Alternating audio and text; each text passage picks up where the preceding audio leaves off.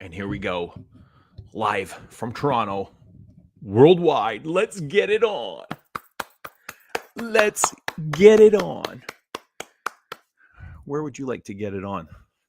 What's up, Sob? How are ya? Where are all my soulmates? I see 0 soulmates. Enter soulmates. Come to me. Come. What's up, Sob? How are ya? Sob says love. Love you. Love you, Sob.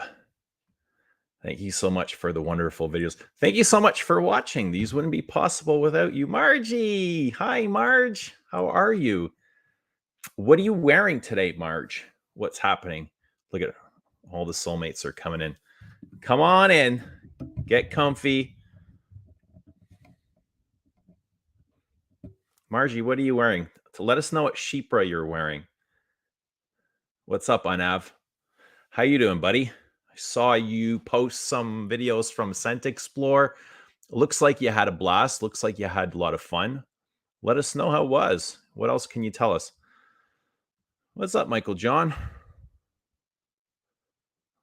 Slang. You are so thank you so much. I imagine that you are very handsome as well. Yeah, beauty is in the eye of the beholder. What do you want to hold? What's up, Jonathan? Good seeing you. How are you doing? Sob says, you're like my best friend I've never met. Dude, that might be the nicest thing anyone's ever said to me. I like that. You're like my best. That's really sweet of you. You're like my best friend I've never met. Do you guys ever get that? Like you see somebody and you want to be friends with them and you're not sure how to approach it. Like you just want to be friends with somebody because you like them with no attachments, no expectations, like nothing in return but friendship. Yeah? That's called love. You know that, right? That's love. Margie, what's up, Bilbo? Bilbo. Why do I got to say Bilbo in the name that in the same tone that Bilbo posts his videos in? Bilbo. Margie is in a little bit of Rocambone. I wonder what the rest of it is. If it's only a little of Rocambone, it's really good, eh? I agree. Mikey V, what's happening? Mikey is in Garon Puron Om. Nice. Frank says, welcome, friends. Yes, welcome. Let's be friends. Let's all be friends. What would we do? Where would we go? What would we talk about? I think we'd have to go to a coffee. First of all, it'd be a coffee shop, right? That's without question. Probably a Starbucks or something better. And we can talk coffee, talk about fragrance, and I don't know, whatever else comes to mind. Watching Ramsey and you. Is Ramsey live? I have no idea if anybody's live. I didn't check. Let me check really quickly. I would feel really awful if he was.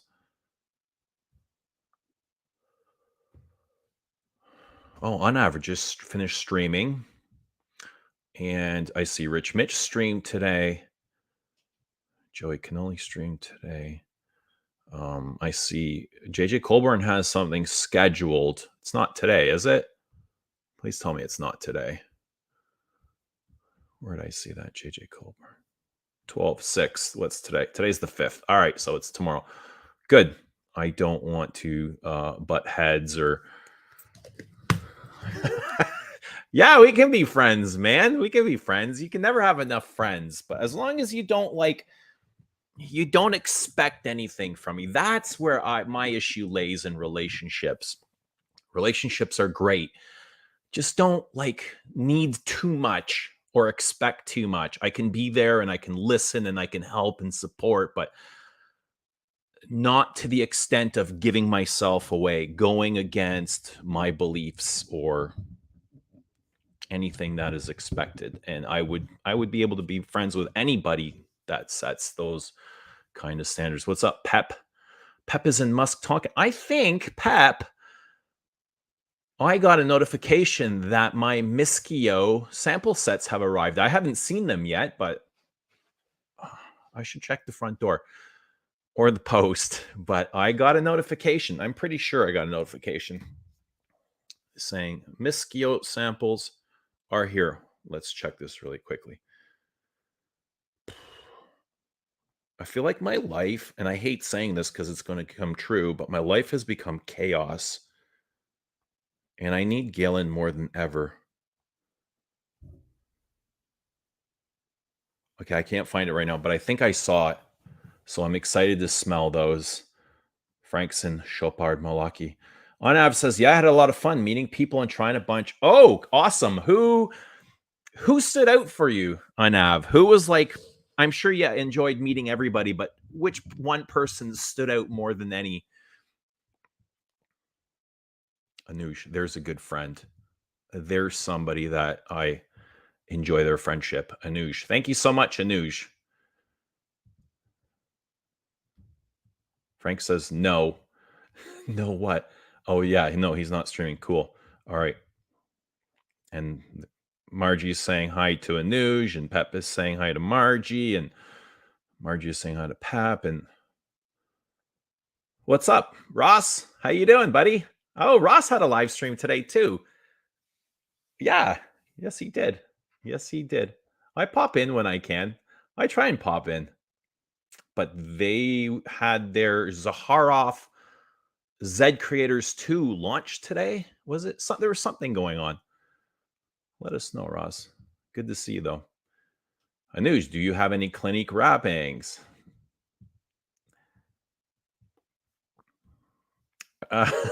So Mike coming through in the clutch saying, Ramsey's the only reviewer whose live streams are shorter than his videos. His videos are epic, but his lives go, I don't know, 2 hours. They're fine. They're good. I mean, how much longer do you want to spend with your friends? Right? After 2 hours, like with a friend, right? Going out with a friend, do you kind of run out of things to say? Or what do you do? Like go home with a person, have a sleepover? How long can you hang out? Yes. Let Marie know.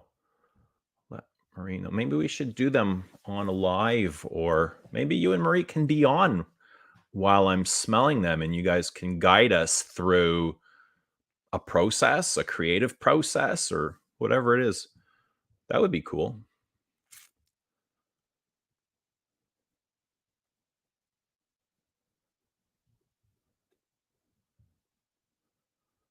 Musk Tonkin really does smell like deer musk. I got the goods. Damn. I got a travel of zoologist deer musk the last time I was at Victor's. And I can't remember where I put it, but I'm looking forward to getting to know that deer musk. And I like it because it's soft and elegant. Can I drop the link? Yes. Hang on. Thank you for asking. Here we go. This will be a blast. What's up, Kenzo? I'll just say it. Zaharov's still around. Zaharov's still around you? What do you mean? Zaharov lives in Chicago. I'm in Toronto, man. But I don't know. Yeah, sure. Let her know, Pep. Let her know. All right, everybody. Welcome, Joe Anth, the one and only. Here we go. Yeah, buddy. Hey, what's going on, Eugene? Great to see you. Good. How are you doing, man? It's good to see you. Oh man, I am so tired, but I'm good. I'm definitely. When'd you get back? Well, I'm here. Like it was only a 20-minute train ride for me. It was convenient for me. It was bad for everybody else, but it That's was right. Well, for being tired, you look really fresh. You look great. You look clean and you look crisp, man. You look like you're ready to go out on the town. Go for some ready to do it all martinis over again. Exactly. Yeah. Nah, Sun Explorer too. Yes, exactly. But no, it was good. Really from Thursday. I met with Chad from Gentleman's Journey and Brian, my 2 cents. And I'm trying to think, who else did I meet? I met one other person. Oh, this I don't know if you're familiar with the brand. It's called Premier Perfumes. They're based out of Kuwait. They're a niche brand, and their old packaging looks like this, but their Scent Explore packaging and what their new updated packaging will be is actually this with the whole slide out and velvet type of interior. And so I You met fancy, him you fancy, huh? a little bit, you know. You fancy, huh? Yeah, that looks all fancy, man. It's pretty good packaging now, and Bader is his name, but he Bader. yes, some really, really, really good, strong fragrances, very unique. This one is called Smoky Jazz. It was one of the releases for the event. It have you smelled Mason Margiela's Jazz Club before Mm, from the replica line? This is much stronger. This is everything that was supposed to be. much stronger. Yes, like with We're depth we're also Do you think Jazz projection. Club was like it was struggling with its strength? Is A this some little bit. I Yeah? mean, it kind I of don't know was a Jazz little bit Club more that much tamed. to talk about its strength, but I do know the scent. Yeah, no, it kind of was like that, a little bit more emphasis on like the woods and the actual booze and some of the extra nuttiness that was provided. But um definitely that was a Thursday. On Friday, I met everybody from Callie's groom room. And yes, his hair is just as Dave. immaculate. Dave. Yeah, Dave. Dave, Seems his like a hair great is guy. just as immaculate. Oh, he's actually more lively out when he's not in front of the camera than when Even he cooler in is. real life, eh? Yeah, no, him and his wife or girlfriend or whatever they are, that was the running joke of the weekend. But they were great. Did you notice that personalities are different than what you know them to be watching them on camera and then meeting them in real life? Some were, some definitely were for sure. Especially like some of the bigger YouTubers that I met. They were actually a lot more approachable, and it was like, oh wow, like you're just like a regular person now, you know, Well, they like are regular people. well, yeah, they true, but it a lot of them. I mean, I met Ashley in Paris in person. All She right. was Yeah, yeah. great. Ashley in Right. Paris. Aram. Aram V. Aram and his wife. Yeah, Aram V and his wife. Awesome. Aram. Aram. Got a chance got a chance to meet them and really spent a good part of the weekend with them. Um, and Rudy showed up for the party portion Saturday night. Yeah. Uh, yeah, no, so many people. Sam Broom, um, just Erica from Oda Erica was there. She's another great person too. Great person, I like can imagine she is. away Yeah. from the She cameras. seems very down to earth. Yes, I mean, absolutely, considering like absolutely. she could very well hit a level of stardom that we haven't seen, but she seems Mhm. very down to earth. Yeah, no, and Cecile from Amwatch, Ah, right, very right, right, right. great, great woman, great mind. Like talking to her, um, I'm not one who stutters a lot. Like I always usually know what I'm gonna say and say it fluently, but just like the conversation going back and forth was definitely like, wow, like it I don't get starstruck, but it was definitely one of those situations where it was like, no, you're in front of somebody very important right now, and this is a great thing for sure.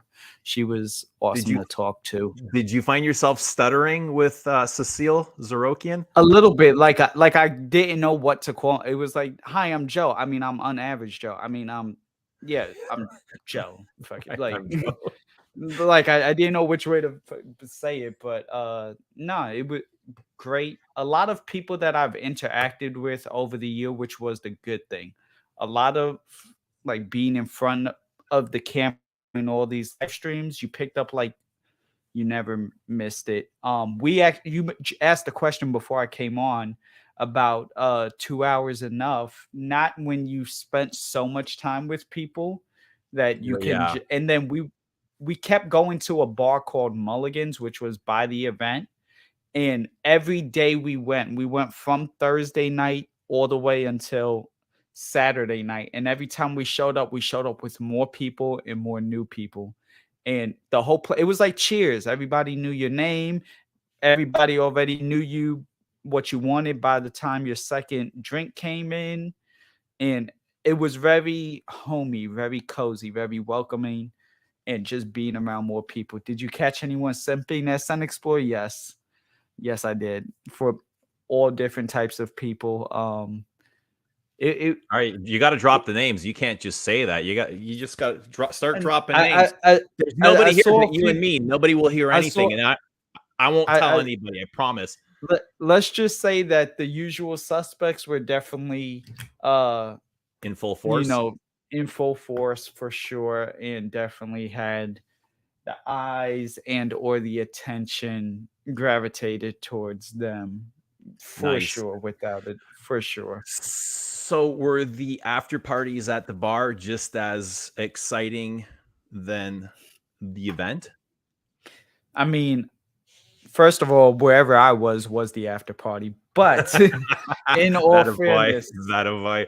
in all fairness, the event was great as a networking and meeting and just meeting of the minds and brands situation. The after party that was at Sun Explore was cool, but when you can get Max to be at your own after party after the party, because that's what Mm. happened. He came back out to Mulligan's with a few other people. Was that Um, your after party? it kind of was. It became our after party, which is why Mulligan's loved us so much. And they're Irish, like pure Irish people. So they're like, "Hey, thank you." You know, they were gracious, humbled for the business, and that we. They were like, "Wow, y'all were like a gift for us." Like just every night, more people, and more like in by Saturday, I think we brought in like 30 people, honestly, and we were all wedged into a corner, but we were smelling fragrances and buying drinks, buying food. Did They definitely enjoyed themselves, but definitely did they I'd let you say our stick after around party. after hours? Like, did they let you hang around after hours, lock the doors, and So I wasn't out that long. I kind of left like around, well, the first night, couple of nights, because I had to take the train back. I left at midnight, and then the final night, thankfully, it's always great when you have other people that live by you. So Rudy was able to take me home. Um, and so, uh, whatchamacallit, we stayed out to almost 2. Well, no, we stayed out to about 1 because then driving back, I got home at 2. But and I had to work the next day, so it all was right? a little bit much. But Did anybody need yeah, to be rolled out of the bar? one person, I'm not gonna put her on blast because actually a lot of people know her. I'll tell you All right, behind the scenes. that's fair I, enough. That's fair I'll enough. tell I you behind respect the that. scenes. I It, respect that.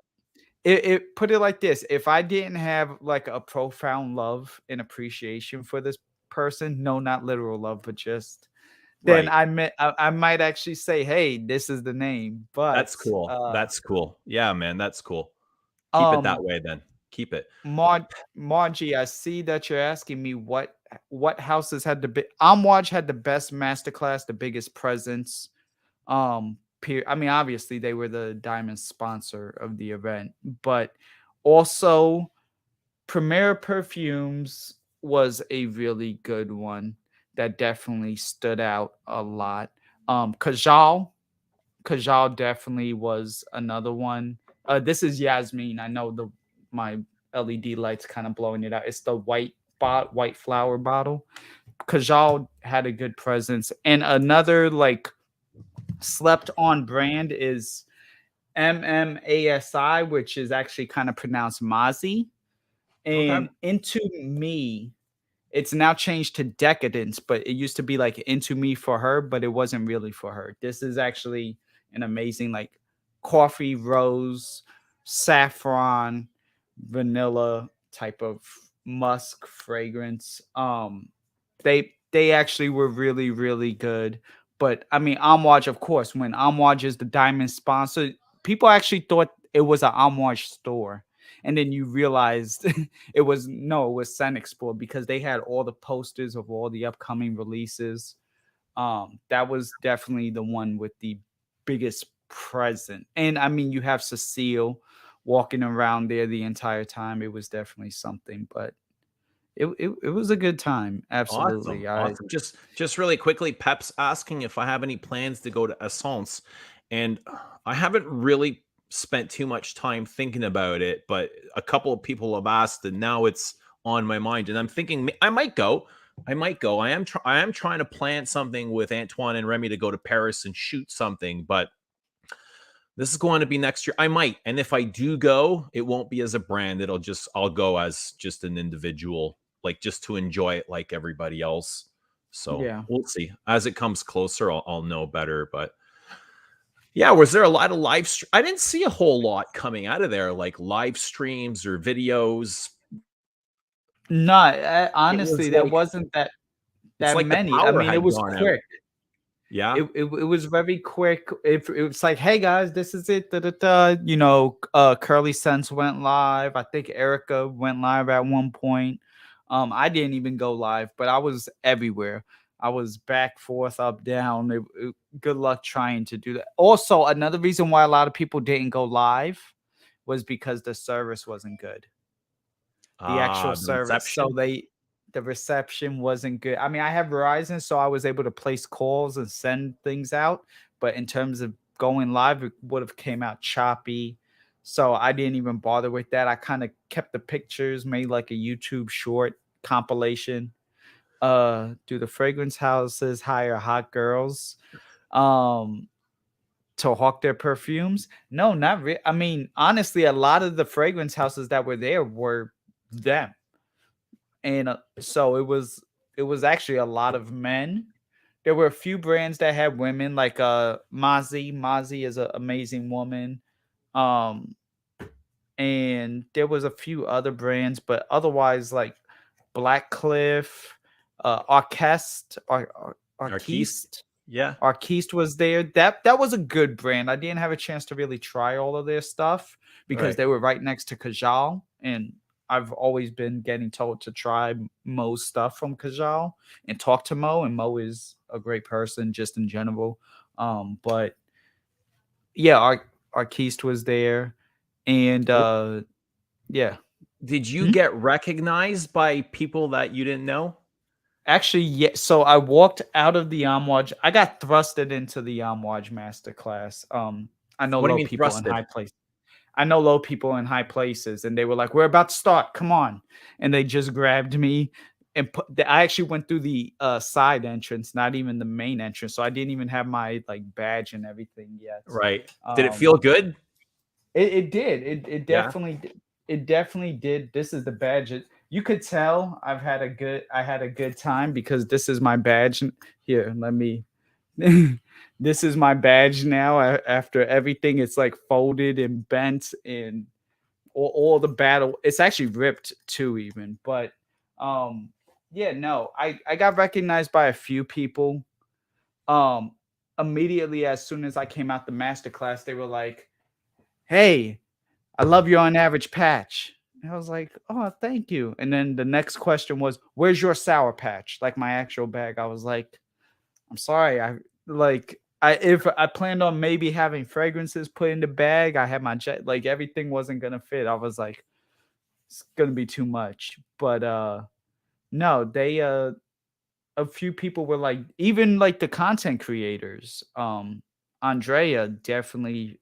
Andrea greeted me right before I got pulled into the watch.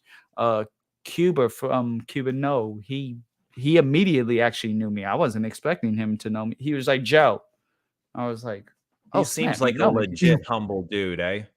He that okay. So when you were talking about like personalities and everything, his is Yeah. the reverse. So on camera, he's up here, High. and Yeah. in He's high reality, energy he's on camera. much more low, calm, just, Well, "Hey," yeah, you you know? can't be like that all the time, every day in real life. Like, that's his Mhm, persona, right? Which is great. mhm, It's great. right. It is, and so, yeah, no, I mean, it wasn't like I had my own booth. that like I had people greeting me to welcome me, but I had a few people, and honestly, everybody else that just knows me or that I either like bought a ticket through my link or whatever the case may be, Mm. you know, and we just hung out the entire weekend. It was Thursday, Friday, and Saturday of just walking for me and bars and and scent That's fragrance. awesome. Sounds like you had an awesome time and you went home every night. How many people do you estimate were there? Like at the peak? It at the peak, I'd say it was about 7, maybe 800 Okay. max. It was like Right. I'll say 6 to 8, honestly, giving a fair round. So somewhere in the ballpark of a 6 to 8, which for Was that because the what whole thing was any booked. idea what they were expecting? Like Mm, expectations for draw? I I I think they were expecting a little bit more because I know certain people didn't show up. Who didn't So, show up? I know that like some of well, you may remember because you've been around long enough. When I tried to tell others, they were like, "Who?" The good smellers that used to that group that had like The New Carlos York and crowd. Cody, the that Yeah. old New York crowd. They were supposed to be there. I had spoken to a few other like just content creators that was like smaller channels, and they were like, "Yeah, I'm coming," and nothing ever happened. I'd say maybe about an additional 30 to 50 probably that I know of that didn't end up going. But I met some amazing new like there's this one woman named Doc Fragrance. Her name's Allie. She's out here in New York too, but great person. She does more Instagram though these Yeah. days, but Yeah, yeah. Uh, no, she was really nice and just great talking to, and she was like, "Wow, you know everybody, don't you?" I was like, "Well, I've been doing this for You 10 you've years." been around for a long time, I man. a long time. So, A long time. and I stay hum. I look at everybody. I talk to them all. I'm willing to talk and listen at the same time, you know. So, uh, it helps with the conversation. Bilbo, great to see you. Shout outs, Bilbo. Hey, Bilbo's just gonna hang out with us, I guess, but yeah. yeah, I mean, did you learn anything that you can tell us or something that kind of excited you? So I mean, Amouage at this point, no secret, has 4 new fragrances coming out. I could tell you That's news to me. they have 4 new fragrances coming out in about March, February, March, let's say. And they are a little bit more on the fresher side. I did have a chance to experience them. Yeah. They will be all 4 of them are on the fresher side. This whole library collection is darker stuff, you know, rose incense, silver oud, and tobacco royal, and those are heavy. These guidance, um, spirit, something, something. They're lighter, but they are definitely still Amouage quality. Um, really good things, but just be aware that they're lighter. Um, The other things, I'm not sure if you're familiar with the brand Unique or Unique. It's like Unique, and then it has an apostrophe E. First of all, a lot of people don't know it's actually pronounced unique. We asked the actual owner, and we were like, "How do you pronounce your name?" And even he shrugged his shoulders jokingly. And then he was like, "I It's don't know part of the actually." marketing to butcher the It name, isn't it?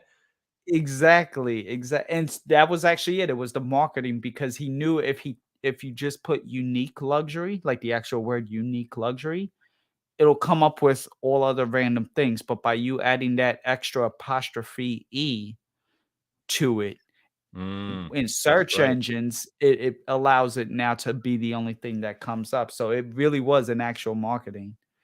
I'm Uh gonna have to fire Galen because he keeps giving away mm, my my future. Galen, cut that out. will ya? Mm-mm. He keeps dropping these little hints, subtle hints, eh? Galen's like that little subtle hint dropper, but he does it Exactly. in these really fancy metaphors, where he and Mhm. I will understand exactly what he's saying, but other people they have a choice, like they Exactly. kind of have to decide for themselves what he's trying to say. But Galen, we're gonna have to put you on temporary leave. Galen Mm. is a rough, Uh-oh. a rogue. Yes, a rogue employee. Yes, he is. Did you meet many creative directors from brands or any cool directors? So, Premier Perfumes was a cool director. I mean, first of all, anybody who buys me a drink is a cool director. But Awesome. Did he then buy you a drink? he bought me a drink the very first that Thursday night when I met him. We were able to get access to this exclusive bar in Saks on Fifth Avenue. Yeah, Um, and him and I met for a drink. He bought me a Makers. And so I was like, "Thank you," and he actually let me try some like unreleased stuff from there. But outside of that, Mo from Kajal, amazing, down I to met earth Mo in person, Toronto once. Yeah, really cool guy. great guy to talk to, and just George Zahar I've had mentioned a lot. Hey, one day you gotta talk to Mo. By the way, make sure you talk to Mo. So I was like, here I am. But if I don't talk to Mo, I feel like I was gonna get struck by lightning or something. But uh, I'm trying to think who else. Cecile, even though she's not a creative director like that in that same way, but she is like just such a powerful presence, and that Is she was is she open like to speaking? She answers questions and she's welcoming. so she is, but she was busy. Like when she talked to you but she was also busy and being pulled 50 different directions. Again, I know low people in high places, and they were like, "Hey, I'm gonna get Cecile for you," and they pulled her to the side for a second, and they were like, "Here's Cecile," but yeah, does Bilbo talk? You got friends in low places? I got low friends in high Low friends places. in high places. Low Yeah, man, friends in those high friends help places. too, right? Awesome. Exactly, exactly. I think Awesome. I might have butchered the saying on there, but no, it was definitely some good creative direct and Arquiste's creative director was really good. Blackcliff, their creator was amazing. They also joined us at the bar for two of the nights. So it just as a whole, uh really, really just good event. We had like a former American Idol winner named Colton Dixon show up, and that was interesting. It's like, oh wow, like just everyone's here. Did you know who that But was before you saw them? I knew the name. It wasn't like, oh my gosh, you sang the day that I was like crying in the alley, and like I don't remember it like that, but I do remember hearing the name, and I was like, wait, the one from American Idol, and it was like, yeah. I was like, wow, that's like who'd have thought like in this random oh, so that was the thing. One of my big critiques and one of my only critiques was that as like actual media, like as somebody who was on a flyer that you were promoting, I had to stand in like a line like it was the club of the 2000s again. Like And it welcoming was like, people in? no, I had to stand in line.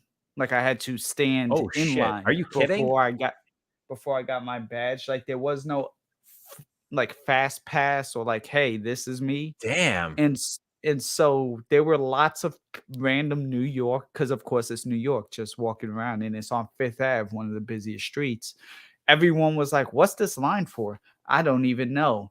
And like the thought, we started to explain it to a few people, but then we thought about it like just as a line, and was like to explain to everyone that like, yeah, we took a weekend off, spent like $3,000 to $6,000 in hotels just to smell some fragrance. They would have looked at us like, "What?" Well, it's true if you think about it, right? Yeah, I guess the only thing that they get, the bonus, the perk, is meeting their YouTube stars or whoever they watch on YouTube, right? Because exactly. all that other stuff you can smell, or at least going to be able to smell in the next 6 months or so. But that's the draw, I imagine, and that's why so many YouTubers are invited. But sounds like a Exactly. great time. Sounds like a Great, blast. great time and great, more so great to network. If as long as you're going in there to be like, I'm here to meet people Yeah, and have just enjoy myself in meeting people. It yeah, was a great time. If you yeah. had higher expectations than that, Yep. like if you thought you were gonna, like everybody was gonna walk out with a free bottle and all of this type of deal, then you came to the wrong event. But if you just came to have a good time, like you said, meet Were some of your favorite content creators, yeah. were any awards given out like in the previous years? There were a few awards. At the time I was talking to Mo in Cuba. There weren't like awards. I mean, there were awards, but it wasn't an array. It was like two or three. Mm, And it was like the new perfumer of the year. I think Aaron Terrence Hughes won. And then I think Cecile won an award, and then they gave away like the lifetime achievement award, and that was somebody won content creator of the year. I don't know who it was.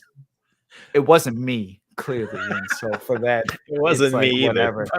I didn't Exactly, expect. it wasn't you or me, but one of either one of us should have been on the bill. But it was like just a handful of the awards. And yeah, I saw somebody asking earlier, was there food? So there wasn't food during the event. It was the actual VIP after party on Saturday night that they gave away. They had like different hors d'oeuvres, like smoked salmon sliders, and apparently they had coconut shrimp, which I wish I would have seen that because I would have loved to have that, and like Yeah, I little love shrimp. pistachio puffs and different quiche, a lot of quiche. I do remember some woman shoving quiche in my face and then eating the other half of it. Was like, take a bite, and I bit it, and then they turned around and then ate the rest of it. I was like, okay. Ron quiche. You should have said Ron quiche. Hey, I didn't think of that then, honestly. Did did anybody in the chat go to Sen Explore? Great I wonder. I question. haven't seen anyone talk about it, but yeah, let us know if you went to Sen Explore. So, Anav, if this Yes. is your event, if Mhm. you were hosting this event, what would you have done differently? Okay, so I mentioned it. I would have I would have either made the line, at least for the first night, I would have made a separate line for media, like the people who promoted the event that you had on the Yeah, flyer. Like I right. would have been like, hey, even if we had to pull out our IDs and all of that, but have a separate line Did any for. of the creators get ushered in? Did any of them have a free pass? I mean, I don't think so. To my knowledge, no. I th- I don't think so. I think Andrea and Judah Rose, because Judah Rose was there. Josephine is also really nice. That's Right. somebody I didn't have a chance to spend that much time with her, but Josephine, Yeah. great person. Uh I think they already had their badges, so that's why they like saw us in line on day one and then kind of left because they already had. I've noticed Andrea had something around her neck. I think it was her badge, but outside of that, uh, thank you, Strawberry. Outside of that, no, I really don't. And by the time I got pulled into the, I mean, technically me, but that was through a side door, and that was because of Amwaj. That wasn't like going through the main door. Um, I would have definitely had it where, like, okay, you're the media, let them in, and then the next day when we had our badges, just walk in with the badge to be like, hey, it's me. um, that would have been nice because waiting in a line of any capacity both nights was a little bit. And the obvious thing for those who attended which I mean it is what it is. I'm just saying it, was that we didn't walk away with the samples who attended. Virtual got their samples. Those who uh didn't attend, I mean those who attended in person didn't have their samples. We got 3 pine cones, and somewhere between everything, between the people setting up the event and the vendors, got lost in translation. They were trying to do like a trick or treat style where they'll give us the bag at the door and then we walk to each booth being like, give me Mm, samples, give me samples. trick or And then they treat, would eh? give us samples, but none of the brands bought the samples for, they only bought the samples that would come with your purchase. They didn't buy the actual samples Right, right, for the right. event. And so that what I mean, that was part of you spending as much as you did. So the fact that it should have just been already pre-packaged this way. When you showed up to the door, here's your bag, Right, have a right. nice day. Just to um simplify it, eh? exactly, instead of trying to do the extra trick-or-treat style. But outside of that, and just choice of words, not that it was bad, but to say you were having an open bar versus uh open beer and wine bar, two total, like you saying open bar, you're thinking you're gonna do some Free like drinks. Jameson, some Yeah. like free drinks, as Right, opposed right, right. to being relegated to just beer and wine. But again, that's like you actually like being critical, not that it was bad. It wasn't Right, like because right. of that. I feel like It was an I observation. personally, right. It's not like I'm like, well, because of this, I want my money back or some, you know Right. what I, and some people may feel that way. Everyone's entitled to their opinion, but Not I enough personally, drinks, eh? We need more right, drinks. Hang on. exactly, give them more beers. Let me let me introduce our next guest, and everybody Mhm. please say hello to Anush from Enchanté. What's up, buddy? Mhm. What's up, man? How are ya? I'm awesome. Awesome. How you guys doing? Joe, my man. Great to see you, bro. How was the whole event? All good? It was great. Definitely an experience. An experience a channel like mine especially needed, to bring the awareness back and just say, hey, I make content too. You know. Excellent. Excellent. Thank I you. think it's Thank probably you. about time for a lot of you guys to have the time to do the face-to-face thing after a couple years with all Exactly. this virtual stuff and whatever, right? So you need this. Exactly. You need this face-to-face body language, talking with people, exchanging business cards and all this kind of shit. So it's good. Yeah. Exactly. Exactly. Um. Excellent. Yeah. Connecting and No. networking, eh? Anush, Absolutely. have you seen like did you watch any live streams or any videos coming out of there? No, no. I don't even know. I only heard about Scent Explore now, like like the last Oh month or so, wow. whatever. I think the But last year or two it was online because of shutdown, right, Joe? Mm-hmm. Yeah. The yeah, last two. It's been open for 4 years. The first one and this one were the only in persons. yeah. No, But that's these for are the, like trade yeah, yeah. shows that I've grown up not grown up on, but I've type of trade shows that I've been doing for my entire life, which is Mhm. these are things that are essential. This is how you make connections. This is how you meet people, right? It's one thing to be in this fragcom thing where you're on a screen and we're all talking like like this. It's a Mhm. completely fucking different thing when you're physically there, meeting with someone face to face, Mhm. talking, Yeah. body language, exchanging business cards, and all this time. It's apples and oranges, man. The The way thing to is, do business is in a trade show, physically there with people grouped together like this. Have you thought about absolutely. like entering Scent Explorer as Enchanté? Nope, No? no, Not Nope. something you would do? never, W- absolutely not. would you go like on your own as yourself? Like If as like I had the spare time, yeah. absolutely I'd go just to meet all the different people. Not to be honest, for me, it would not to meet the exhibitors, but to meet the different vendors. Yeah. Mhm. Right. Right. Right. Sorry, not the vendor, just to meet the people who are there just to kind of be a part of the show. Like Exactly. that's what I would be more interested in, just meeting people Yeah. who are just part of FragCom. Like, Yeah. Exactly. because this, from what I know, what I can see, this is more like the niche and that kind of side or whatever, something that I have no idea about. So I'd go there. Yes. Like if I went there, it would be something just great for me to learn, right? Yeah, Mhm. sure. Bilbo, how about you, Bilbo? Have you decided like you'd like to go to Sen Explore sometime as either your brand or just personally? I'd love to meet Bilbo. Yeah, Same. Bilbo is going to just give us a great explanation any moment now. Yeah, Bill. Yeah, good. That's Bilbo. I completely agree, man. That's awesome. Yeah, I Well support you. said. Whatever you decide to do, I'm here to back you up, man. you know what? I completely disagree with just Bilbo just said. You don't like that? Are you No, offended?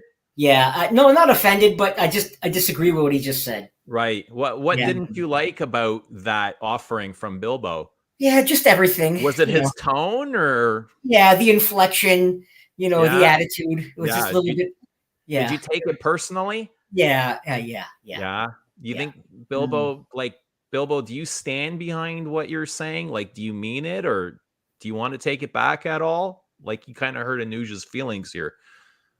Oh shit! Really, Bilbo? Really? Damn, like Seriously? that. Yeah. You're gonna be like, Really? Bilbo, I'm gonna have to block you. I'm gonna have to kick Yeah. you off and block you, Okay. Bilbo. Okay.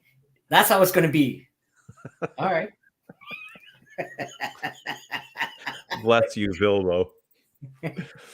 So, Joanne, Yes. I hate to do this, By but all there's means, go ahead. 800 people at this event. Yes. Surely somebody had shit the bed. Somebody must have shit the bed. Yeah. Mm, That's a good question, actually. Come on, with so many people around, there's bound to be something that happens. well, there was a couple of things, and again, it's actually I can't say live, but one of them was a person that a lot of people are at least familiar of the name.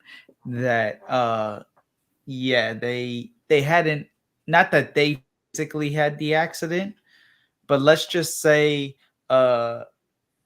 somebody reenacted one of those Tide commercials where something gets thrown on them and then it's like, oh no, what do I do? And like literally at the VIP party.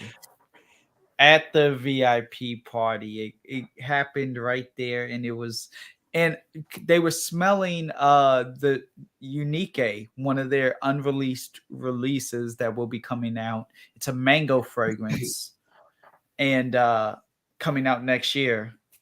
And yeah, it was like, oh my gosh, this is amazing, and Oh, just shit. gave them a straight bath.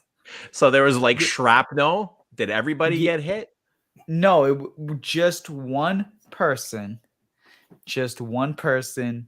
and it ruined the night, and that was it. And they stormed out and left. And Oh shit! Ruined the night for everybody. no, it just ruined the night for. I mean, it kind of affected some other people that were like around her or friends with So it her, got but noticed. it definitely got noticed. Oh yeah, it got noticed. It got noticed. That was on Saturday night, but outside of that, it was relative. Like that's why, like that was one of the main things. Otherwise, it was really just cordial and just calm, and But you got to think everybody it probably having. would have been expected, though, right? And at some point, when you have all these personalities grouped together, like something's gonna pop off, right? Exactly. Yeah, And You have to expect it. You have to, absolutely, especially when alcohol is involved. Yeah. It's For 2 days. All bets are off. All bets Right. are off. Right. For- This for wasn't 2 a days. meditation event, right? Yeah, man. No. So when you get these kind of events and trade shows, another thing that happens is you get these stupid rumors and broken telephone messages that go on.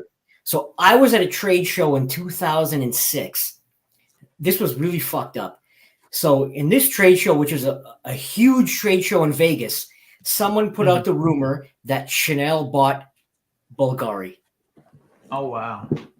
Okay. And people started going ham in this trade show.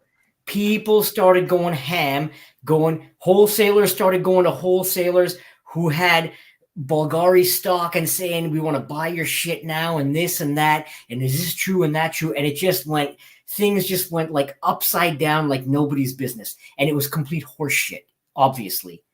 Damn. Right? But the way it was dropped, because it was just dropped so subtly, right, out of nowhere, right? And you took one big name and another big name, and you just dropped it into a rumor, and it just went into a blender, and it fucking took the fucking trade show by storm, and it went fucked up. And people were buying Bulgari fragrances left, right, and center. Shit like that can always be planted, though, right? By the brands. For Yeah, marketing. absolutely, Exactly. absolutely. And it's Especially so if it's simple buying. and it's free, and it spread. Rumors spread like wildfire. Yeah, man. Yeah. Absolutely. That's unfortunate. No, luckily nothing like that happened. Would you go back, Joe? I'll go back if, I mean, number one, if I'm here in New York, yeah, I mean, it's right around the corner. But I'd go back too, with like, as long as people are going, that I want to, not that I don't want to be around any, but like I want to be around everyone. But like in this case, what made it special was this group of people went. There were a few people missing that I would have loved to have come, like you, Eugene, but also like others in California, a few women that I know, especially one in particular, would have been amazing if she would have came. Joey would have been great to have Joey there. You know, I think that would have changed the whole life of the party, to be honest. Like, right, a completely different ending. Exactly. Probably then somebody would definitely have shit the bed. Like literally. A few people would have for sure. Hills and Yara going would have been great. Dave was amazing though. Dave and I were like two peas in a pod the entire time. Is it always in New York, or at least for right now? Yes, because a lot of them are like kind of based there, and then just everything. It's at least for right now. Tell Mike V he needs to learn how to spell Bulgari properly before that. Yeah. You mean misspell it? No, Yes, properly spell it. But the proper spelling is a misspell. But that's the proper spelling, though. That's right. Hills is asking if I'm coming to Chicago. I would love to in April. Are you going, Anuj? For what? It's the Is there a cannoli trade prom. show? That's the cannoli prom, right? Yeah. Oh, I heard about this. April 15. Are you going, Joanne? You're going to be there, right? I have to be there, of course. You don't have to do anything you don't want, but you want to be there, I imagine. That's true. That is if something. If I'm allowed, I may indeed. Maybe, hey, Anuj, we can go down together, man. If I go, I'm gonna take my wife with me, though. I want to bring her down I'll too. come as the third wheel, man. Yeah. Absolutely, man. Throw me in the trunk. Absolutely, I would love to. I'd love to meet everybody, man. It'd be awesome. It's gonna be a lot of people it would be a there. blast. That's something that I would think about doing. Yes. And Dave says, "Love you, dude." Yeah, we had a great time bonding over burgers and beers and hair. Hair? Dave's got a lot of hair, eh? And you got a lot of hair too. So do I now, after a few months of being bald. Dave might have the best hair in all of Frigcom. He's got a lot of it. It's like a horse's mane, dude. He does. It literally stayed the exact same way the entire. Like you see me throughout the live, everything kind of starts moving around because it's all curly. Dave's literally was like the exact same slick back, almost pompadour type of style the entire time. Shout outs to Catherine. Mm-hmm. Yes. What's up, Catherine? Hello. I got your message. Thank you so much. It means the world. Eugene, Yes. would you ever think about exhibiting at one of these trade shows As a down the brand, line? nah. Down the line, maybe. Maybe one day. It's not something I aspire to ever do. You know, it's, I don't know. I would go as a guest. I mean, just to enjoy the event for myself. I wouldn't go to sit at a booth and show my perfumes. I don't know. Yeah, that's not your thing, right? That doesn't really appeal to me. Yeah, No. I can't see you doing that, sitting in a booth. No, I would go around and meet people and have That's more your speed, conversations. You know, just anyways. I would go to connect with people and yeah, make dialogue. I don't want to sit there Yeah. spraying blotters. That's not my thing. But yeah, Mike V probably said it well. That's all good. Fragrance Fight Night is here. What's happening, dude? What's up? Oh, Alan, what's up? Alan. Lou is here. Catherine, hello. Hey. My hair is weatherproof. Yes. Damn. It actually was because it rained all day Saturday, and it still looked the exact same. I would love to meet Yara and Hills, and maybe they'll save the last dance for me at Canilli prom. They should. They should. They're amazing. Let us manifest Eugene for Sen Explore. I'd go, but I wouldn't go as a booth. Especially not the first time. First time, go to feel it out. Especially be like, okay, this is how it is. But... Hire Galen to man the booth. There's an idea. Now you're thinking, Lily. This is what I have people like Lily in my life for. Right? She's got great. Great ideas. All these people have great ideas. This is brilliant. But how can we convince Lily? How do we convince Galen to offer that up for us instead of asking him to do it? Like, how do we get him to offer that? That's what we got to figure out. Shouldn't you just force him to do it and strong arm him? No. I will totally dance with you. Yes. There you go. There we go. I think our souls would dance. Our eyes would lock and our souls would grab onto each other and would just like cha cha cha around the dance floor. Eh? Why not?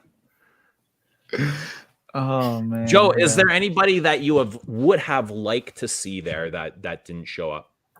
Yes, absolutely. Yes. Can you tell us? Yeah, exactly. You. Yeah. Joey, like I said, one special person out there in Los Angeles. Can you give us the name? I could say that their name is like an acronym. Is the hint. Their name is like an acronym. I know who you're talking about. Yes. So I know who you're talking about. Outside of that, I would say that I mean, I kind of wish I still haven't met people like George Zahar, so that would have been a nice one to see. I met George. Oh shit. Yeah. Damn, that would have been sick. It would have been awesome. It would have been nice to have Michelle there. I know she Curly Fragrance. I know it was whatchamacallit. She's got like other things going on. She got like basically almost double booked. And so she wasn't able to make it, but great just personality to like be in the room, you know. That would have been definitely a great one for sure. Yeah, I mean, I got a chance to meet Aaron, which is cool because I've known him for so long. Nice. Yeah. That's awesome. I had drinks with Aaron on the last night.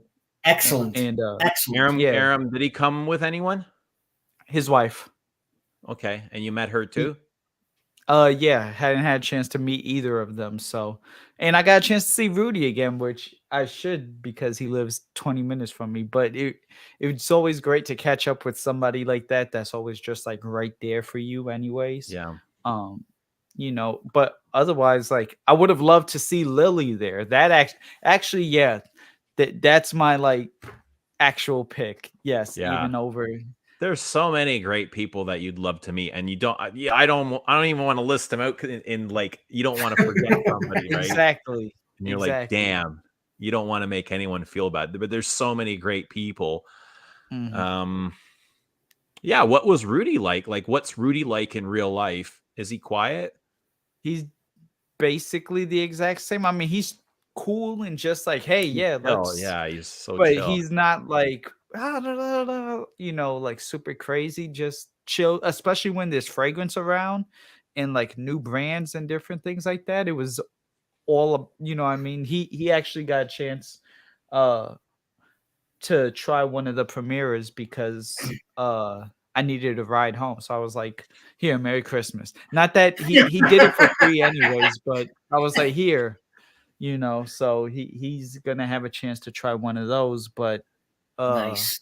and Aram, Yeah. I had a extra bottle of one of the ones that I had in my bag, and so I was just like, here, because I know you like oud and stuff, and it was a oud fragrance, so it was like, here, this is like a welcome to New York gift from me to you, and Yeah. so Wow. I got and these are people that I spent the year with through 21 into 22. So it was like, yeah, of course I'll look out.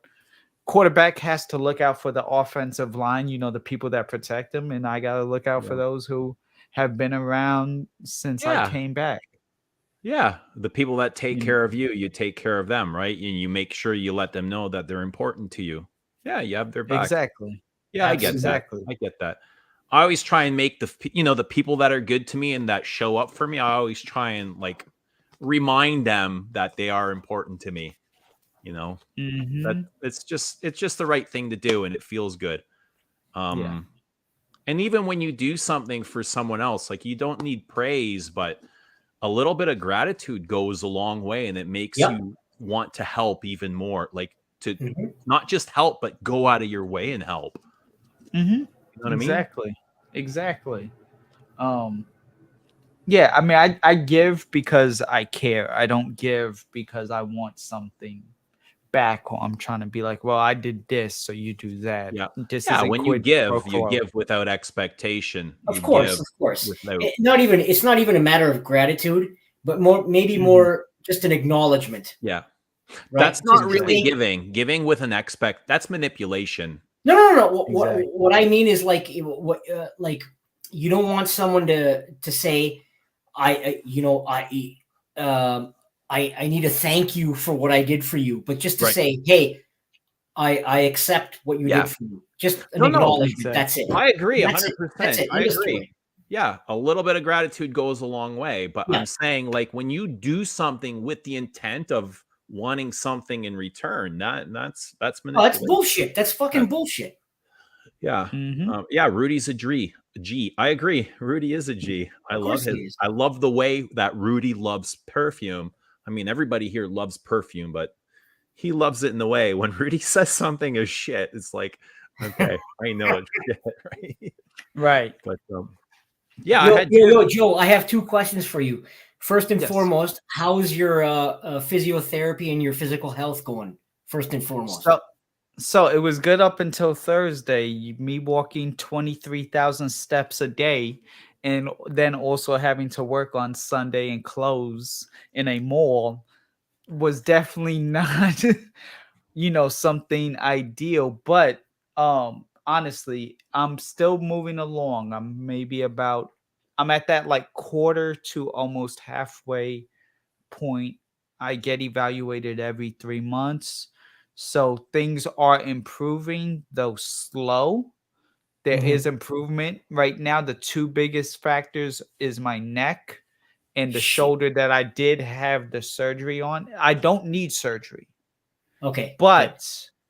but it is annoying right now, and it was impacted from the car accident. My neck was everything from the car accident. My shoulder got impacted, and which sucks because it was literally like 3 days before I was probably going to get cleared. Like because Yeah, so it sucks, but Do You you know what? feel like As you say scent that, it sucks. explore?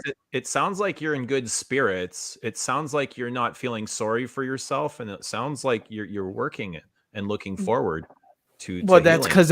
that's because it wasn't my fault. And I know, like, Well, at the end of your the fault or not, but day, a lot of people will be like, it, I'm sick. I can't do oh yeah, anything. I'm broken. You know what no. I mean? Like they're just always down on their luck. And I That's think not it's So Joe Anthony. important to That's use, not Joe Anthony, man. That's yeah, not Joe it's Anthony. important to use your words wisely and be very careful in what you say.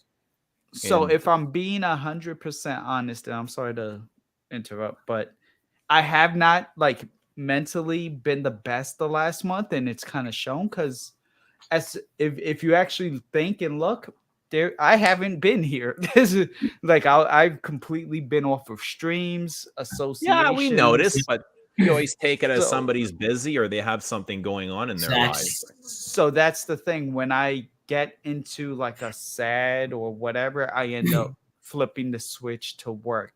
And it's about to come in tenfold, and I'll have an announcement probably at the end of the week, beginning of next week. It is big, it is huge, um, monumental even, but that's how at Wow. least my code is. When I get depressed or in a slump or the woe is me, I just work. I Yeah. work as the distraction because if I sit in my thoughts, it is a very dark place. I'll do that for like a day and then it's like, You whoa, don't but want to be stuck there. I don't want to be stuck there and I don't usually get stuck there. So the last month has been rough. It's the weirdest thing. It's like it's been a rough year, but then at the same time, it's all about to literally pay off in that same month. Yeah. So, It's amazing how that works, eh? But your mood, you got to realize this. Your mood is temporary. It's like the weather and it's ever changing. And one night can be miserable. I get that shit all the time, man. As much as I mhm, want to be, positive and think positive things and great things are going to come in my way, you Yep. get those moments and they're dark and they're nasty. And sometimes it's like an uphill run, not a walk. It's a exactly. run uphill and you just want it to pass, and eventually they do. You just got to be strong and ride those waves, man. And Mhm, Because you can't help it. That no, you shit's gonna can't. come. It's gonna come no matter what, right? So Everything's exactly. coming, man, and you have to accept it all. You can't just pick and choose the good stuff, and it's that harder stuff that makes the good stuff feel even more valuable and rewarding. Just feel Absolutely. everything. Feel everything. And that's what this weekend show. I mean, this weekend solidified why I moved to New York to meet and connect with everyone because I realized I took it for granted the prior almost 10 years. And so that's, I do feel better because of what is coming plus this weekend. And a lot of good things came out of networking this weekend, but I'm more so focused on what is about to come and then like and then meeting everybody else. Cannoli prom. There's another like almost scent explore, but smaller called Glamcation in California. Going to that event, meeting the people out there in California. So it's things like that. I'd love to go to Exxon's. I don't know if my time will allow me more so Yeah. than the money, but so you're going to this one in California, or I'm going to Glamcation in California, but that won't be until like the August. okay? But Uh like it's like you're planning to go for sure, right? Is that oh yeah, no, I'm absolutely going to go. A okay? lot Good, of nice, people nice, people nice, content creators, everybody excellent. going. And it's California. Who doesn't love the sun and the beach? You know? Nice. But I hate to cut you off, but supply and demand is dying to know, absolutely dying to know. Did you witness dude simping Erica in real time? so actually here's the thing. There weren't actually that many people simping for her that I saw. I mean, I was also occupied myself, but Really? a lot like she like okay, I don't consider like you just talking to any single person as simping. So Right. it I wasn't agree. that. I like you could actually talk to beautiful women or handsome men and not simp. Right. And Right. You and can have a and conversation and just talk about the weather. relax. Exactly, relax everything. So, uh, but for the most part, like she herself was engaging. A lot of people may think she'll come off like, "Oh, get away from me," or "Oh, you don't have this many subs, so don't talk." Like, I mean, we've heard the rumors and the things of what people would say, but hey, what's going on, Lewis? What's Yo, up, Dave? Hey, what's Lewis. up? How you Hey, doing? Speaking of hair, I should but be yeah, asleep right now, but I'm here. But Joe, go on. This is fascinating. but not, but nah. So that's all it is that like a lot of people will say like, "Oh, Erica's." Only in it for the clout or whatever, or she's all the Sims. That's why she's the way she is. But nah, in actuality, she went out there and she networked. She talked to everybody, whether you had no subs or you had, however many Max Forte has. But That's like awesome. everybody, she looked at you all the exact same and was actually engaged. Also, it was a 2-day event. If you don't like fragrance, if you can't stand the smell, like you don't throw yourself into something like that and like the room and be like you'll be like you maybe do it for like an hour and then like Yeah. okay, I'm going. But like Right. she was there from So she was beginning to grinding. end. So she was She was grinding, grinding. basically. She Yeah. was grinding. She was definitely grinding. But So simps, that was my second question for you, which came in, Mhm. which was there was something I was thinking about. Was there Mhm. was there a lot of people there who were passionately there to go to booth, and then there are some people who were there just for the Instagram photographs and stuff, right? And just for the posts and stuff, right? And I was thinking yeah. about this.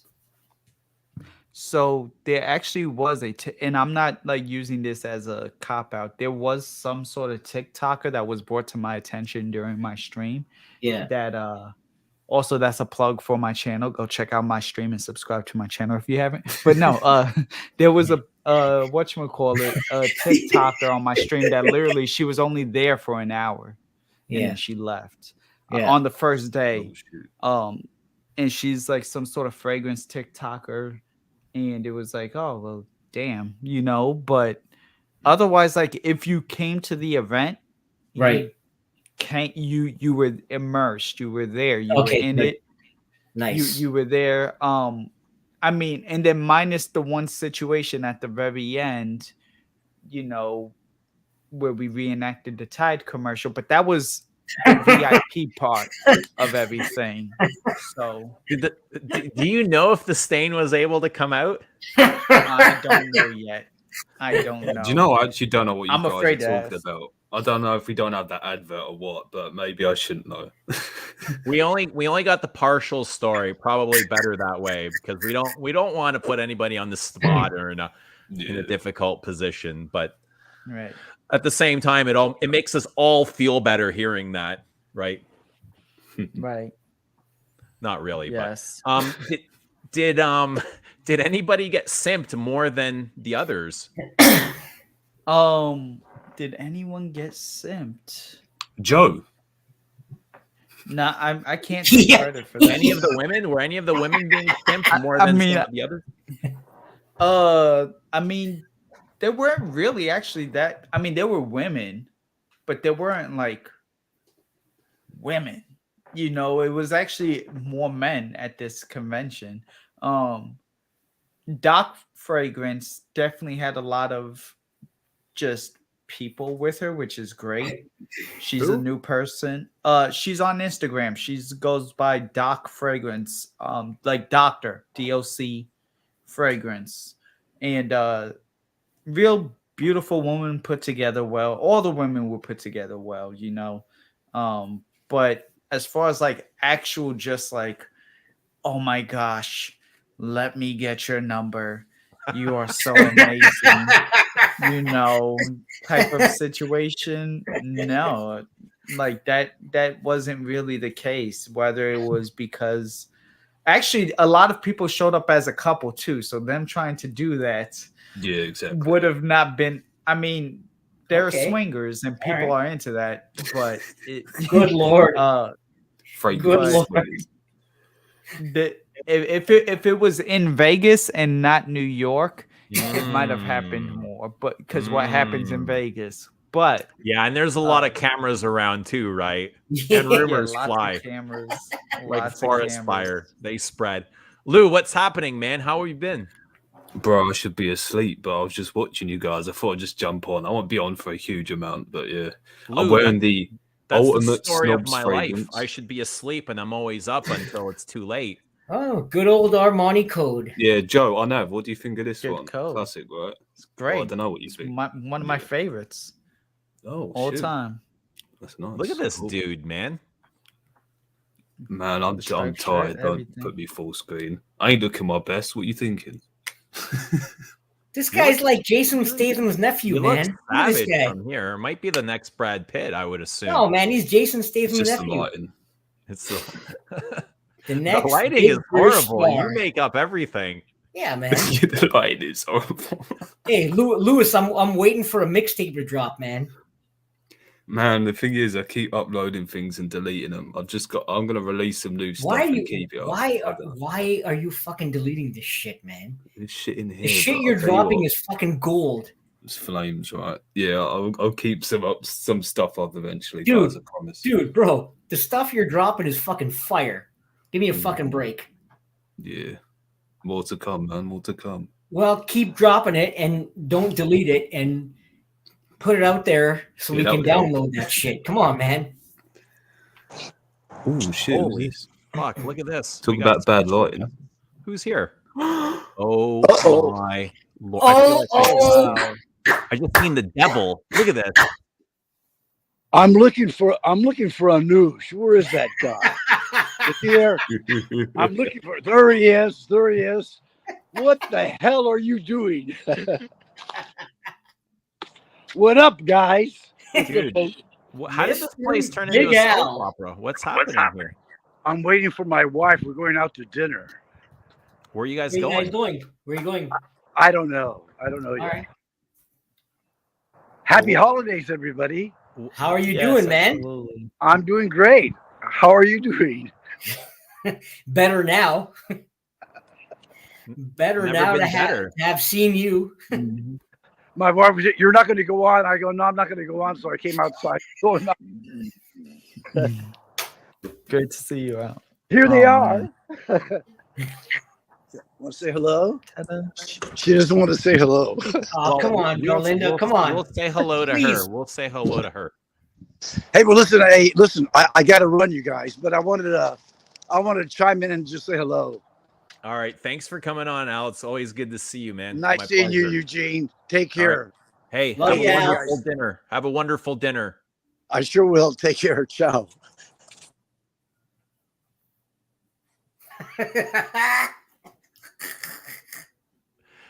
And we lost Lou. Where did Lou? Yeah. Lou, like he saw himself. He always just out. disappeared. Yeah, I think he said he Once was you give gonna him go the to out, bed, he- so- Yeah. or he's probably dropping a new mixtape. Oh no, he just said it. He said good night. It's bedtime. He literally just said it just now. All right, Lou. Thanks for coming on, man. There you go.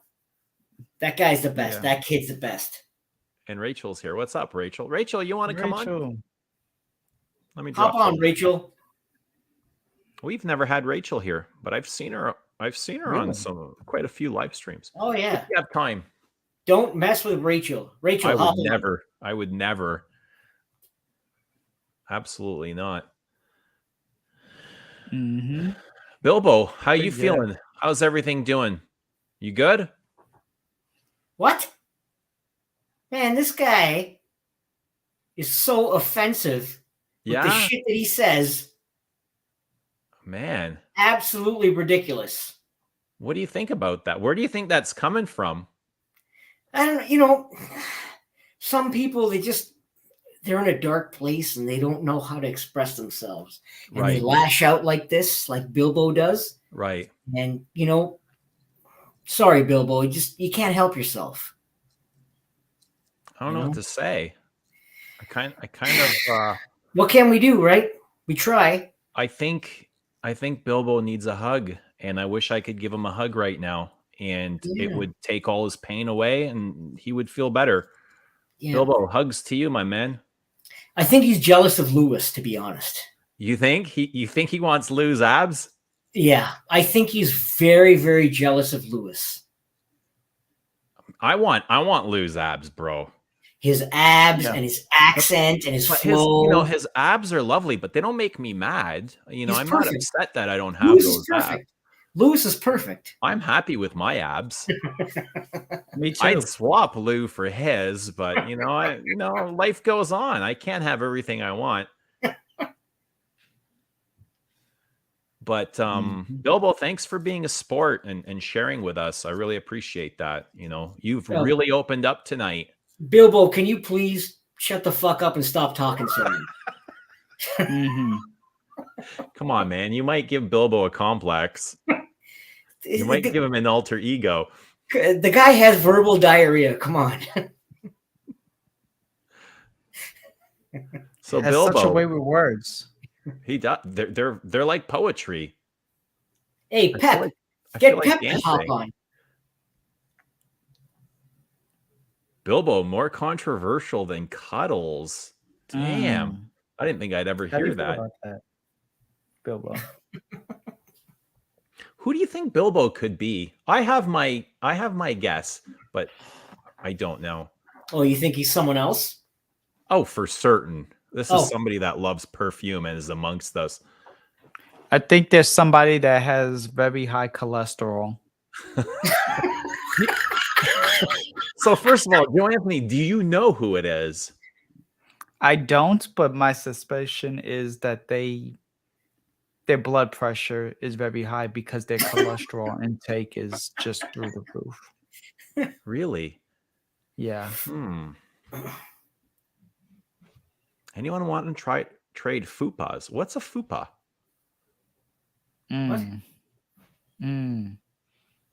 You guys are all perfect, exactly as I think so too. I think everything is perfect. Everything happens perfectly and for you.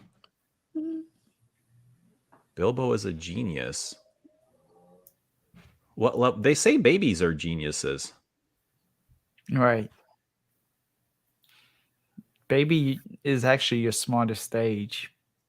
And then is it? Why is that? Everything else is gonna because it's like you approach everything and you're willing to absorb. As a baby, you're a product of your environment. So you kind of are actually like more intelligent because you see things as they are. You have no judgment to what you're observing. I agree, because they're more innocent. Yeah. And it's just pure innocence. They don't have any observing and accepting everything. Children don't have any kind of D-bagness in them, Yep. Exactly. I agree, man. They're just like naive and innocent and so innocent, eh? They're just like blue is blue and that's it. Right. No bullshit, eh? No bullshit around that. No, that's it. Yeah. If I'm crying, I'm crying. If I'm laughing, I'm laughing. If I'm shitting, I'm shitting, and that's it. There's no explanation for it or whatever. That's it. Do you think Bilbo wants a free bottle of Belle? Do you think he's an influencer? Is that why you're here, Bilbo? Maybe. Shut up, Bilbo. Oh, you. Joanne, any plans to have children? Would you like to have children one day? Nah. I think after raising my sister for the last 19 years, that kind of was the energy. If anything, I may adopt like a teenager or something, but yeah, honestly, at this point, I gave up 10 years in YouTube also, but I gave up 10 years of my entire life, 5 years of my YouTube life, content creating life. And I don't know. Also, with this new opportunity, who knows where it's going to take me. So I kind of can't I am almost looking for myself. I want a relationships. I want to be in relationships, but I don't want the children Like with a aspect. partner? Exactly. I can make time for the partner. Kid is a whole nother thing. And again, I just did it with my sister. Yeah. From You think you have the change, energy literally. to invest in a relationship? Here's what I found. Thanks, Siri, for answering for me. Yeah, no, I could invest. Here's my partner that right just here. really She just happened? spoke for me. Yeah, that That was was my Bilbo. watch. That was Bilbo. That was Bilbo. Oh yeah, true. It was Bilbo. Siri, who is Bilbo? Exactly.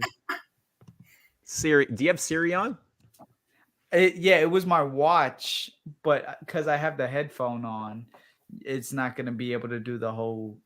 Is Hey Siri, Siri. voice activated? Like, would your Siri be able to pick up my voice or just yours? Fago Beverages Incorporated is a soft drink company headquartered in Detroit, Michigan. Thank you, Siri. Would you like to hear? No, I don't. Because my phone is right here. So when I said Siri a few seconds ago, she popped up there. It's only activated to my voice because I have the headphone on, so it doesn't hear you. Dude, But I don't when have I a mentioned Siri, it, I don't it's almost have a Siri in my as life. bad as Alexa. It's I almost don't have as an bad. Alexa either. Do you think I need an Alexa or a Siri in my life? Probably the Siri, just because of the fact you could walk around with, you could travel with it. So then you could be like, hey, especially if you forget things a lot, it's always like, before I forget, hey, remind me of this. And then boom, it has, you know think what I mean? Siri would improve my life? Like I would have a better quality of life if I engage with Siri? Your highest life. You might even start talking with your hands, Yeah. and Have you ever gone out to dinner with Siri, like by yourself, and then just have a conversation with Siri? Yeah, I always usually like take, how they have the napkin whatever dispensers. Yeah. I'll take it, literally post it right across the table and just prop it up like this, and then it'll be like, hey Siri, how's your day going today? That's awesome. See, and if you don't find somebody that kind of fills your soul, like if you're looking for a relationship, you always have Siri to fall back on. Yeah, I always have it in my pants to fall back on. So there you go. See, one of those friends you can always call in need. Exactly. I never even thought about calling Siri. I've never even turned my Siri on. I don't even know how to turn Siri on. And I've got an iPhone. Siri on every night. Damn. So, hey, I got away with my words, It's just something about my voice that just turns her on. Children are scary. Children aren't scary. Man, I loved having kids. I had 3 kids and I loved every moment. And my only, I don't want to say regret, but because I think we learn, like I do have some kind of regrets, and it's not spending enough time with my children. And even though, like, when I see them now, I try and dedicate all my time, and I just kind of see them for who they are.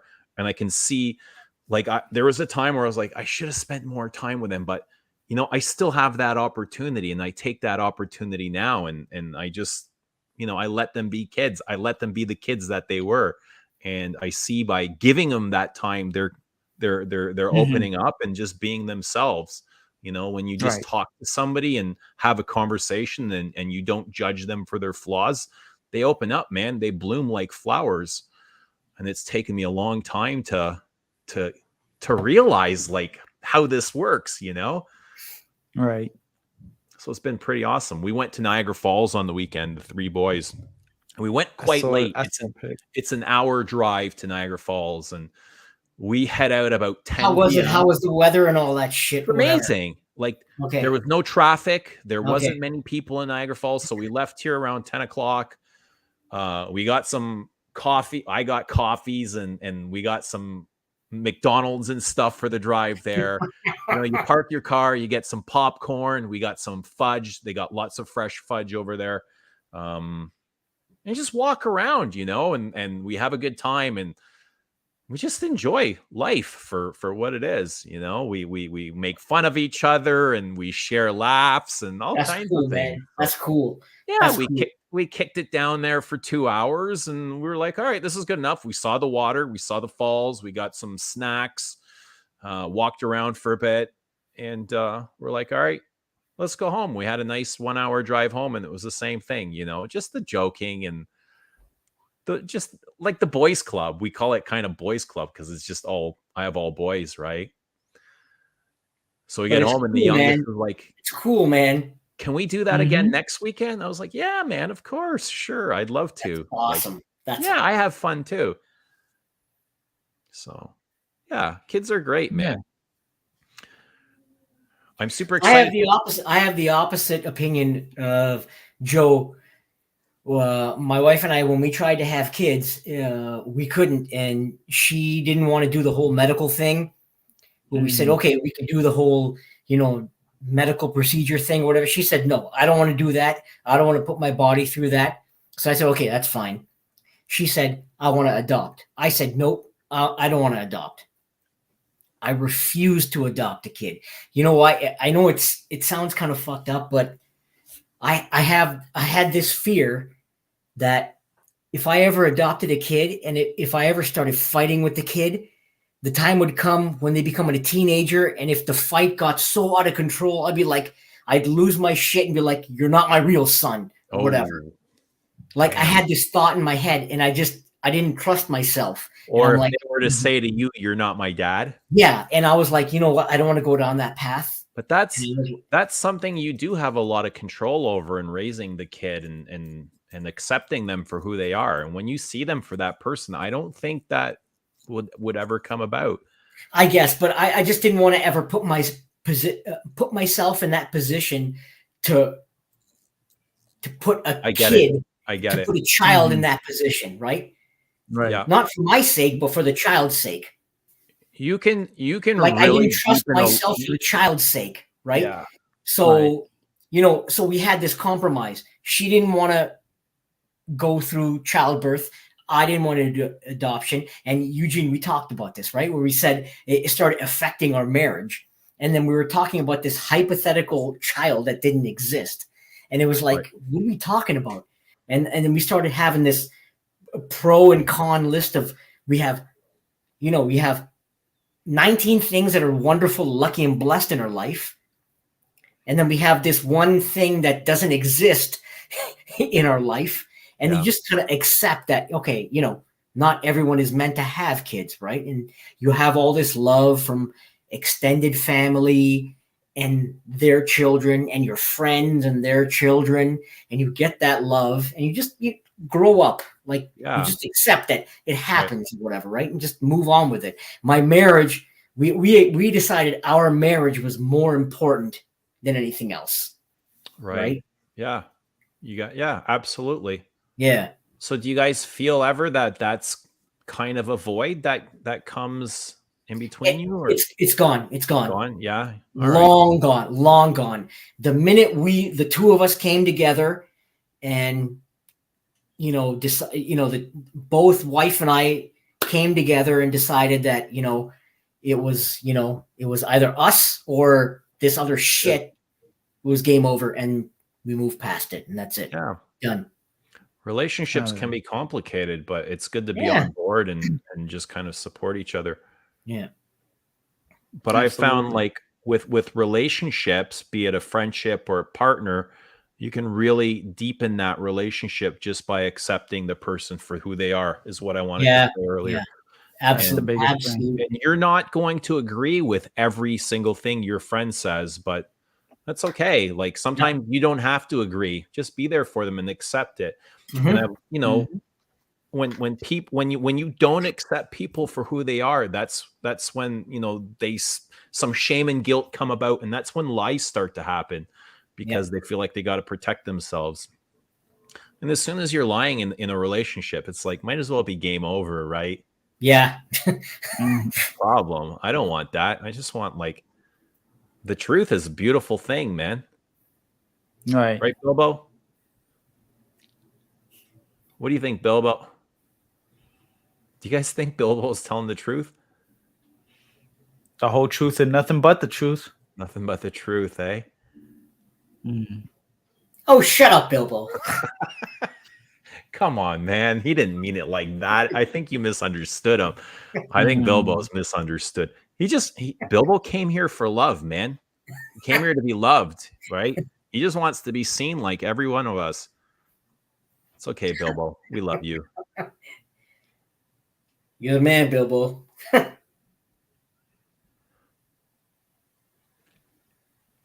So Floral Note's asking an excellent question. Are your children your most reflective mirrors? Oh, shit. And the answer to that, Floral, is no, they are not. But they are excellent mirrors. And the reason I say they are not the most is because they're still very young and they don't have the life experience.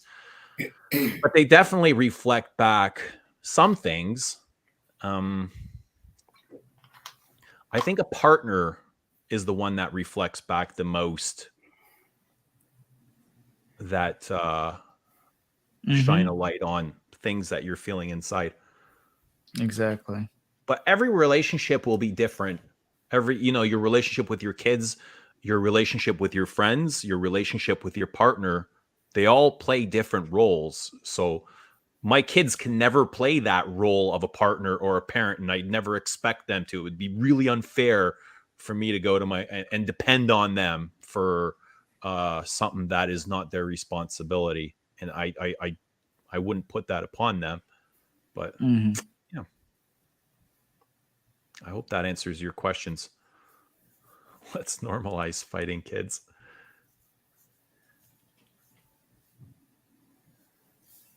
What about you guys? Anuj, does your wife, is she a big mirror for you? Does she reflect back things that you need to hear? Yeah, man. Like she keeps me Kevin? grounded. Kevin's saying hi. Yeah, there you go. Hey. She keeps me grounded, man. That's cool. She keeps me grounded. Like I'm very abrasive and I swear too much. Yeah. And I get too excited and stuff. And she reminds me to just calm down, be respectful. Like she's just, what can I say? So what would life be like if Anuj didn't have somebody to ground him? Let me give you this story. When I first met her, when we were first going out and stuff, I asked her, I said, okay, listen, what if my life fell apart and, I don't have this business or whatever. And I told her, I said, I'll give you a hypothetical example. Let's just say I go from this and I have to end up being at Burger King flipping burgers. And her answer was, I'll be there beside you making French fries right beside you. And for me, that was my ride or die chick right there. End of story, game over, life partner. And that's it. Awesome. Yeah. We got a guest back here. This might be Bilbo, the real Bilbo. The money Bilbo. What's up, money Bilbo? Look at this handsome fuck. What's up? What's going on, dog? How are you? Kako si? Dobro sam? Jebeno ili odlično? Jebeno, huh? You can have one or the other. Which one would you like? Are we going to start Google Translate now, you fuckers? Imaš lepe oči. Right. Oh, fala, Kevin, fala. I'm going to need serious help. You need help? What's going on? Kevin's flirting with me. I'm saying, yeah. Okay. I'll translate, but he's flirting with me. Kevin's a Hoover. Listen, every series needs a love interest, right? Needs some sort of love dynamic. Yeah. Yeah, it adds a different dimension. Yeah. And the more dimensions, the more interesting. Yeah. Yeah. That's the zest of life, isn't it? What else would it be? Yeah. What's going on, man? How are you? Dobro sam. Everything good, bro. Yeah. Yeah. Good to hear. It's been a long time since I've seen you. It's a good thing that your wife said she'd flip burgers right next to you, because when I asked my girlfriend, I said, Milena, if I was flipping burgers, what would you do? She's like, well, I'd be at the drive-thru disappointed in you on my way to see my next boyfriend. I said, good Lord, that's supposed to be my life partner. But hang on. Could that not be to inspire you to further yourself? Like, well, I don't know how much inspiration you want to talk about because, you know, you and I have known each other for a long time, Eugene, right? And I was looking in the mirror the other day. Okay. And I was looking with that's my partner, you know, Mielena's my partner. And I was looking in the mirror and I said to her, honey, I'm looking in the mirror and I see a fat, old, ugly man. That's what I see when I look in the mirror. Why and do you see that? I don't well, see that at all. That's what I'm here for reassurance. But I'm looking at her for a compliment. You saw me? No, I said I looked at myself in the mirror. I saw a fat, old, ugly man. And I said, Mielena, I need a compliment. She says, well, your eyesight is damn near perfect. You dirty dog. I'm so glad you guys have great partners. I'm over here. Dude, that's so good. It almost sounds like you got that out of a book or something. It's not original. He's here all week, folks. He's here all week. Encore. We got Dave Chappelle in the house. Hell yeah. You know, but I'm a loyal partner. I'm loyal. Are you? Well, here's the thing. Mielena, she fell into a coma not too long ago. Oh, I'm sorry to hear that. Is she okay? So, well, here's the thing. She was in a coma, and I went to the doctor. I said, look, I'll do anything. I'll do anything to help. Is there anything I can do to help? And the doctor said, well, there's not much. I said, come on, there must be something, right? And over at Credit Valley. And the doctor said, well, there is some experimental research coming out now. And basically, if you perform oral sex, there's a possibility that she will come out of the coma. And I said, doctor, hold on a second. I'm an old chunk of coal. Like, I'm an old-fashioned man. I'm a manly man. I don't do none of that funny business. But if it is for Mielena, my partner, then I'll do it. So I went in there for about 10 minutes. Then the doctor knocks and comes in and says, looks at me, and I said, well, he says to me, doctor, he says, how's it going, Kevin? I said, doctor, she's choking. Yeah. Oh, man. What Lily said just 2.5 minutes ago. Kevin's trying to put her away for good, it seems like. So how long has it been, Kevin? We haven't talked since my Miami Cuddles birthday. You and Milena? How long has it been you've been with her for? Just a few weeks. Just a few. I like the way you say that. I mean, what's a few? I mean, if you look at the history of the universe, a few weeks is like a few billion weeks, right? Well, it's like a pinprick, to be honest. It's like nothing. Speaking of pricks, Anush, how are you? I'm good. I'm good. We're on a fucking roll, eh? We're on a roll. Well, I like the energy in here. It's a very good energy, very mellow. Kevin, what do you know about this Bilbo guy? What can you tell us about Bilbo? He's a patriot, I'll tell you that much. Yeah? Yeah. You know that bridge between the Serbian side of Kosovo and the Albanian side? He stands right in the middle. Yeah? Yeah. He keeps the peace. He's the fence sitter?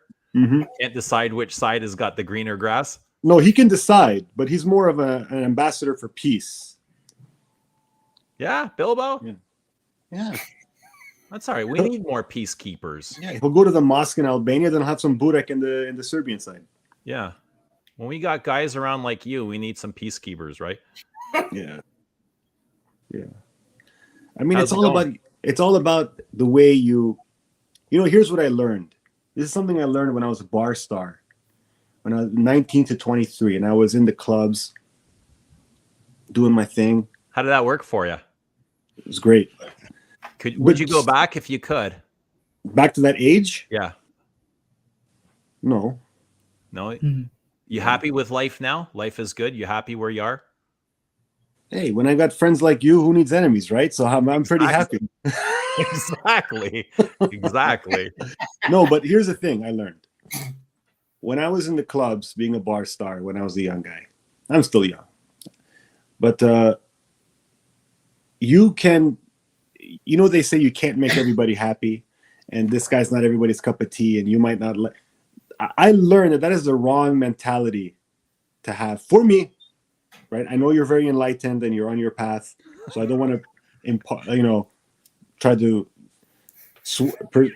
I don't think you you can be a frequency with everybody's energy. That's just impossible. It is impossible, but on a more surface level, we don't have to match the wavelength completely. I feel that I learned. Okay, this is what I learned. I'll just get to the point. I could kind of control the dynamic of a conversation depending on how I approach them. And if I could get a good read on the person, this was not only for girls, it's actually more important for guys. Because the worst thing that happens with a girl in the club is she says, no, get away from me. The worst thing that happens with a guy in the club is, like it can get violent, it gets messy, it ruins your whole night. Yeah. So I learned that there was a way to approach everybody if you could just get a good gauge on their vibe. But you see, like a vibe like this one, I mean, what have we got here? We got 3 really handsome guys and Eugene. So I mean, what else could you ask for? I mean, this is as good as it gets. That's right. Yeah, man. Hey, I went to Mikadam yesterday. Hey? I went to Mikadam. That's not far from me. How come I didn't get invited? Well, here's the thing. It's kind of one of those cowboy movies. This town's only big enough for the one of us. You don't think there's enough room for both of us? Listen, I can fall back, man. You can have all the glory, all the star power. I don't need that recognition. I need it. I give it to myself, bro. I need it. Oh, I know you give it to yourself. I see myself, man. That's what the rag is for, right? That's right. That's right. You should see the other side of this rag. But I had some burek. No, I didn't have burek. I had Kara Georgieva. I had Chevapi. Is your girlfriend from that culture? It sounds like she is with that name, Milena. Yeah, Milena. Yeah, she's Serbian. Okay. Could be many things. Mm-hmm. But I actually came here to serenade you. May I? I'll give you, the platform's all yours.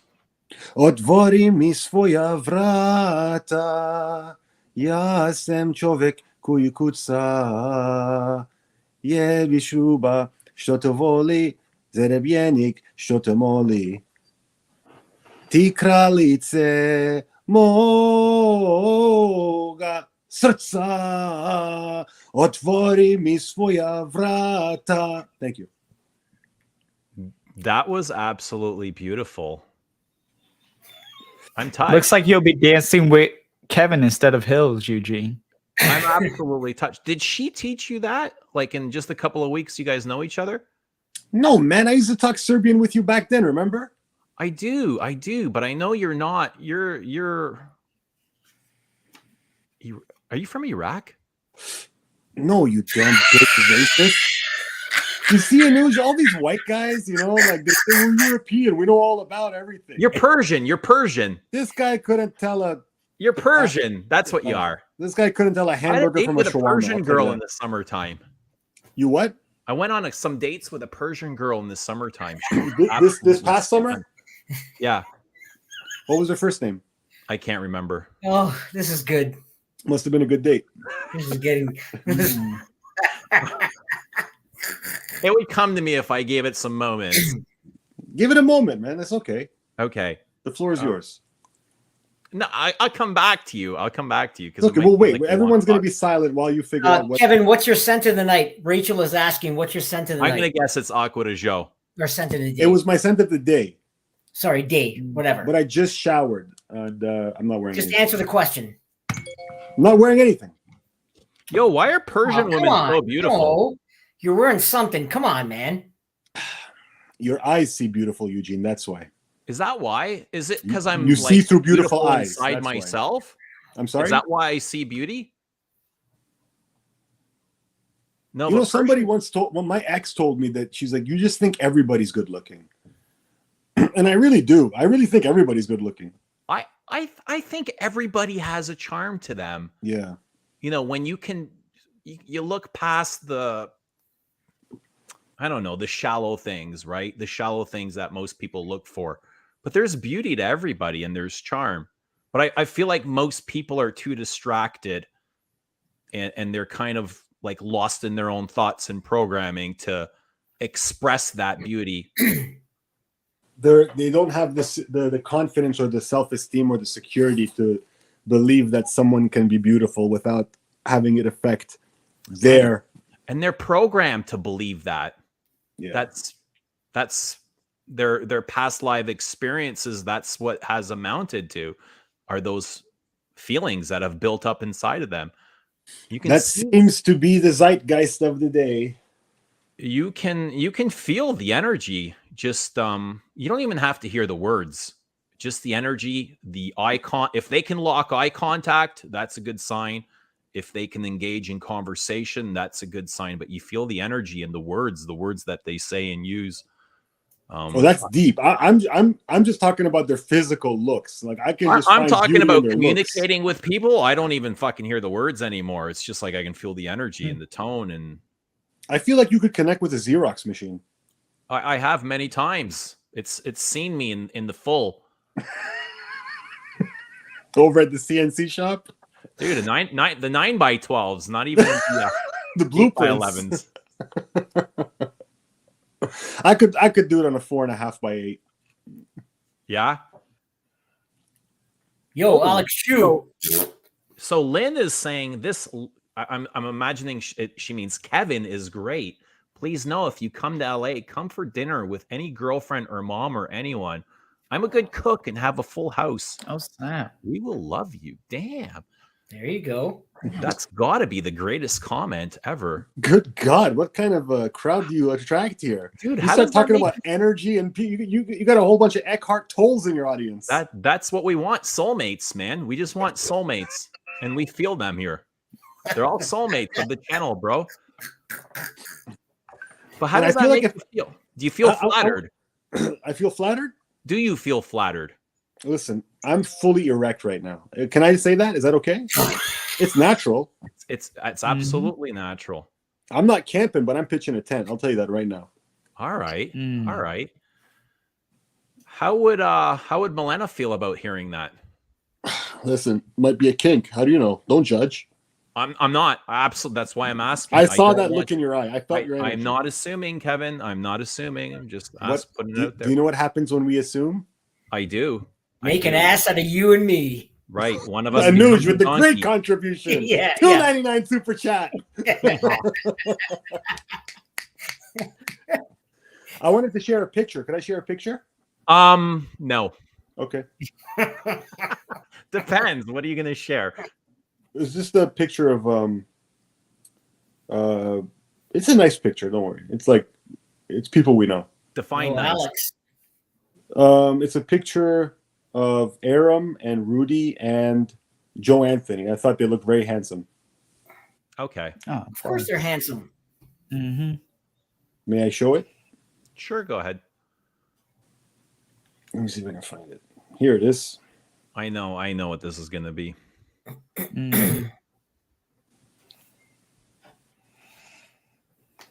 Maybe I don't. Yep. Mr. Michael that was Saturday night before we left. That's really cute.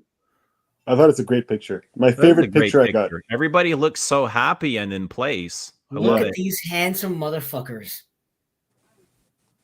And that's a moment in time where everybody was enjoying themselves. Mm-hmm. That's awesome. That was at the bar. Like that was at moment. the bar we went to. Kevin, were you at Sun Explore? In spirit. Yeah. No, I was there too in that way. I wasn't there. Cool. No, I really find beauty in in everyone. Like I find people, it's kind of a curse because I find people so good looking that I get angry when they don't appreciate it themselves or when they make mistakes with their appearance. I know this might be shallow, but it's a form of love. Like I have a cousin, my oldest cousin. And I love him so much. But this guy just doesn't take care of himself. But he wants to look good, but he doesn't know. And I just want to grab him and tell him you can't do that. You got to do this. You got to go to the dentist and get your teeth cleaned. You got to cut. If you're going to grow your hair, you got to cut the ends when they split. I just want to help him, but You know But it what? could be because you're so good looking, you just don't know how to. You know what I've learned, Kevin? You Accept? can't help anyone unless exactly. they want to help themselves. I know. I've learned that as well. Truth. You can't help an alcoholic. You can't help a drug abuser. You can't help a gambler unless they really, truly want to do it themselves. All you can do is let go and hope they find rock bottom. Do they need to find rock bottom to go up? Most instances, yeah. Not always, but most cases, yeah. It's that last call, that calling card. It's that lesson, it's the pain at rock bottom. We hate to see them go there, but that's sometimes what they need. Otherwise, they don't learn. I bought Musk Ravageur because of you. I'm honored. I returned it 3 days later. I wouldn't expect anything less from you. Dude, it smelled so good when you showed it to me. It smelled amazing. But I think my energy was so strong, I was so happy that everything would have smelled good. I don't think it was Musk Ravageur that turned you on. I think it was because you were around me. It was me. I was the one filling you. It wasn't the perfume. I was the one that excited you. Listen, it's 2022. I'm not afraid to admit I was excited. I got no shame, brother. Were you excited? I'm always excited, especially meeting a new person for the first time. I mean, yeah, Anuj was quite excited when I met him. I'm excited. Yeah. The Anuj, actually, people can't tell because he always wears baggy shirts and he only shows himself from the shoulders up, but he's in great shape. No, I'm not. I mean, when the first time I met him, he gave me this big hug. And I mean, he was rock hard. Like when I was grabbing him, he was rock hard. And his body was in shape too. Oh, good times. You know Patrick, Eugene? Do you know who Patrick is? Of course I know Patrick. That's him right there. Mm-hmm. Well, you said it as if I should have assumed that you know him. And you just gave me a full lesson on why I shouldn't assume. Why do you judge me? Why I didn't judge. I just simply answered your question to the best of my abilities without offending you or anyone else in the chat. Seemed a little bit spicy. Not easy. I think you're going into something, man. You're feeling something's coming up for you. I'm not sure what exactly it is, but it is something is coming up. Assuming that I'm coming after you might be a problem. Does it happen regularly in your life? How often do you face I don't want you to come after me. I want you to come before me because I'm a giver. I'm losing subscribers by the moment. You're gaining subscribers, man. Linda LeGlaire is just having the blast. Oh, Koskash.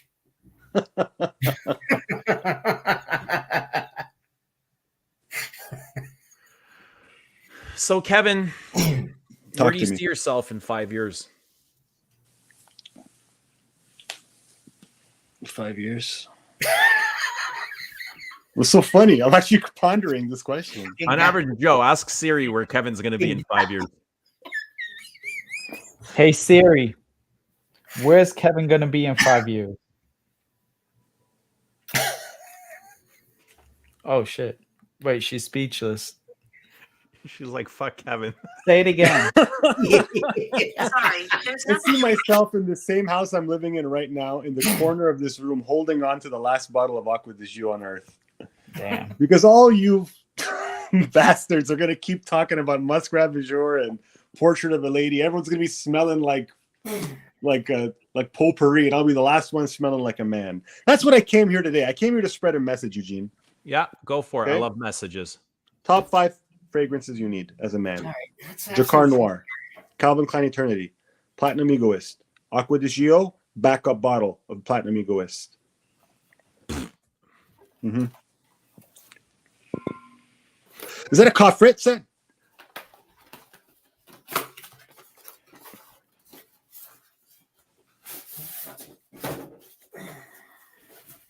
Frank's saying to hire this guy. What would we have him doing, Frank? Inventory. We'd have to train him somehow. I'm not. Is that a Countach? Good night, Rachel. That's a Lamborghini Countach. This was back in the day a gift with purchase of a Hugo Boss fragrance, a remote controlled car.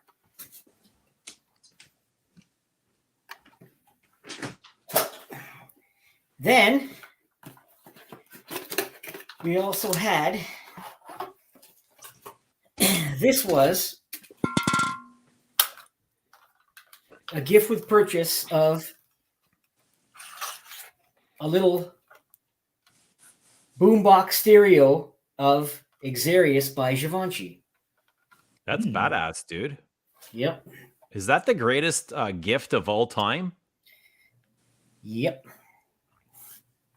I've never seen anything like that as a gift. Yep. And then this is the best of all. Well, that too, but this is the best. This is the best. Calvin Klein obsession. Coffee mugs? Coffee mugs. Look at that. Damn. I don't remember getting any fancy gifts like this, and I've spent like hundreds of thousands on perfume. Yeah. I want Because my they're damn fleecing gift. you, Eugene. When you're paying $500 for scented water, I mean, they already know you're a sucker, so why are they going to give you a bonus? I want my damn gifts. Give me my gifts.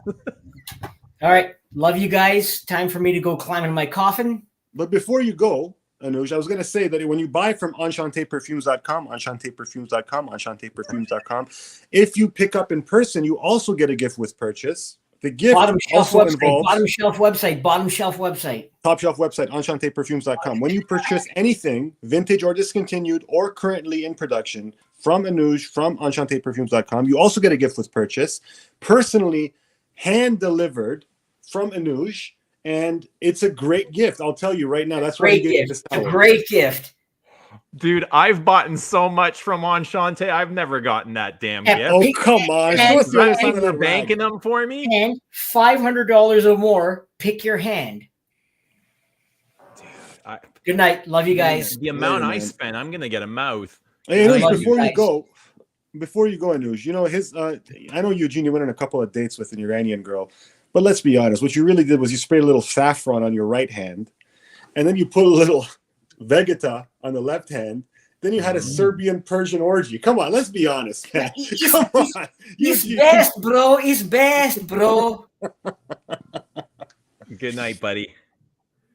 Well, at least Bilbo's still here. Bilbo, What about on average Joe? Joe Anthony's still here. Joe's with us. Joe's with us. I am. That's obvious. What are you thinking, Joe? I'm just here. I'm living, especially Yeah. after the week that was. I'm just here. Did you have a good time at Scent Explorer? Good time meeting people. Good time having drinks. We ended up basically choosing an Irish bar as the bar of the weekend, and every after party, everything was there. Every night we brought in more and more people, and yeah, that's where that picture was on the final night with Rudy and me and Aram. So it was good to have drinks with Aram. I mean, Rudy lives 20 minutes from my house. I mean, yes, it's great to have drinks and chill with Rudy, but he's 20 minutes from my house. Everybody else, coming in. Was that your first time meeting him? Rudy? Yeah. Or Aram. Not Rudy. I met Rudy with Hills and Yard back on Father's Day. But whatchamacallit? That's actually how I knew An Average Patch needed to be sold. Because at the time, it was just going to be like, for me, like almost a bespoke. But then when Rudy said he actually liked it, I was like, wait, Rudy doesn't like much. So if he's saying it's good, and I immediately called Dinsmore and I said, we have to sell this. Rudy likes it.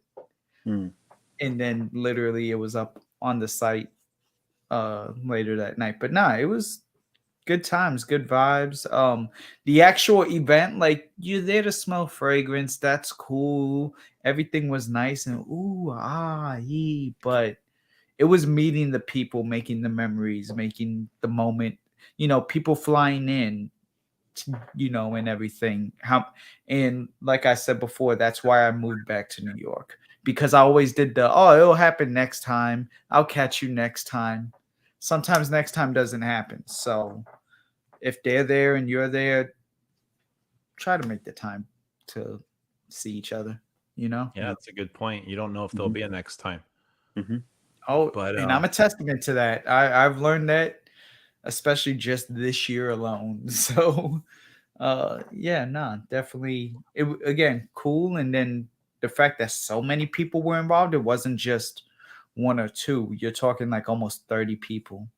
And then still like smelling fragrances in an Irish bar. Like they were like, "Oh, I forgot you damn Americans and your fragrance."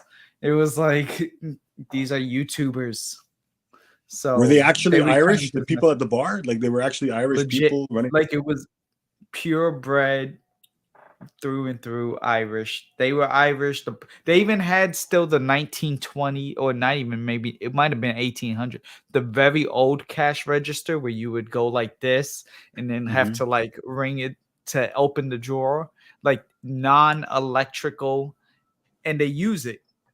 Like they legit, it wasn't a prop. They actually use it as their register. And they were like, "Hey, if the power ever goes out, we still can take your money." So it was definitely like really, really good. And then again, we were solidified because Max showed up on Saturday, and we got the guy of the event to actually come to where we were. So it was good times for sure. Cool. I just I want to remind Bilbo that what Styx is saying about him isn't true. I don't think Styx really means that about you, Bilbo. So don't take it personal. I think you're a great guy. It could be. He could mean freak, like in a very good way. I've really enjoyed. Yeah, you're right, Kevin. I've really enjoyed Bilbo's companionship here tonight, and I'm so glad that we've gotten to know each other on this level. But yeah, I guess maybe I was just projecting that word freak. Like I interpreted it as like the way I see when somebody thinks I'm a freak. If I were to call you a freak, right? What are 3 adjectives that you would use to describe what makes you a freak? Because we're all a bit of a freak. Go. Everybody's a freak. Oh man, I don't know if I want to get that personal on air. Like I don't know if I want to reveal that much about myself, you know? Where'd you meet that Persian girl? On Tinder or something, or like a dating app? Yeah, on the dating app. Yeah, she was like the most normal person I've ever met. And then I met Malin on Tinder. Yeah, and then right after her, I had deleted the app and I had lost contact with her. What did you guys do? We went for coffee both times. Just went to Starbucks. But I'm telling you, I'm gonna have like a Persian partner one day. Why you say that? I don't know. I'm just drawn to the culture. I find them intriguing. I don't know. I feel like they're most of the Persian people that I've met or come across, with the exception of you, have been genuinely really, really, really nice.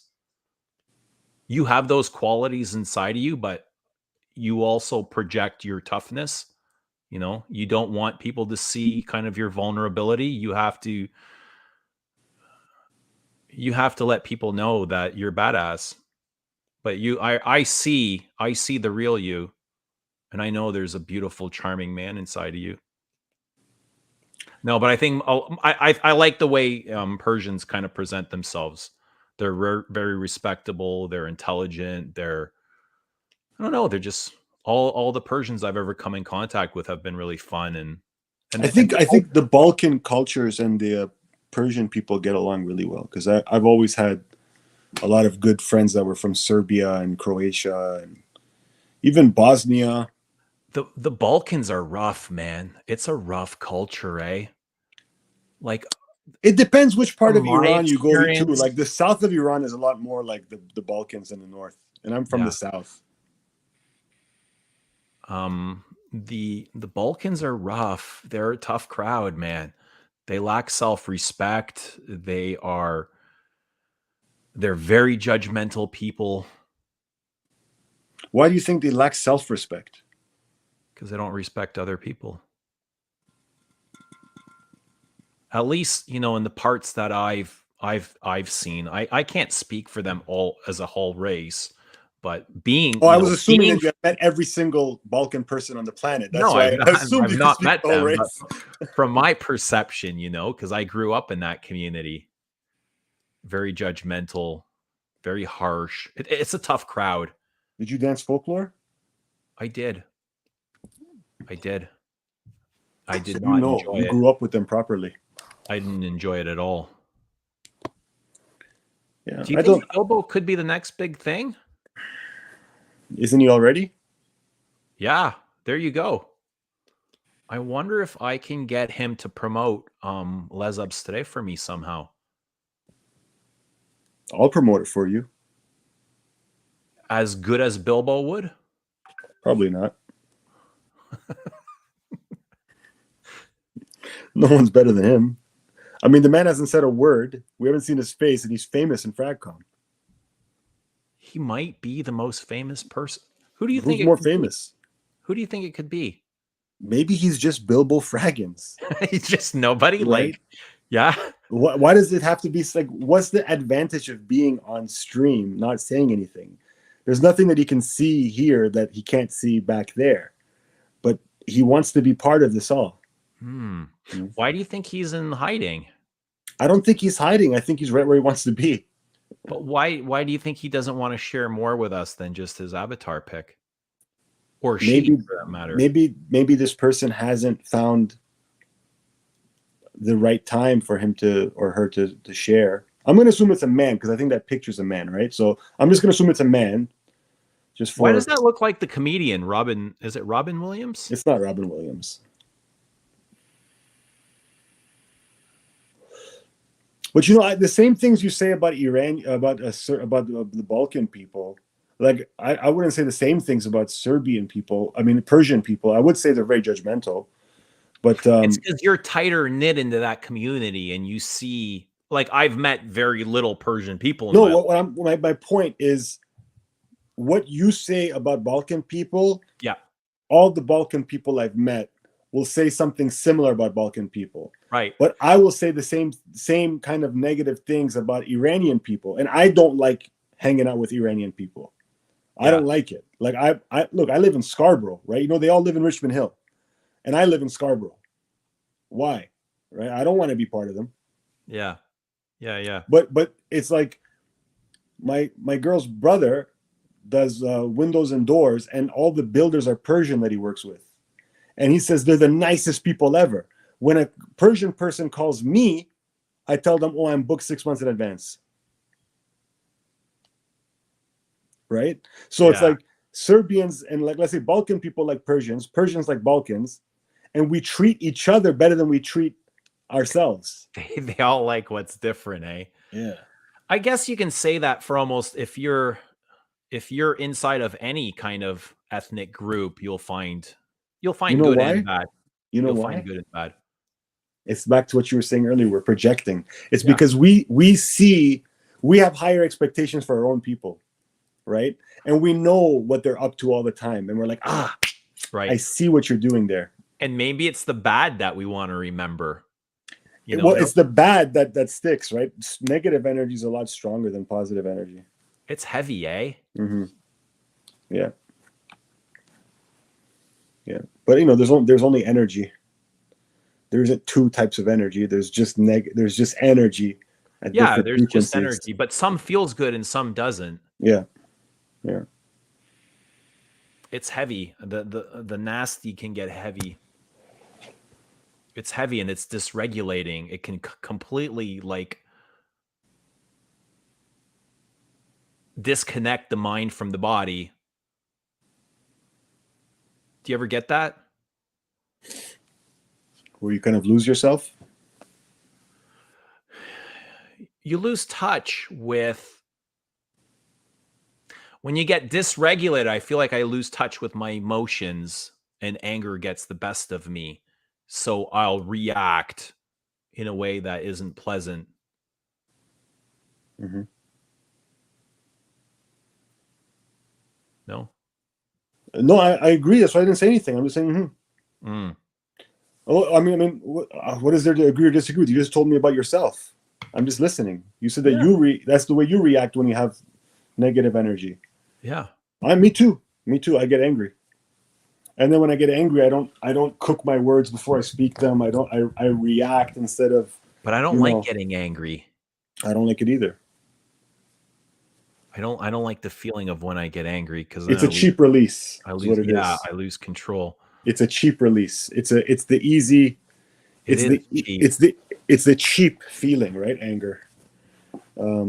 It's not. It has no value. Like it doesn't. It's not rewarding. Mm. Right? It's easy. It's easy. not. It's like being angry is like being hungry and then eating a chocolate bar, eating at McDonald's. It's cheap. It's easy. Right. It's not fulfilling. Not fulfilling. An There's hour no later, value. you feel worse. You feel worse after, right? And All you have know is regret that. after. I feel like my whole life, my soul has been in debt to pain, and I've been trying to like climb my way out of that. You know how, let's say you take on $100,000 worth of debt, and you're working a job that pays you $15 an hour, and you're like, I'm never gonna there's nothing I can do that will ever get me out of this. Mm-hmm. You know, that's what, like, when my soul was in pain, that's what it felt like this place you could just never get out of. You know what you got to do if you're in that position? You just got to change your mindset. You just got to let go, like you said earlier. Yeah. I mean, if you have this debt and you can't do anything about it, well, then let it go, man. The debt is there. Just continue to live.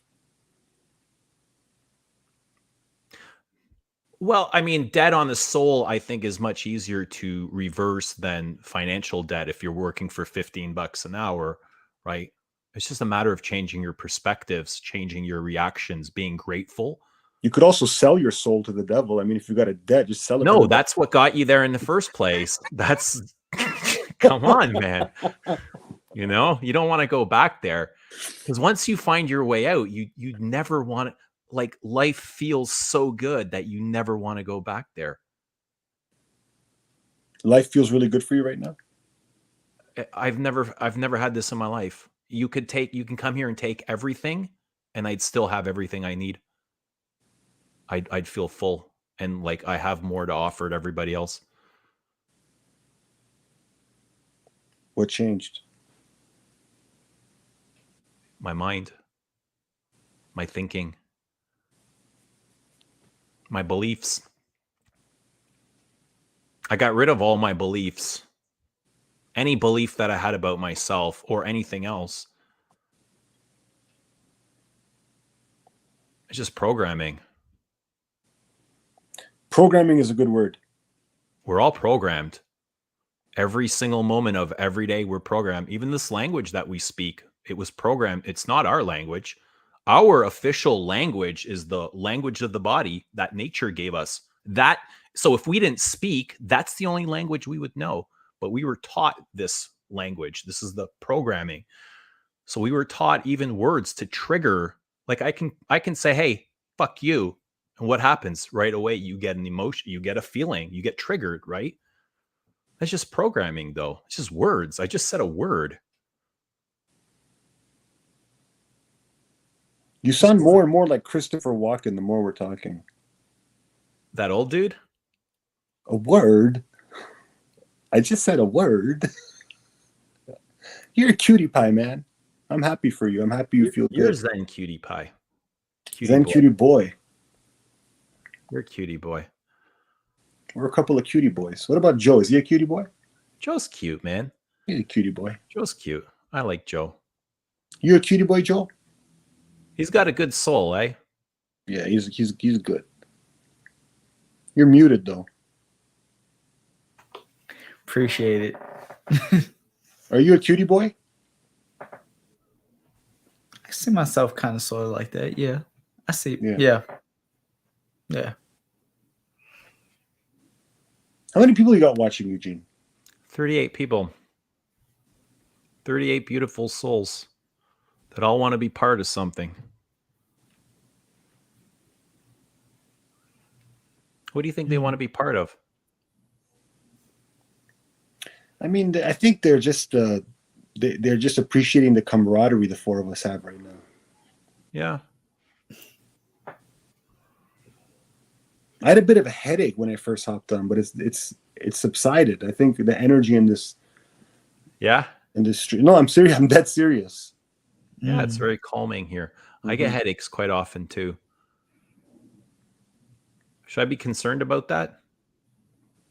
I mean, I don't want to say anything to cause alarm at 11:20 at night. Is it that late? But how far are you from the hospital? I can get there in like a minute. If I put on my shoes and sprint, I probably get there in 2 minutes. I could if I sprinted the fastest I could. I think you better put your shoes on. You'll meet me outside. If you need me, I'll be there. If you cared for me, you'd be there. Mm. Love When doesn't you're act. down Love in does. trouble, Love acts. Love and doesn't. you need a helping hand. Is that the serenade over? Did you want a little more? I always want more. Selfish lovers always want more, don't they? Winter, spring, summer, or fall. All you got to do is call, and I'll be there. Yeah, you've got a friend. There you go. Is it oh, tomorrow's karaoke night, right? Does this? It's Tuesday. What day is today? Tuesday. Today's Monday. Today's Monday. No, I'm saying tomorrow's Tuesday. Like Tomorrow's karaoke night. karaoke's Wednesday. No, Oh. Wednesday's karaoke. Right. Actually, right. though, that I don't know what he's doing with karaoke night because he said something about copyright strikes. So he's starting to like do other things instead of karaoke. What about on the original channel? Yeah, that's like they're like really being strict now. So like literally the last 3 karaoke nights have gotten deleted as soon as they've So it's either you're part of it or you never get to experience it. Yeah. exactly. Guys, what's the best day of the week? I really like Mondays. Thursday, honestly, is a pretty good day for me. When somebody says, "Oh, Monday, I hate Mondays," it's a trigger for me. Why? Because I feel like people don't appreciate the life that they have and they're wasting it. I'm with you. And like you said, we're here for a pinprick, man. We're here for a very short time. And if you're not doing something you enjoy, it's a hard life. I think most people don't even really live. I think they're just born and then They're they on die. autopilot. They don't even live. Yeah. I agree, man. People, they don't feel anything. They don't feel anything. And that's why they can do so many things that if you have just the slightest bit of sentience, you would never even tolerate it for a moment because you know how toxic it is to your body and your soul. Absolutely. But they can do everything because they don't feel anything. They're like, oh, this is a great time. I'm like, no, it's not. This is terrible. No, man. When somebody says, "Oh, Mondays," I was like, dude, every day is Friday, 3:30 for me. That's what life feels like, And then they stop and they think, "Oh, must be nice." Well, it is, and you can have that for yourself. Just stop hating your life. Start by stop saying those words. Right? Just changing your words is going to change your programming. Yeah. This people just live. They're just hardly alive, right? They just go through the whole 85 years of their life or however long they live, and nothing really happened. So Salty Sand says if Monday was a person, his name would be Kevin. Yeah, new beginning of the week. At least in the Western world, we say Monday's the beginning of the week, so it's a new beginning, the most productive day, a chance to start on the right foot. That's what Kevin is. Why does everybody start their diets on Monday? Because it's Kevin, and Kevin is a man of health and fitness. Yeah. So come the weekends, nobody diets, but everybody starts a diet on Monday or tomorrow. I'll start tomorrow. Why can't the diet start right now? Why can't it? But why does everybody say, I hear this all the time, I'll start tomorrow. I'll start tomorrow. Well, if you want a diet is a lifelong process, I don't even like the word diet. Well, yeah, because it's got the word die in it. No, I don't like the ET part. The it. What would you change it to? Die up? Die out. Die out? Yeah. But eating healthy is just. Here's the thing, right? Okay, this goes right into what we were just talking about. How people just kind of go through the motions, and they have no sentience, no awareness. There's no introspection involved in their existence, and everything is just clinging fine. on to dear life, eh? Yeah, and it's like they eat like a bucket of cheese, and they're like, "Oh, but this is the low-fat cheese," right? It's like, well, it's because you don't really understand like food. That's Right. why you think it's okay to eat that, and you wonder why you're still 40 pounds overweight, right? Or Right. they drink 2 glasses of wine every night, and they're like, "Oh, it's good for my heart." And like, no, it's terrible for your heart, right? Or Exactly. like they go for a 10-minute walk and they think they've done all the exercise they need. And it's like, well, why do you think your ass and your thighs are the size they are as humans? I mean, they're built to do something, right? So people have very little, generally, in my experience, people don't really feel. The word is feel. They don't feel They're things. asleep. And food is a great way to start, actually. I mean, if you were just like you let go of all your beliefs and you let go of all the resentment and you let go of all the negativity and all those things that you had, you let it go. You have to kind of cleanse your mental palate, I believe. You have to literally cleanse your palate for food as well. And a great way to start is by like not eating for like a day and then eating as little as possible, the cleanest foods possible, like a bean. Beans, Right. Right. eggs, chicken, right? And don't put salt on it. Don't put salsa on it. Salt. Just eat the actual chicken. And if you spend a few days eating chicken without any seasoning, you'll actually start to taste what chicken tastes like. Yeah. Your palate will change. And that's when you start to begin. That's when you can begin to actually understand food, is when you eat the actual thing.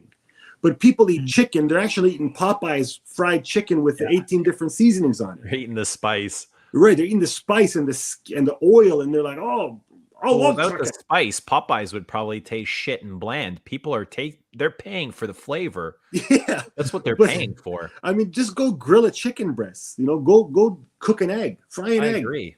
Don't put any sauce on the egg. Don't put any cheese on it. You spend a couple weeks eating like that. You know what happens? The slightest bit of flavor added by garlic, onion, paprika, cayenne, it explodes in your mouth. You're like, oh my goodness, so much flavor. Do you Right? like when it explodes in the mouth? I mean, as long as I have that rag nearby, I can clean up afterwards. I mean, I do have to go back to meal. I love you. It's all love here, man. It's all love. But I'm being serious. Like, But no, I agree with you. Yeah. I mean, to get out of that, oh, it's Monday, you got to change your programming. You got to change what you consume physically and mentally, what you watch, what you put in your body, and even the words that you put out into the world. So, here's the thing. I remember I used to go to all these events that I never wanted to go to. And I would go to them and I just feel bad being there because I could feel like everyone's trying to show how successful they are, how tough they are, how handsome they are, how beautiful they are, the watch they're wearing, the car they drove, they want to park it in the front. And it's like, well, I don't really care because it's not my car, it's not my body. Can you just tell me a story and make me laugh? Like, can we just yeah, can you stop showing off. Yeah, stop showing off. Let's just have a drink and laugh together. Let's enjoy our life. But they don't. And then people would tell me, well, you got to learn just to kind of accept it. You got to learn to get along with them. And I'm like, well, why would I learn to do something that's negative? Why would I try to force myself to enjoy something that's inherently toxic and is draining? Why would I want to? So I learned to have self-respect and say, no, I'm not going to that. I'm not going. Yeah. Why should I go? I don't want to go. It doesn't There's nothing for me there. Doesn't add any value to your life. Yeah, but people, they go and then they're like, oh, it was a great time. And they take their pictures and they tell their stupid stories where really the stories are all an opportunity for them to posture, right? And that's why people always ask, you ever get this, you guys? Like, where they're like, oh, Eugene, so what do you do? What do you do? It's like, what the hell do you care what I do?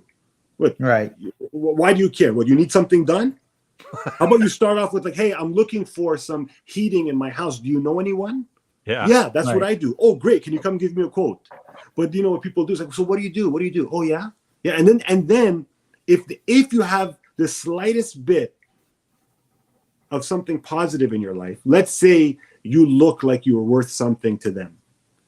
Immediately, the first thing they do is they're going to try to corner you, put you in a corner, and fit you into their cognitive schema, for them to alleviate the stress they have that it's possible you're better than them. So they're like, oh yeah, oh no, maybe his dad gave it to him. Oh yeah, oh no, he just got lucky. Oh, it's a lottery. Oh, you know, oh, no, he has a friend. You know what I mean? Or what's the payments on that new car of yours? Yeah, what's the payments? Oh yeah, he just got a really good financing deal.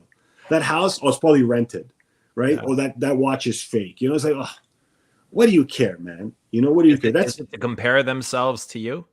Because they compare themselves to you, and then they feel threatened, and then they need to kind of put you in a corner in their mind so that when they go home they can sleep at night. Do you think that people can be happy for you though? I get that there's people out there like that, but do you think there are people that are happy? Yes, for there others' can success? be, if they can be happy for themselves. And that's why I was saying earlier, like, I can find everybody. You know, I was in the gym today.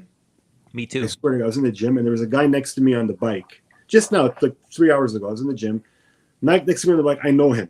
He works at the gym. And there was this Indian guy on the treadmill in front of us, and he had such a nice back. Like, his upper back was so defined and lean, like the kind Like of a body I T-bone? like.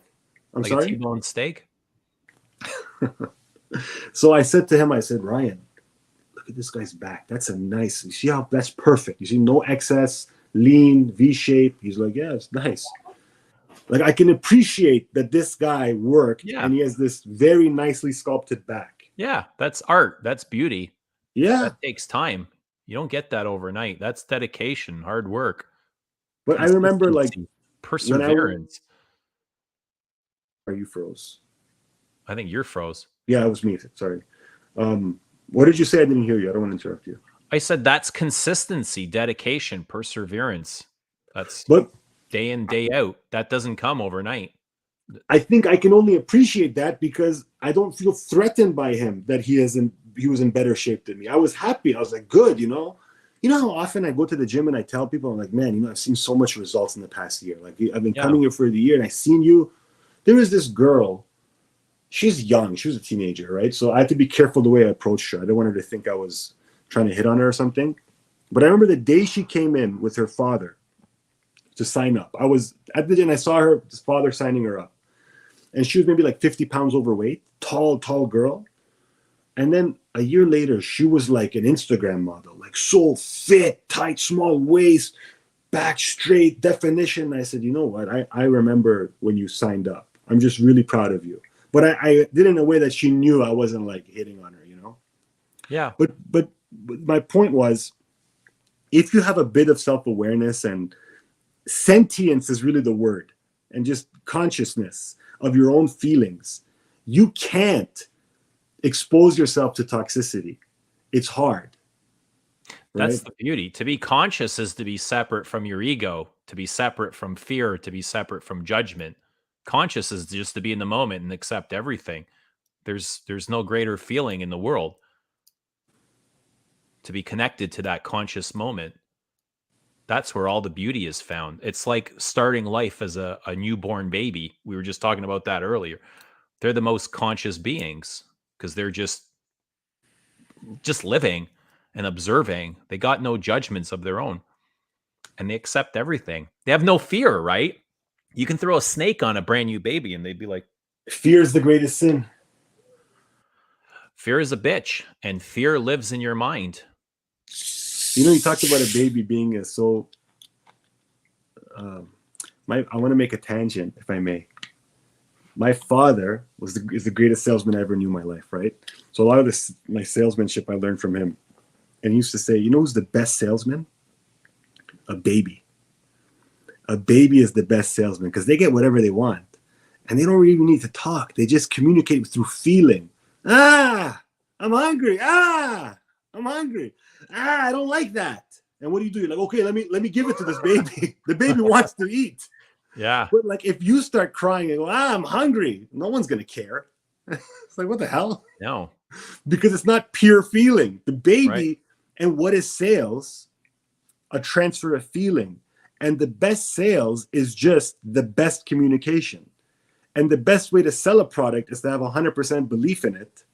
And so when there's no convincing the person, all there is you transferring the feeling that you already have for your product. Let's say Joe, right? Like Joe has this Sour Patch, on average patch fragrance. If in his heart he believes this is one of the greatest fragrances, then if he feels that truly, when he speaks to me and wants me to buy it, he's not trying to only push me to buy it because he's going to make $20 or whatever. It's because he believes it's the greatest fragrance. The same way I talk about Aqua di Gio or Platinum Egoist, like I really believe Platinum Egoist is the greatest fragrance of all time. So when I tell someone they should buy it, they feel that I have that much conviction. And it's easy to have conviction when you have belief. Yeah, and sales is the transfer of feeling. And that's why I say the highest form of sales is just a really pure and high form of communication, transferring feelings to the other person. How come you can have a better conversation with an immigrant who can only speak English, but they can make you feel what they want to say? But then a guy is a PhD in linguistics, and you don't know what the fuck is the guy's talking about. Excuse my language. Yeah, absolutely. I agree. Right? Like you said, like communication is not really what we've learned with words. Words are only the vessel through which we transfer much more important messages, which are coming from inside. Yeah, the words are the ones that trigger the feelings in the body, the true language that we all speak. But a lot of us are unaware of it. I often wonder. Wondering will get you in trouble. Yeah, well. Curiosity killed the cat. What are you guys curious about? Joanne, what do you get curious about? Where things will be in quarters. So like every 3 months kind of situations. Like everything. Like I was talking to everyone after Sen Explore. It's like, never mind what will the next Sen Explore look like? What will Fragcom look like? What will YouTube? People still gonna be live streaming? Are they everyone just gonna switch to shorts? Is YouTube just gonna be shut down? Of course not, because it's run by Google. But you know what? 3 months from now, hell, what's the rest of this year gonna look like 3 weeks from now? So that's kind of just where everything is for me. I approach it quarter by quarter. What about you, Kevin? What are you curious about? Honestly, I'm always curious. Like, a woman tells you, like, "Oh, it's the greatest sex I ever had." It's like, was it really? Right.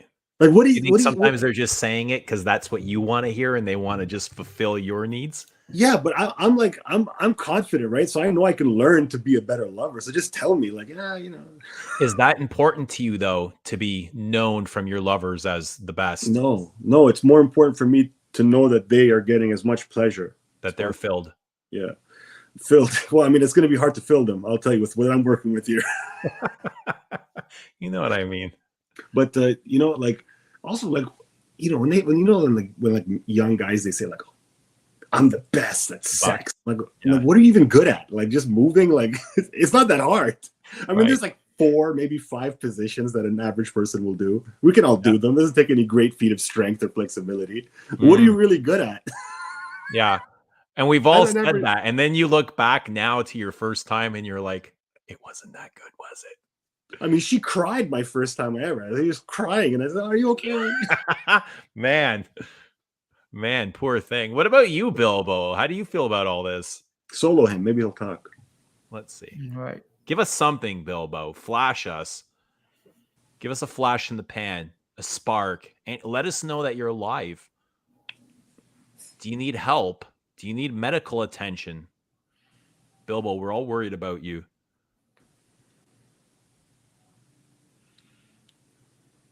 Got nothing. I hope he's okay. I hope he's okay. You know what I think about all the time? Is the Tell me. afterlife. What's waiting? Why? What's next? That's it. What is after? That's going to be a fruitless thought, man. Yeah. What do you think comes next? I think it's the most beautiful experience ever waiting for us. I think you just go back to where you came from. Back into my mother's womb? No, man. Nah. Back into my dad's hairy old saggy No, balls? I don't wanna before be there. that. That's a Before terrible that. afterlife. Before that, man. And the cum? Before that. What's before cum? Before all of that. Before all of that. That's Man, surface, I'm really good for your brand, man. that's surface level. You know, I went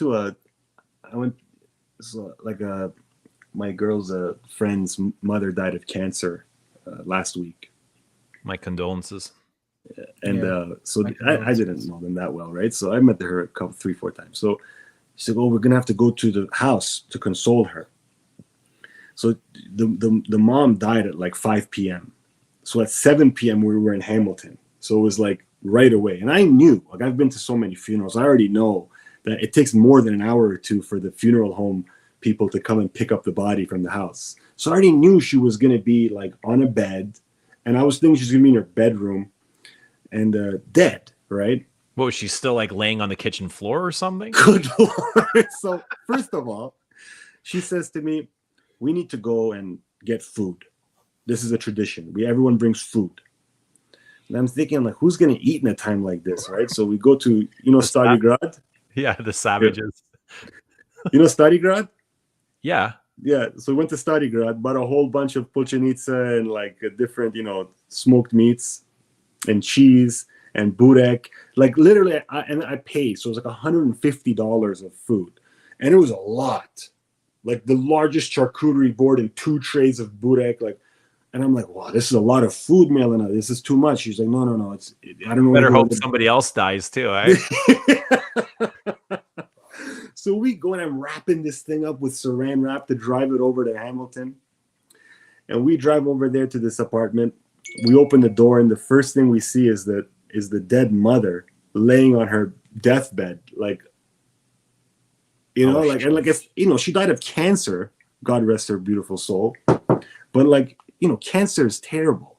Like you first you become skinny and your teeth go black and you're just like this. So I'm like, who's gonna eat right now? I just kept thinking of the food. So she's dead there, and then everyone's like, the body's still there. I'm like, well, what did you think? It's been an hour and a half she's been dead. We go there, we put the tray down, and I'm like, no one's gonna eat this. They're like wrapping up cheese with bacon and like dipping it in kaimak. They're like, this is terrible. Then like one guy's like, I'm gonna make coffee. Anybody want coffee? And I didn't eat a single bite. I'm like, okay, give me a cup of coffee, to hold something, black coffee, it's fine. One girl is like, you have any cream? You have any almond milk? Like it's a little tiny apartment. They're celebrating life. Yeah. And then one guy puts a frozen pizza in the oven. And then while like everyone's crying, he keeps checking on the pizza to make sure it's not burnt. And then he cuts it. He's like, pizza. He's the one eating. Oh. And I'm like, Jesus Christ, these people, like, they must have seen so much death that this doesn't fit. But no. Then the funeral home people come to pick up the body. And it's this one guy and this one little girl. So I'm thinking, she's going to have a hard time. So I went to the guy and I said, do you need help? He's like, if you wouldn't mind, that would be great. I said, of course. So he says to everyone, the funeral guy says, now we're going to transfer the body to the stretcher. If this is going to be too difficult for you, it's a good time to leave the room. Mm-hmm. They're like, we have to leave the room. Everyone, you leave the room. Everyone's turning away. They can shovel smoked meat down their gullet, but they can't see a dead lady be lifted and carried onto the stretcher. So the boyfriend can't handle it. The father can't. I'm like, I go over there. I'm like, what can I do? Like, we're just going to turn her to one side, put the sheet around her, roll her over, put the sheet under her, I said, wouldn't it be easy if I did this and I just picked her up in the air? He's like, yeah, that's great. So I'm like, yeah, wrap her up, you know? You're a savage, dude. I'm not a savage, you know? I'm Iranian. Like our funerals, you got to go to an Iranian funeral. Then you know what terror is. Not this beautiful lady just dead. Oh. So I lift into like, we're gonna carry her by the sheet onto the stretcher. I said, get out of here. I then picked her up myself. I put her on there nicely. I tucked her feet in. That's her pure villager style, eh? That's and what I'm like, you sons of bitches, you can eat all the burek I bought, but you can't help carry the poor woman to her stretcher. So I'll tell you, man, you know, like, you know, our funerals are so, you know, the first thing we do is we wash the body. Like there's a room for the washing of the body. And it's like they have a cloth around their private area, but then they have a hose and soap and they wash them. And usually it's like close people of the relatives. So like when my grandfather passed, I told my dad, I said, I'm going to be there. I'm going to wash him. He's like, I won't let you. He says, why not? He says, well, it's going to be too shocking, you know, like too much. He doesn't want to do that to his son, right? It could be traumatic though, eh? I'm sorry? It could be traumatizing for some people. It's not every day you see a dead body. Well, part of my grieving process is I like to be as involved as possible, and I kind of get it all out right then and there. Like when my dog when my dog had a stroke or seizure, whatever he had, like my mom was like, "Oh, what do we do?" And I said, "Nothing." And I took the dog and I took him to the vet. I put him down. And I sat there and I pet him until he died. Yeah. And I was there, and that comforts me to know that I was there. You were there for the last moments. And it comforts me to know that, like, you know, I carried this woman. You know, I helped wash this body. I'm the one who did this, and I wrapped the body, and I put the dirt in the ground, right? So I like to just be there, and I'm like, okay, I see it, dead. This is scary. This is sad. This is so much, but I'm dealing with it all right now. That way, I don't have this feeling I don't deal with, and maybe in like 6 months it hits me. And I have a couple of drinks, and all of a sudden I'm like, oh, my grandfather. You know, I'm like, I'll cry right now. The tears will go in the grave with him, and let's move forward. Yeah, and that'll be it? Yeah.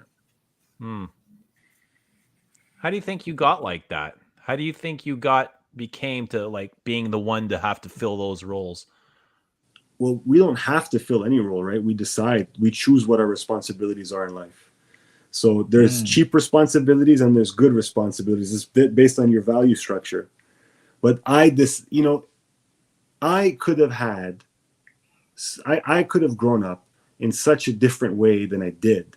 But I really believe it was me, because I'm an only child. My parents aren't poor, not rich, right? But, you know, I'm an only child and my dad works, and I could just, you know, take everything and just be like, yeah, life is great. I don't have to do anything.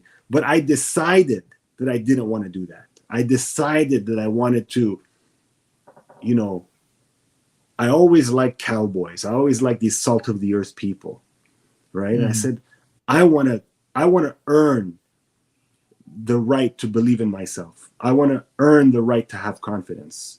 I want to earn the right to live. You want to earn your living.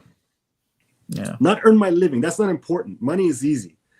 I want to earn the right to be confident in who I am, right? I want to prove to myself that I'm worthy of my own self-belief, right? So the best way to do that is to set up obstacles for yourself. And when you defeat each obstacle, like, you know, when we're teaching martial arts, Eugene and Joe, the first thing we would do is, let's say, we're going to break this board. And it was this kind of this rebreakable white board that you break and you can put it back together. But everybody's scared their first time. Everybody's scared they're going to hurt their fist.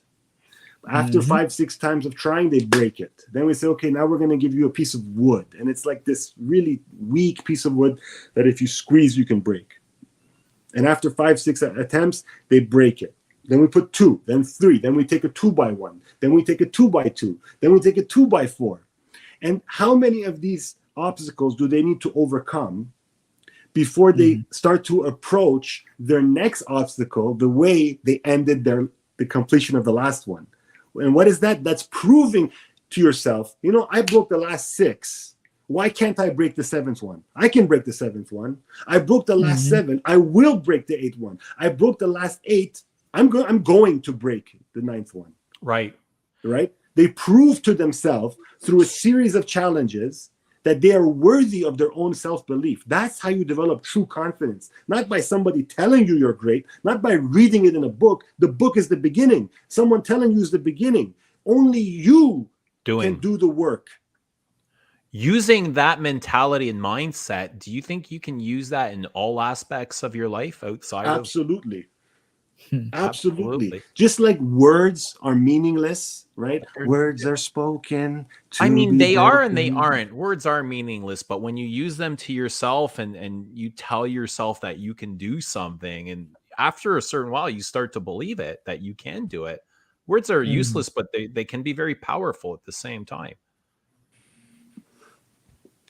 I think words are a vessel through which more important communication is conveyed, right? Like even the words you say to yourself carry a feeling. Well, yeah, we communicate with ourselves all the time. Yes, and I think that's what you're talking about, like these words that you tell yourself, like when you read and when you journal and when you meditate, like it's the feeling that's really, it's, you know, like the Dalai Lama said, you know, happiness is not a like, I almost went to Our Lady Peace. Happiness is not a fish you can catch. It's not a phenomenon that happens overnight. It's a constant disciplined decision you make over and over and over and over and over again every second of every day. You choose to react positively. You choose. Just like it's easy to choose to get angry, it's easy to choose McDonald's. It's harder to choose the positive response. Harder to wait till you get home to cook a piece of fish. Right. Yeah. Right. But I think it's a lot of work if you have the mindset of chasing happiness, to be happy all the time. That could be draining, and that could actually lead to depression, I think. Yeah. Because to be happy, you're constantly looking for stimulation. That means you're looking for something that exists outside of yourself. I think like the truest form of happiness is just being comfortable, being alone with having nothing.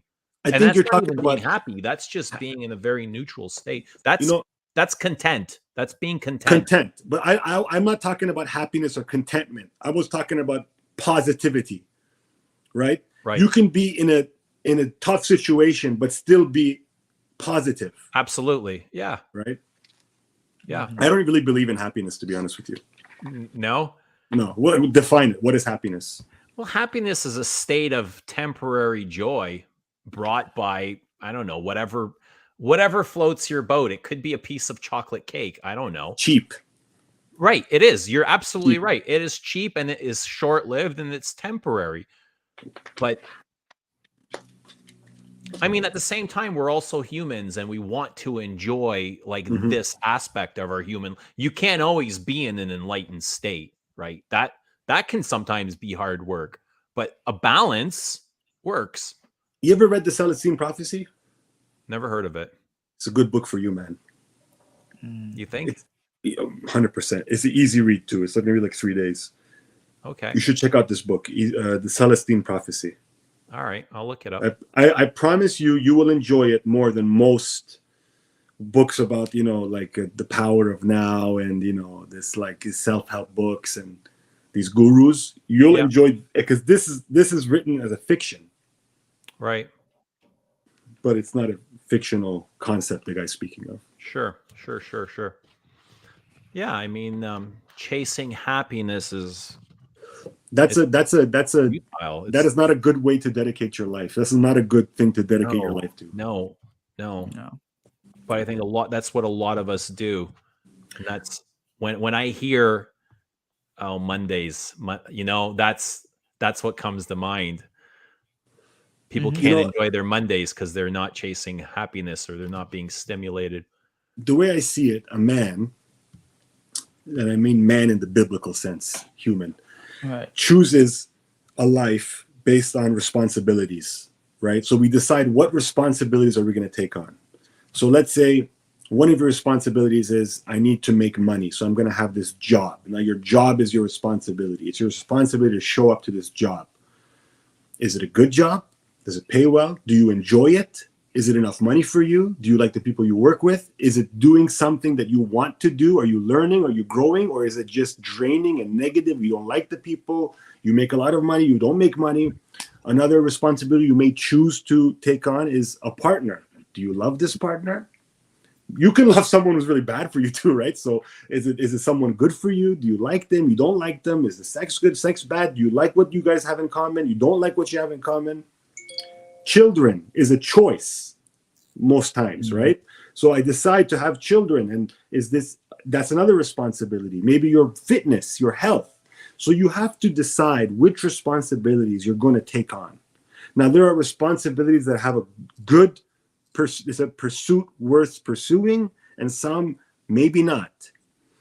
We have to develop our life with responsibilities that we, through, in the clearest of minds, when we are at it, are these responsibilities worth taking on? Are they or are they fulfilling? cheap? Right. Life is just responsibilities. You are not living unless you have responsibilities. If you're just floating and waiting to die. Yeah. Right?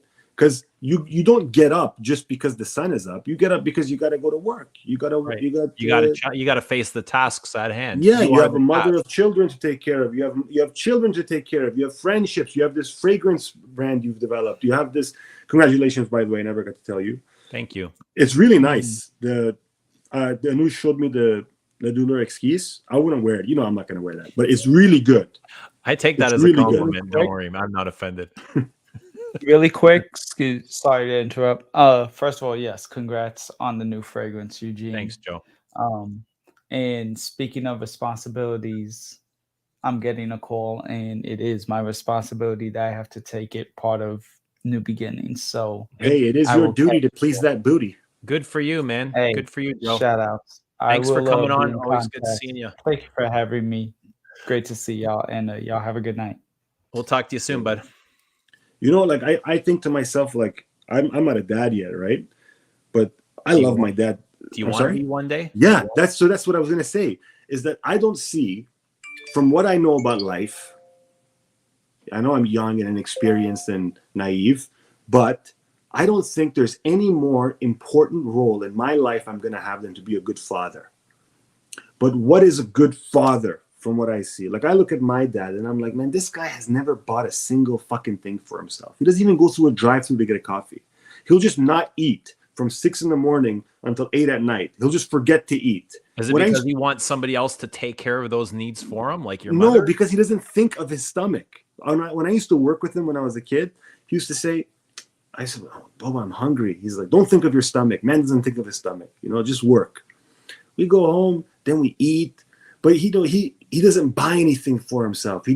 All he does is dedicate himself to me, my father, and his political group, and his mother, and his siblings, and my nephews and nieces. He only cares about that. And that's what he decided his life is going to be. These are going to be his responsibilities. And so I'm like, wow, I wouldn't be Kevin if it wasn't for my father. So I want to be like a good dad. I don't know what's more important than being a good dad. And if you want to change the world, first of all, you can't. You can just change yourself and hope that you do a good job raising your children and so on and so forth. And if everybody was a good dad, I'm just talking about men right now, mothers too, why not? Sure. That's what changes the world. It is in raising your children the right way. But you said earlier that you're not in the position to be a dad, or you don't have the most experience. But I didn't say that. You said something about. I said I don't know anything yet because I'm not a father yet. That's what I meant to say. You're not. So you learn. You learn on your way. I know everything about fatherhood. You learn on the way, right? Mm-hmm. And then you can incorporate. If what your father did with you and it worked, you can incorporate that. And if it didn't work, you get rid of that method and then develop your own. But I think we'll never be prepared the way we want when we are going into something new. And we just gotta be ready for it. We prepare ourselves along the way. How do you know to be a father if you've never been one before? How old are your boys now? 18, 17, and 11. big boys, man. They're one of them is fully grown. He drives. He's my height, man. 6'4". They both drive. The 18 and 17. The 18-year-old drives. What about 17? Not yet. No. No, he works, but he's like taking his time with getting his license. Are they very unique personalities?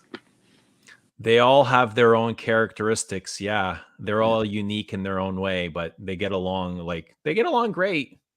They get along good. Does the smallest one look up to the oldest one or the middle one? He's the pot stirrer. Yeah, he loves the attention, especially their attention, and he's always taking shots at them. And because he can get away with it because he's the youngest one. No, but then they retaliate, and it upsets him, and he thinks that he feels like the victim. The victim. He forgets that he has started it. Yeah, manipulative. Right. But he likes going after them, and they won't usually go after him unless like he starts it. They're very quiet and they're at peace with themselves, right? I took him to the mall on the weekend, and I was like, all right, pick your Christmas. I have no idea what you guys want because they never talk about stuff. And we left empty-handed. They didn't want anything. I took them into all the sporting goods stores or music, whatever. I was like, whatever you guys want. Nothing. Like, there wasn't a single thing they wanted. And I was like, do you guys feel fulfilled or something? Do you have any kind of void you need filling? Like, what can we put in there? They're like, got nothing. I kind of felt good about that. You know, that they were full on their own without materialistic objects, like without a new pair of Jordans or a new tracksuit or whatever. I was like, that's cool. That's cool. My mechanic one day, and we were driving around. He's my mechanic. He's my friend, right? He's old. He's like your age. And he was one day. I was like, "Come on, man, let's go out for a little bit." Not even 45 minutes went by. This guy like had like a tear in his eye. Like, what are you crying about? He's like, "Man, my kids. You know, I feel bad. Like this time I'm spending with you, I should be spending with my children." And I was like, "See, this is this guy. Like, this is such a good." You know, like he's decided that he wants to be a good father. And even today, I was there getting new tires with him, and he was talking about his kids, and I could just tell like his whole being was just fulfilled by speaking about his 3 children. That's amazing, man. You know, the same way you kind of just you say, "Man, I took him to the mall, and I felt so happy." You know, most people will talk about their kids, I gotta take them Christmas shopping and all that. You're talking about it with like such. You know, dude, I want to be with him like every moment, and when I do, I feel like our souls just dance, you know, when we're together and we just banter like this, but I feel like our souls have grabbed the hold of each other and they just dance around the room like folklore, you know? Like folklore, huh? Is your soul dancing a little bit right now with us, with Bilbo and I? Yeah, I would give it some dermesh. Dermesh? Yeah. What's dermesh? Dermesh is the stomping of the heels. Oh yeah. Maybe I'm like the son you never had. Maybe the brother I've always wanted. I'm a little young to be your brother. Don't flatter yourself. No, you could easily be my brother. What are you, 46? 7, 8 next week. 8 in 2 weeks. When's your birthday? 21. That's my girlfriend's birthday. Is it? December 21. Okay, happy birthday. I'll send her a cake, flowers. I don't know, whatever. You know where she lives? I have no idea where she lives. How would I know? Why don't you commission me to get it for you? Okay, we can do that. PayPal me right now. That's cool, man. Like, yeah, I'm 32. Yeah, you're a lot younger than me. But it's not unheard of to have a sibling like. Yeah, because my dad is 67 and the youngest sister is 51. Yeah, 16 years. See, that's more common back home than it would be here. Here, like most people are divorced by the time they're young, 16, right? I know that was an awful judgment, wasn't it?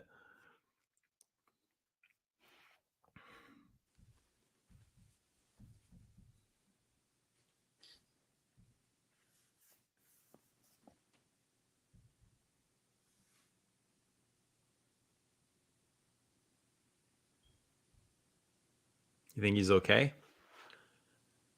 Yeah, I think he's just fine. You think he's enjoying himself? I can't imagine how he couldn't be. I hope he's comfortable. How tall do you think he is?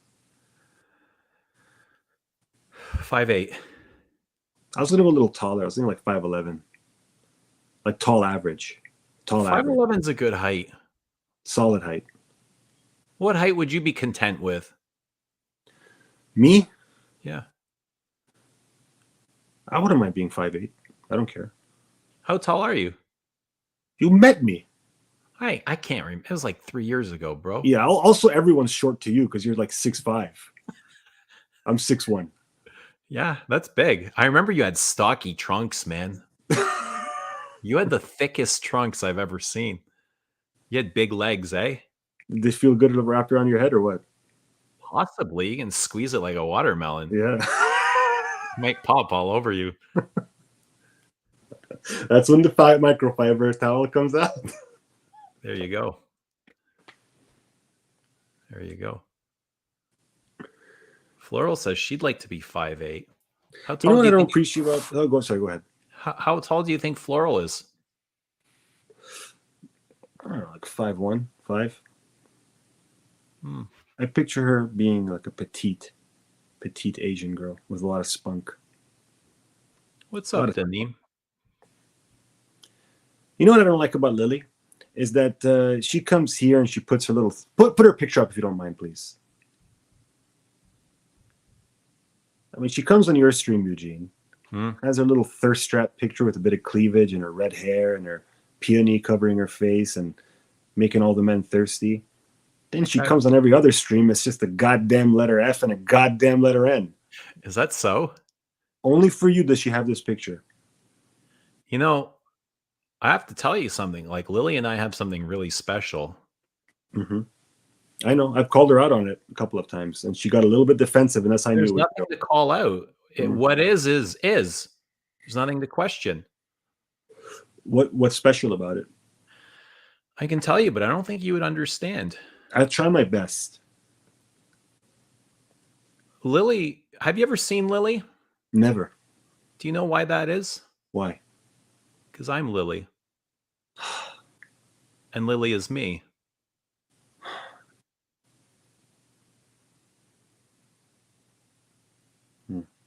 Cut to Bilbo.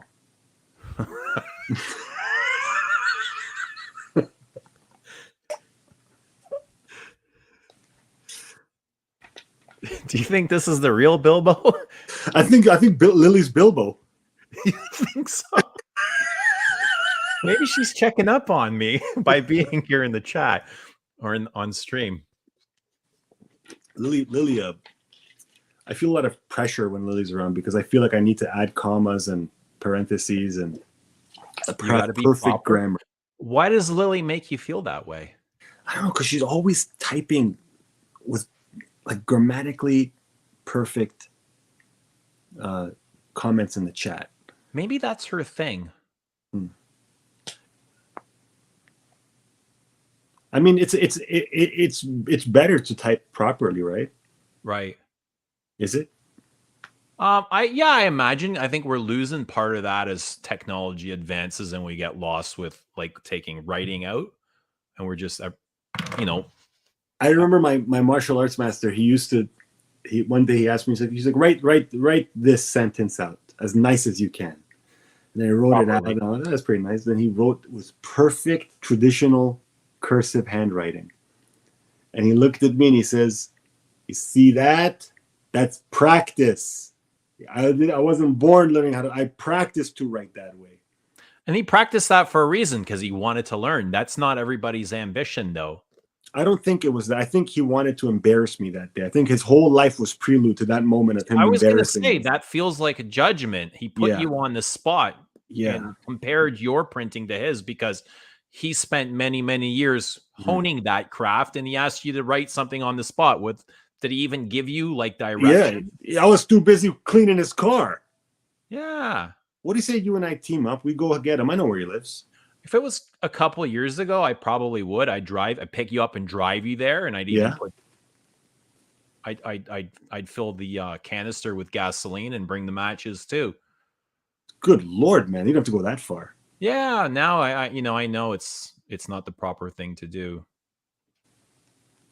What if someone made a pass at your wife? What would you do? I would take it as a compliment. What if they did it right in front of your eyes, and then she felt, yeah, I don't like this conversation. You know what? I want to just judge Lily. Let's judge Lily a little more. What do you say? I don't think I can judge Lily. Lily I can't stand her. Why do you feel like you want to judge Lily? I don't know. I just feel like she's sitting, so. Do you feel like you're being judged by Lily? Yeah. She's sitting squat-legged, thinking that she's the Queen of Siam over there, never showing her face on the stream, not even the voice, only putting her sexy picture for sexy Eugene, and you know what? I'll be right back. Lily, come on stream. Come on stream, Lily. Here we go. Lily's gonna come on stream. I'll be right back. I'm not going nowhere. Lily, be here in a moment. I shot my shot at Lily. No go. Damn. Did you slide into the DMs? Lily, tell us about that. All 5 are really good. Of what?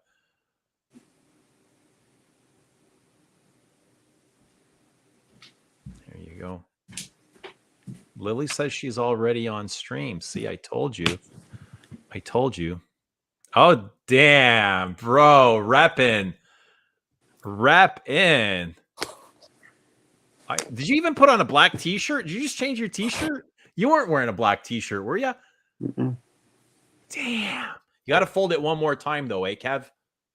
Double fold like this. Well, you got a watch on? Hold on. What color is your watch? Silver? Yeah, silver. Let me see. How do you do it? Okay, let me wipe. How do you fold it? So you take this, 1 fold, right? 2 fold. I mean, if you want to work at Jack Astor's and get tipped properly, you got to make sure your bar is clean and wiped down, right? You don't want vodka. You don't want people dipping their sleeves into vodka or beer or wine, whatever it is. You want to make sure their glasses are clean. Frank says he was outraged, but happy for me for what? I'm not sure I know what's going on there, Frank. I was outraged. What outraged you? Damn. I feel like I'm looking in the mirror and I'm starting to be triggered by what I see. So what is it I see? I see a man, a masculine figure, a dark, imposing figure that is intimidating, that disappeared. Oh, shit. Shit's about to go down. What happened to the chat? Why did the chat die? Has there been a death in the chat? Let us know that you're okay. Kevin, can you smile? I love it. Smiling always breaks the ice, doesn't it? Holy fuck. Yeah. Dude, you're really good, man. You're really good. You're really good. It's a great character sketch. Listen, I want to take my consciousness to another level, and the pain that I felt through my whole life, I bottled it into this rose-based fragrance, and it's here for you. It's called Les Abstraits. I collaborated with master perfumer Antoine Lee. It's called Belle. It's an iris heavy fragrance. Lovers of iris, you're here now. And if you want to smell like a self-aware Balkan bastard, then please order now. $240. Shipping and handling is not included. We will ship to you within 5 to 7 business days. That was amazing. Oh my God! I love you. Dude. That was really good. We got another guest here, and I'm not sure if it's the real guest, but it could be a really good guest if it is the real guest that I think it is. But I can't see their face. Show us your face really quickly. Okay, here we go. Everybody say hello to Margie Noir. Hello, Margie. Hi, Eugene. Hi, Margie. I saw you. Did you see me? I know I'm in here on the bed, so I didn't really want to show. Very briefly, I saw you. How are you? Good. I'm Are good. you enjoying the stream? I am enjoying the stream. I can't believe you guys are still on. We're here for waiting you, for you, Margie. We're here for you. That's amazing. Thank If you were the only person watching, we would be here for you. Mm-hmm. That's We amazing. always want to be here for you. Eugene and I. Listen, whatever happens, regardless, I'm always here. Whatever happens with Eugene, Eugene is always here. And I love the microfiber cloths on the shoulder. It's just, That's awesome, eh? Is this kind of like a fantasy for you, Margie? Like there's two Eugenes right now and we're both giving you all of our attention. Does this feel really good? no, there's only one Eugene. I'm sorry, man. No, there's two. There's two. And we love you. I love Bilbo. Bilbo, let us know give us a heartbeat, Bilbo. Give us a heartbeat. Oh, if only I knew. Who's the person behind Bilbo? We can all take a guess, but somebody said it might just be Bilbo. We are all Eugene. You think he looks like that? Sometimes I think I'm the only one here, eh? You ever feel like that? Do anyone else think like that? Like you are everybody? And this is all kind of like an illusion? That's all. Yeah, that's all there. Yeah. Yeah? Margie, do you feel that you and Eugene have a special mole connection? Mole? Yeah. I don't know what that means. Maybe a soul connection. I don't know. Soul. I meant to say soul connection. Sorry, I got mole on the brain. Oh, okay.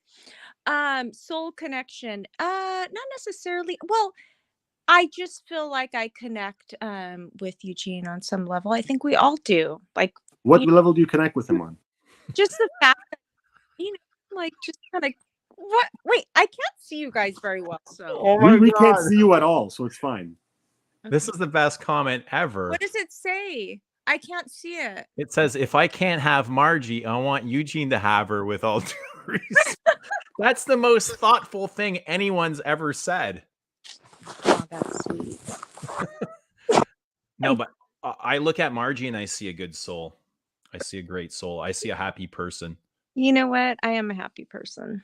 It shows. Yes. It shows. Yeah. What about you, Kevin? What do you see? When I see Margie? I mean, I'll be honest, I haven't looked up above her neck in weeks, so I'm not sure. What? No. She's my muse. She knows this. I've actually increased my physical fitness because of Margie. I'm in the gym every day. Has your testosterone gone up because I of don't Margie? know.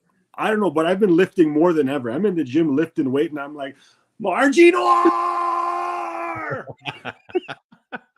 Margie, how does that make you feel? What do you think about that? That's amazing.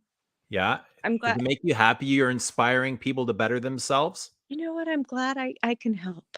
Isn't that part of what being a human is inspiring and teaching and uplifting other people? Absolutely. It is, eh? It feels good, right? Yeah, it does feel good. Kevin, are you distracted at the moment? I just wanted to capture this moment in time. Right? Is that special? Listen, if I'm here with Bilbo, Margie, and Eugene, I'm honored. I'm honored that you're all taking the time out of your busy days to be here with us. I wasn't that busy. I'm You got nothing going on. I'm calling from my iPhone and I'm trying to pull up the chat at the same time. Oh, I see how that works. Yes, I did not have very much going on either, guys.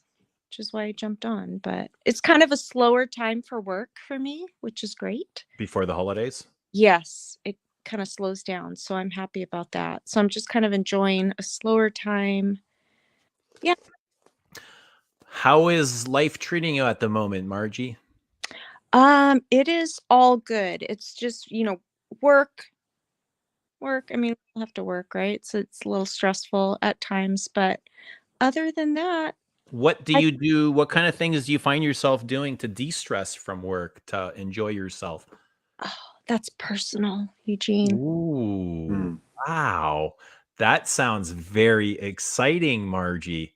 Oh, you sick Balkan freak. That is the best response You I've ever disgust heard. me. You know Nemo. why? You know why? Nemo. Because there's 46 people watching here, and she left it to the imagination of 46 people, and we're creating that response for her right now. Yeah, I'll tell you what her and Lily have in common. What's thirst trap? Lily is kind of a thirst trap. No disrespect, Lily. She kind of is. Yeah. Yeah. No, to de-stress, yeah, I do a number of things, but the share would be, I buy way too much perfume. You see how the viewership has gone up since Margie got here? I doubt it. Oh no, I don't lie. Money, what are you puffing on over there? It's so funny because I don't have my contacts in, so I can't see you guys very well. So It's probably for the best. Do you wear glasses, Margie? you know what I used to, but I'd love to see Margie in glasses, eh? well, I used to wear glasses, and What do then you think she looks like, Kevin? I lost them. God, Eugene, we were talking about enlightenment, self-awareness, confidence. Dude, you gotta be human sometimes. You can't Margie got always here. Buddha mode I for know, we're God. not You gotta having a enjoy team. life, damn it. But I put the mole on. I put the shirt on. I was trying to get into the wavelength that you would feel Dude. most comfortable at. Now you're just turning into a. No, this is the human part of me. This is like this is the ego. This is, you have to enjoy life, and sometimes you can't always be separated. All right. Well, how would she look like? I don't think I could take it. I'll be honest with you. I mean, she's beautiful enough, just raw and uncut. Imagine she puts a little glasses on, gets that naughty teacher vibe going. Like, good God Almighty. Yeah. Oh God. I lost the glasses, so it's not I guess we're safe for now. This will stay where it is. Can you imagine Margie like a teacher with glasses? Coming to like lesson in like red 5-inch pumps? Well, I don't know what she'll be teaching. But we'll all be learning something that day. You'll be soaking it all in. Did you guys have any sexy teachers, really? Like I did. Rab was hot as hell, man. She was smoking hot. My grade 10 math teacher. I'll remember her till the day I die. She's so beautiful. Miss D'Agostino. Damn. Yeah. I never really had any good-looking teachers, to be honest. Wouldn't you find that Eugene is kind of your teacher now, though, that he's enlightening you to the world of Chanel and Guerlain? You know what? He is one of my teachers. Is he sexy? Yeah. You don't need to answer that, Margie. She already did. It's too late. No, I'm not simping for Eugene, but he's definitely one of my teachers. Yes. I mean, I don't think. I mean, once you say he's sexy and he's one of my teachers, you've simped as much as you can simp. I don't like where this is going. Eugene, you're blushing. Really Eugene, yeah. Eugene, you're blushing. Your mole is pulsating. It might fall off on the floor any moment. You guys are funny. Anyway, I gotta be different than Kevin. I can't have this. I don't accept mediocrity, man. No, it's gotta be. I have microfibers all over my office. Microfiber cloths. I use them for everything, but they're especially good for perfume bottles. They're amazing, aren't they? Yes. I use them for everything. Like for cleaning. I clean everything with them. My sink, my bed, everything. Dust, bottles. Absolutely. How was your evening, Marge? What were you up to this evening? Good, and I'm sorry I'm not on camera, but it's just been I did a lot of okay. I have a friend coming into town from Hawaii, so she's coming to visit me. Cousin? You were in Hawaii not too long ago, I remember.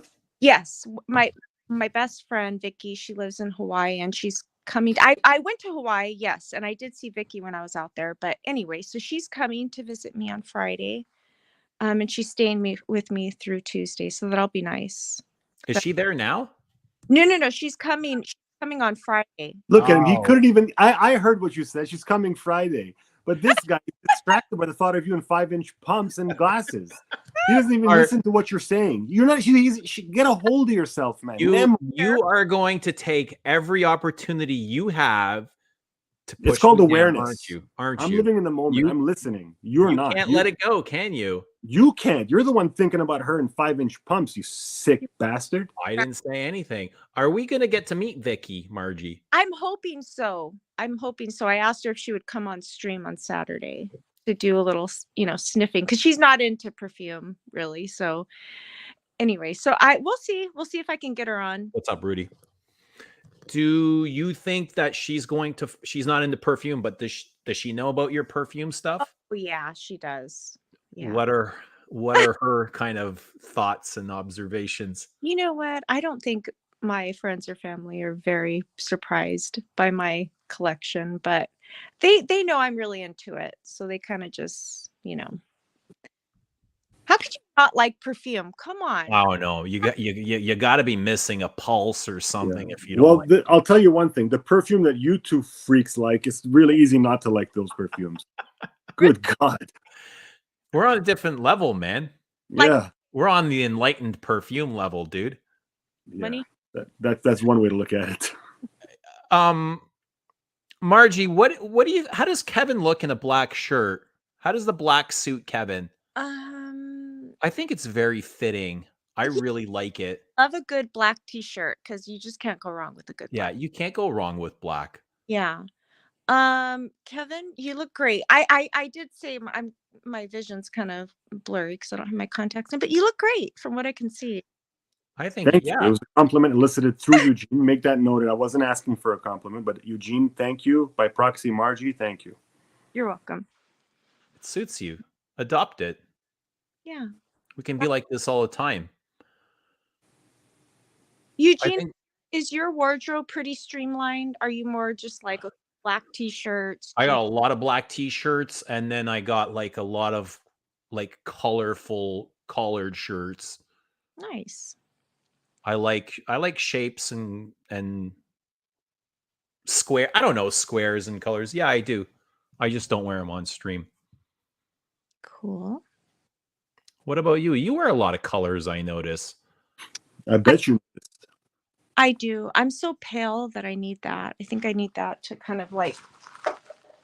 Hold on, you maybe think so? But you live in California. Is there not enough sunlight out there? I don't go outside, Eugene. Come on, I'd be living outside. I know, it's pretty bad. I agree. I need to go outside more. Ever since COVID, I just don't go outside as much. I love outside. Eugene, don't worry. If you continue this fragrance shopping habit you have, you will be living outside soon enough. I'll be okay with whatever, Kevin. I'll be there with you. I'll be okay with whatever. You know, they can take our house, but there's two things they'll never take. Is our fragrances and our microfibers. Can't have the fiber. You know what, Kevin? Even if they took the fiber, I'd hand it over and I'd say, here you go. What if they took the mole? At least they better give me a bandage, man. They can have the mole. What if they took Margie? I mean, if Margie wanted to go, I'd be like, congratulations. No, she wants to stay, but they took her away. Wait, where am I going? I would protect her. I'll be honest, Margie. I'm surprised you were released from the grips of the Mr. Smelly 1977 stream. To even get away. How are you here right now? Come on, I am my own woman. I like to hear that. You're not exclusive to Mr. Smelly, are you, Margie? No. There you go. That's all. I love to hear that. She's free, I love man. Dan, but I do what I know. I'm my own woman, guys. Come on. Yeah, and that's the way you should be. I am. It is the way you should be. Never give yourself away, Margie, especially to a YouTube streamer. Yeah. I learned that lesson a couple times. There you go. There you go. Can you tell us about that? Maybe another night. Okay. All right. Fair enough. I don't blame you. All I can say about that, Margie, is I heard tell of that. You And, heard what? I heard tell of all that. Did you? And What'd I you got to hear? say one thing. What the hell were you thinking? I mean, do you not own a mirror? So Do you sorry. not see the caliber of woman that you are? Oh my God. Good God, What Margie. caliber of woman is she, Kevin? Of the highest cloth. Microfiber. Yeah, the highest microfiber cloth. The highest microfiber. On a high thread count. Oh my gosh, guys are hilarious. Yeah. Oh my God. Margie, I have to tell you something. What's And that? I'm not sure how you're going to feel about this. Oh no, here it comes. Go ahead. Um, No. Someone backstage? no, there's nobody here. Okay. What? I don't like sunblock. Eugene. We're gonna have to work through that. I swear.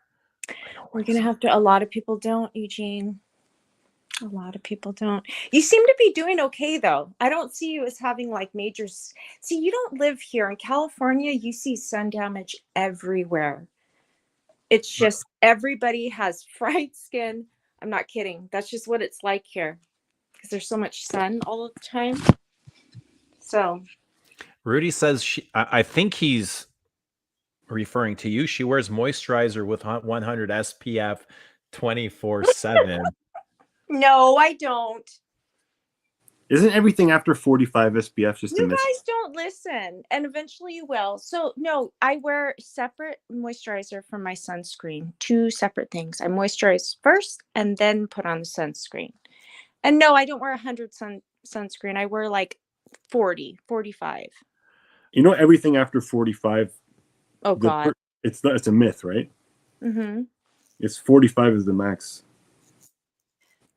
Are you sure about that? Yeah, you should look into it because the percentage of increase in the protection against the sun is minuscule. It's negligible. So it's just a marketing scheme. So 40. So you have to apply every 45 minutes, and the one that's 60 and 75, and they're only like this much more protection. No, you're right. You really should be reapplying like every couple hours. They say. I'm not the best about doing that, but I do. If I'm out in the sun, I do. Okay, so Margie, if you had to choose sunblock or perfume, what would it be? Oh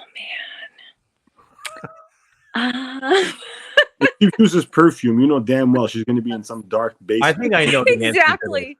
I will be inside with my perfumes. That's kind of how I live now, actually. So it works out perfectly. Inside. I choose perfume. this. Wow.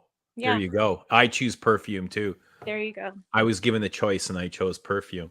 But it was also me giving myself the choice. So there's some liberty there.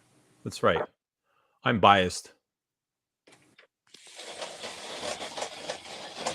Sorry, I'm like moving things around. Are you going into the backyard? No. I I heard the was sliding door open. No, that was my mirror. It's like my closet mirror. Are Do you you have looking a at full length mirror? Yeah, I'm in front of my full length. Do you look at yourself every time before you go out, before you leave the house? Oh yeah, I'd say so. And Don't when you? you look in the mirror, what usually comes to, what do you think? Are you happy with what you see? That's a weird question. Am I happy with what I see? Yeah, Weird in what way? I'm like, no, I'm content. I'm satisfied. I bet you are. No, Do you arch your back a I little didn't say bit? I was. To What? yourself? Do you like arch your back in the mirror and like stand sideways to the mirror, like perpendicular to the mirror, Oh and my arch a god! little bit just to check? Stop Do you? it. The mirror. Do you like puff your chest up a little bit? Do you do one of these? Oh god, you guys are trouble. I thought I was coming on here for. Eugene, what do you do when you look in the mirror? What's your mirror face? Come on, everybody has I don't a really mirror have a mirror face, but I just look for consistency that I look the same every single time. You're not honest. You want to see my mirror Look face? for consistency. This is my mirror. Grace Eugene. What's that? You have to stay consistent to the brand. Yeah, I love You can't look the consistency. same every time. I love consistency. Go ahead. Sorry, Kevin. What's your My- mirror face? Right here. Yeah, straight face. I do one of those. So if you could change anything when you look in the mirror before you leave the house, what would it be? What would it be? It probably wouldn't be anything I can necessarily see so much. It would probably just be Things that you can afford. no. No, like I guess confidence level, like motivation. I would change those things. Don't lie. Don't feel you have to go and into this, these in-depth, emotional lessons just because you're in front of Eugene. He's still going to love you. Isn't that right, Eugene? Even if she gives a surface level answer, will you still love her? I would. He knows I'm not going to give a surface level answer. Oh, God.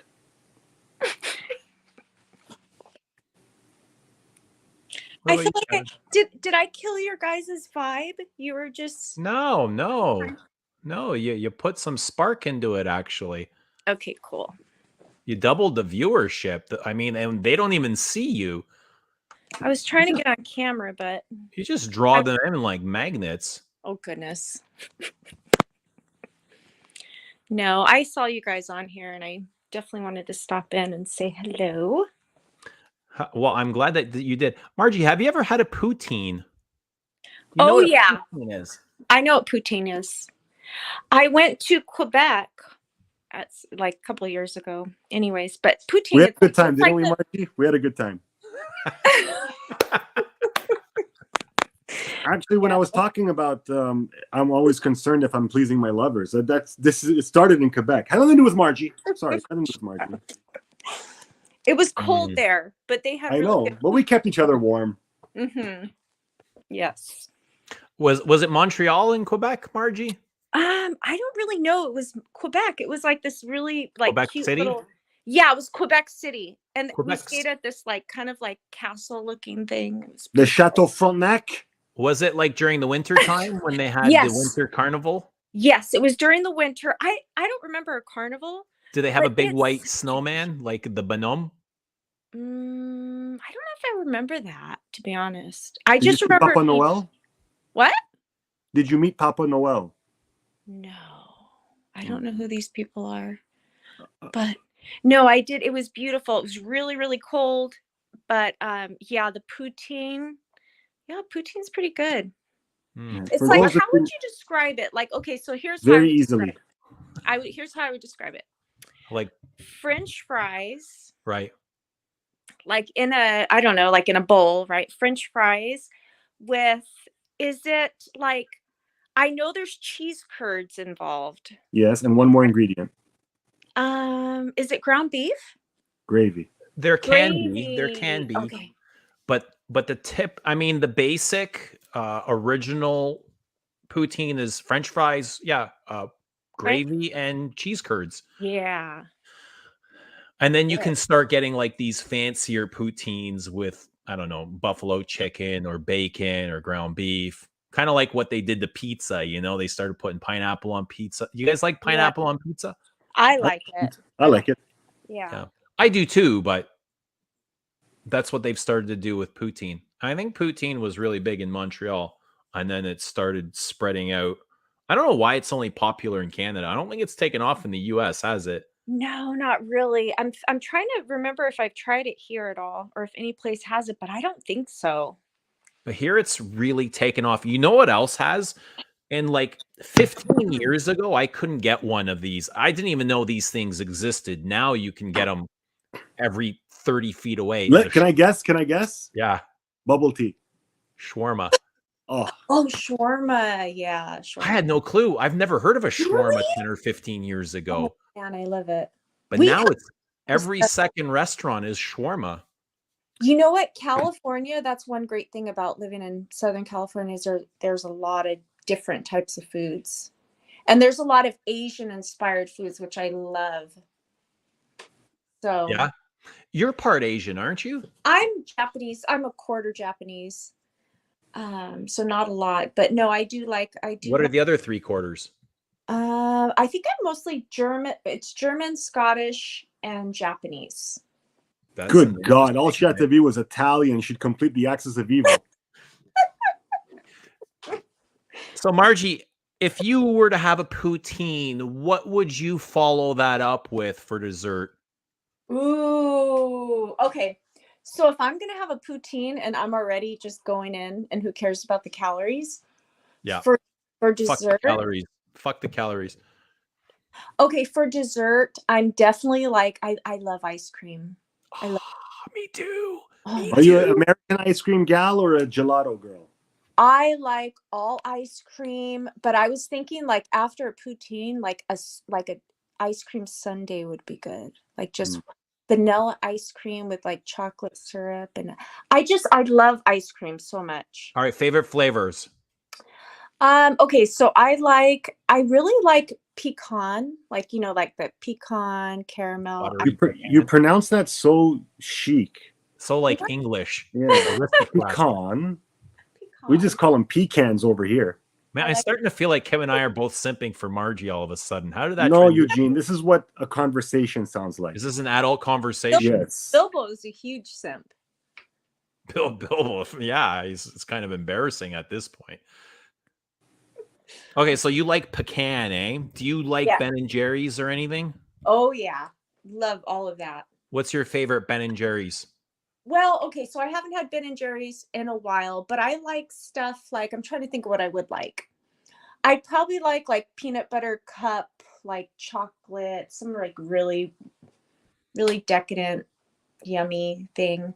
I also like cookies, like cookie dough. Like cookie dough is very good. What else? God, ice cream. I just don't think you could go wrong with ice cream. What about frozen yogurt? Do you guys like frozen yogurt? Now, if I'm going to go frozen yogurt, I'm going to go all the way and pleasure myself with ice cream. Like I feel like what does it look like when you pleasure yourself with ice cream? Just like enjoy every single moment of it. I'm surprised you can even stay ready when it's that freezing cold ice cream. And you want to hear something else? Mm-hmm. I only eat my ice cream with a fork. I think it's a sin to eat ice cream with a spoon. Good God, man. This is what you were talking about, these Balkans not having any self-respect. Use a fork when you pleasure yourself with ice cream? Yeah. Good But listen, there's a reason for this. Because to build the cow. A fork is like a pitchfork, right? It just digs in like a shovel. So when your ice cream is frozen and hard, a fork is easier to scoop Where are out. you sticking this fork, Eugene? I'm totally with you on that one. I eat it out of the bucket. I don't have time to fill a cup or you pleasure yourself with the whole bucket? Whole bucket and the fork and it just digs in. You're talking about a pint or like a few liters? It's like comparable to shaving with an electric you don't have to do anything. The shaver does all the work. The fork just slides right in, man. It slides right in? Slides right in. You know what that means, Eugene? That means you like your ice cream to be very hard. Good God almighty, Margie. I love when the ice cream is hard and the fork slides right in. Good God, Eugene. I thought this was a classy stream. Dude. We're human.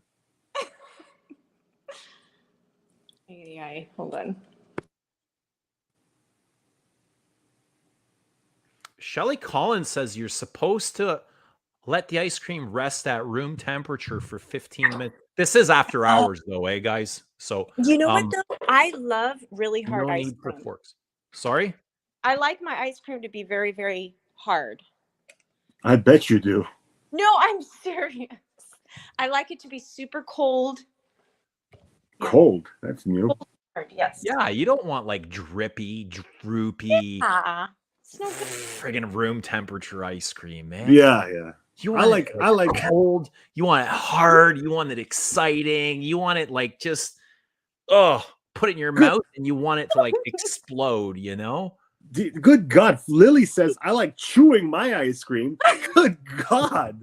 Date canceled, Lily. I was going to take you out for ice cream, but oh God, no. I think Salty Sand here has just committed the cardinal sin of being an adult. I haven't eaten ice cream in years. Oh, that's sad. That's really sad. I ate a lot of ice cream this summer. I didn't get enough ice cream this summer. You know, it's funny, when COVID hit, I ate a lot of ice cream. Do you guys ever a think lot of that ice cream may be the reason that we're here, is to experience ice cream as human beings? Never. I've never thought Oh, that. it's never been a thought? No. What Yeah. comes ahead? What fulfills you more than ice cream? Very few things. Right? So It's how up do you there. know? It's up there. That's all I'm saying. Can you highlight Shelley Collins? Yeah. You're on it. Shelley Collins says, "It's still hard, boys. Just slips down the throat easier. Good God. I saw something. This is the lowest rung of fragcom I've walked into. I saw something. You know, before you got I know. Margie, we were having an intellectual conversation. Mm-hmm. You came over here, and all we're talking about is a good God, man. Dude, this is enlightening. You got a God-shaped hole in your heart, is what you have. What are we talking about? I need to be baptized again. No, man, that hole is filled with God. I don't know what you're talking about. You guys are hilarious. Yeah. I scream for live streams, says Dushan. Dushan Ninic. Yeah, I love peanut butter is my favorite flavor. I love peanut butter. I'm a sucker. I would do anything for peanut butter. What would you do? You know what? I have to agree with you. Really? Mm-hmm. I got a question for you guys. You know, let's stop beating around the bush. You guys ever use food in the bedroom? Yeah. Yeah. Yeah. You have? Yeah. Like strawberries with like Dude, whipped cream. I think everyone's done that at some point. Ice cubes. Ice There's a reason. There's a reason why it's not a thing. Well, listen. Contrast, right? Contrast is a spark to life. Ice cube brings things cold, and then you follow that up with a little bit of warmth, and it sets off some tingles. If you know what I mean. I like to just eat in the kitchen or on the dining table. Well, that sounds really boring, Kevin. I'm a boring guy. I'll be honest. I don't even like making love on the couch. If it's not in if it's not in the bed, I don't want to do it. Dude, if it's not spontaneous, if I gotta schedule it, I don't want it. Yeah. No, I don't need to schedule it, but it doesn't take. I mean, my house talk about to it, walk from the living room to the couch to the bedroom. There's nothing like my whole life is spontaneous. When somebody says, "Can we do something next week?" I'm like, "Oh, yawn." Like, why not right now? Let's go right now. What's holding you back? I think this is a great time. Rudy just reminded me for you to plug Les Up Straits. Yes. Please buy Belle Am at lesapstraits.com. There you go. lesapstraits.com. There you go. Brilliant. Yeah, I don't even, you know when a woman like it gets there's too many fluids, I like to put a towel down. Dude, all right, so since it's after hours, yeah, I dated this really like smoking hot, I shouldn't give away her Nash, but she was much younger and she had that party trick down. Party trick. And when I first like got to know it, I was like, this is amazing. Like, I love all of this. I want all of this. And then after a while, it's like, it starts to get old. You know, you're like, it was fun the first 5 times. And I thought I was the man, but like, everybody's the man. You know what I mean? Yeah. It's more about her. It's more about her skill level than yours. No, it's just like that party trick, that gushing is just like, it became like work after, you know, it became not fun. Margie still thinks we're talking about ice cream. We are. I was talking about melting ice cream. No, I had a girl like she had to get a carpet extractor after she was done. I'm not even kidding. She like I had to change my car seats. What? Yeah. Oh, good Lord, man. It was well worth every penny, though. Get really messy. Well, I'll tell you one thing. You're not going to get that with no Persian girl taking her to coffee on the second date as well. Yeah, I I mean, wouldn't imagine. come I on. wouldn't. Come on. You got, you're selling your fragrance for a pretty penny. You got to take the girl out. Dude, I have no problem. I have no problem taking out Did you even get her a latte or a cappuccino, or was it a black coffee? whatever she wanted at the time, man. I Whoa, can't. Mr. Big Spender, whatever coffee you want. Would you let her get a grande, or would it had to be a tall? Wow. Wow. I feel some pain. It's the mole connection. That's Your you. pain That's is my you, pain. man. That's not a connect. I feel a disconnection. No, not me. This is actually the rational part of Eugene speaking out. Am I on big screen? What are you drinking, Margie Noir? Oh, I have some wine. Margie, how do you look so fresh? She did her nighttime routine already. No, I haven't done my nighttime routine. Stop flexing on us. I'm having a little bit of this is like a Cabernet Sauvignon. Cap Sav. California blend? Only the best. Only the best. I was trying to get in through my iPad so that I can have a better picture, but I don't see your link there. Don't worry, sweetie. We got the best picture you can imagine right now. Good Lord. The picture okay? Oh, it's just fine. It's just fine. Large I think we should latte make with- her big, make us small, Eugene. You know when you make her big and us small on the side? If she are you on your cell phone, Marge? I am. Can you turn it like so we can see your entire bed? Here's the thing. So I can also I like there it, we go. Eugene. Straight to the point. I like it. I don't know how to that make better? Margie solo. I mean, like with us small. Drag. Now just drag Margie to your spot. Really? Oh, Yeah.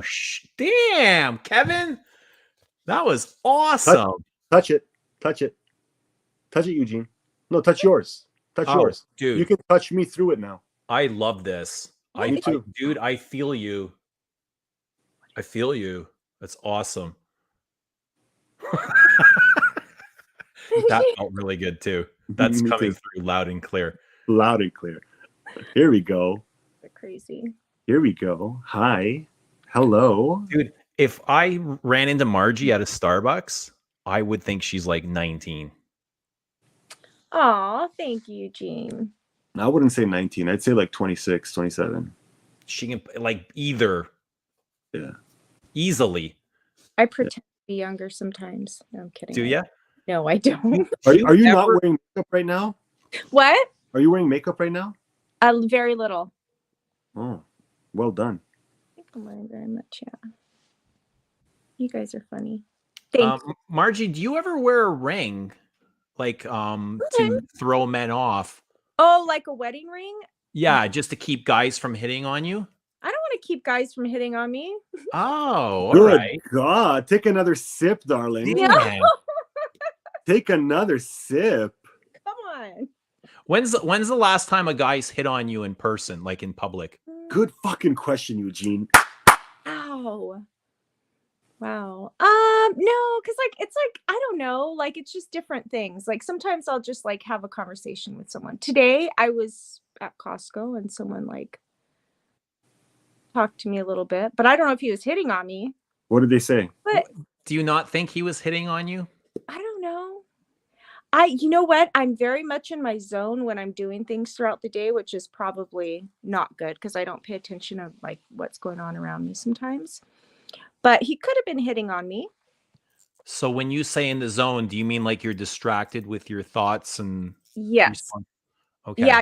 Usually I'll have my headphones on and I'm doing my thing. But I think, yeah, I'm trying to do that less so that I'm paying attention to So if a guy were to approach you and hit on what is it you want him to say to you? Do you want him to compliment you? Do you want him to make small talk? What would kind of get your interest? Wait. Sorry.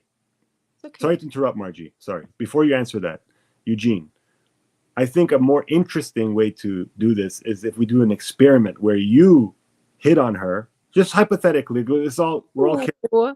Playing a game. You hit on her and then she'll critique it. Then we can actually learn something. Leave it to Kevin to make it more interesting. So you're at Costco, okay? You have your cart. She has her cart. You're passing in the same aisle. There's not too many people there. It's safe though. It's not like dark or anything. It's like safe. She feels like there's safety is not an issue. You're smelling good. You're looking good. She's smelling good. She's looking good. And she's kind of perusing, looking at different items, putting them back. So are you. And she catches your eye. How do you approach her? Go. That's a good one. Man, it's different doing it here. I would probably ask her what's for dinner. No. Don't. Wait, that was great. But I don't want you to tell us what you would do. I want you to like start the scene. I think if I saw Eugene, you said you're 6'5"? 6'4" ish. Okay, so yeah. Is that too tall? No. Go on. So you're saying, okay, so you would ask me what's for dinner. And I would let you know it's some kind of microwavable. And I'd be like, nice meat.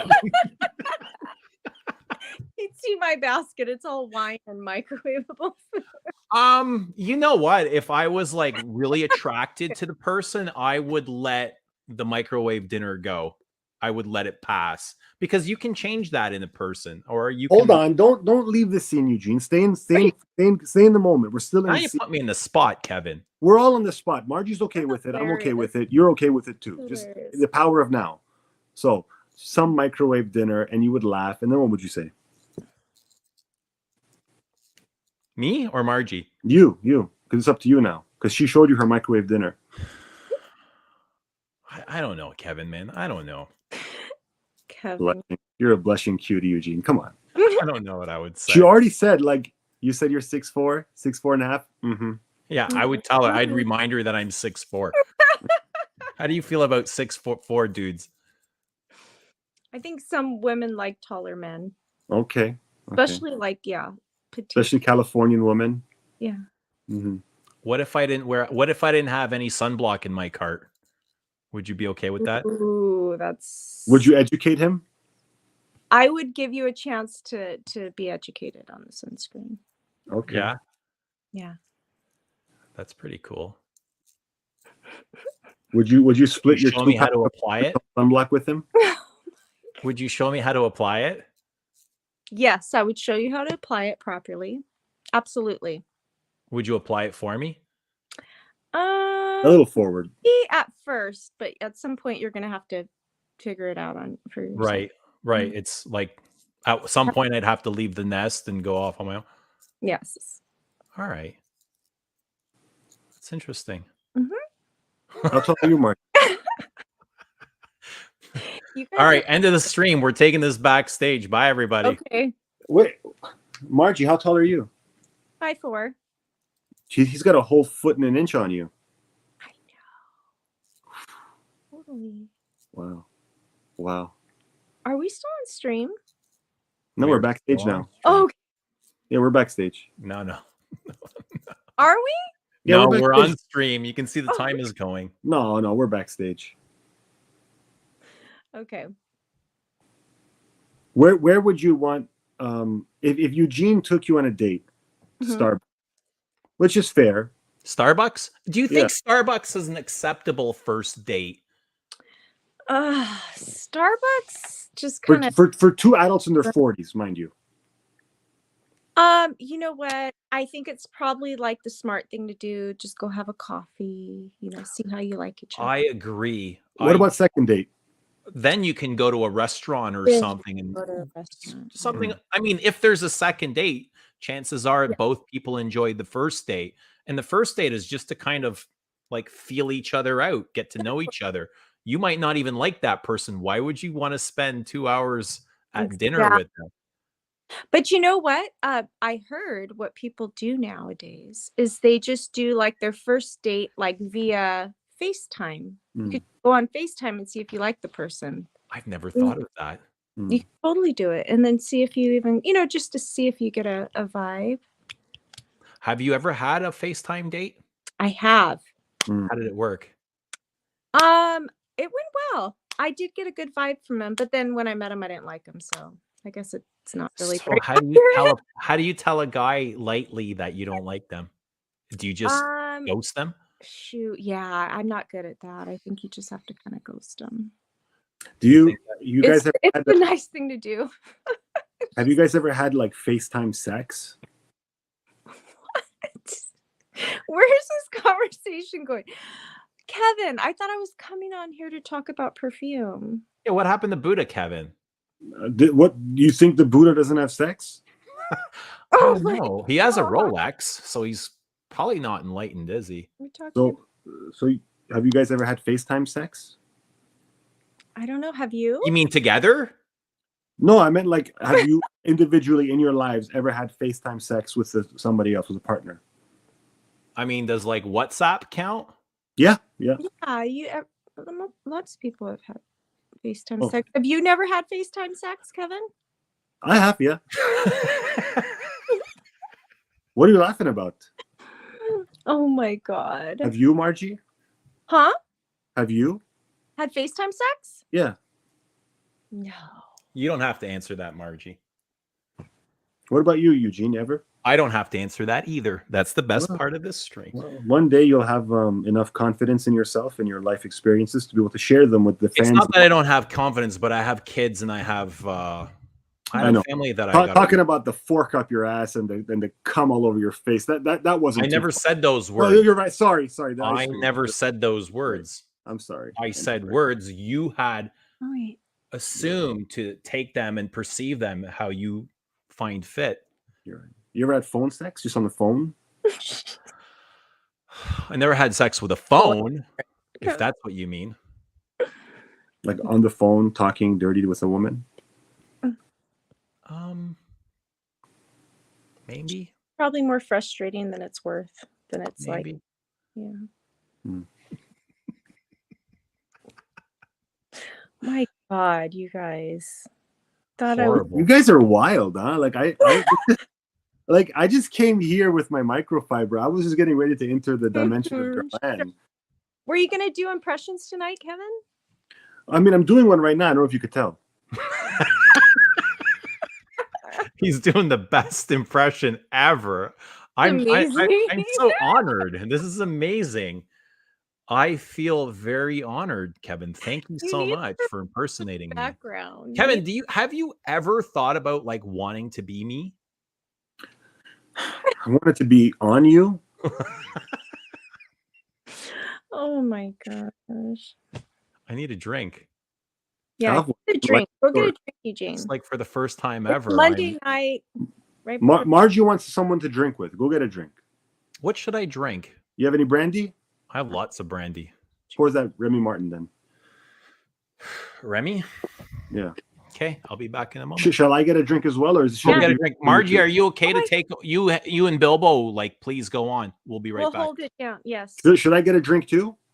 Sure, I can start with. Or did you want me to leave and maybe leave you two alone? No, it's okay. You can. You don't mind if I voyeur the situation? Okay, all right. I'll be right back. Are you? What kind of drink are you grabbing? Vodka. That's your favorite, right? I thought you weren't drinking anymore. I'll drink with you. All right. All right. It's just me and Bilbo. Hi, Bilbo. Would you talk to me? Can I get a little sound at least? A little. Oh, I heard something.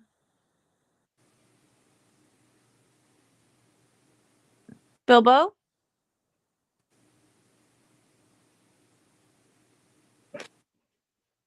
This is weird.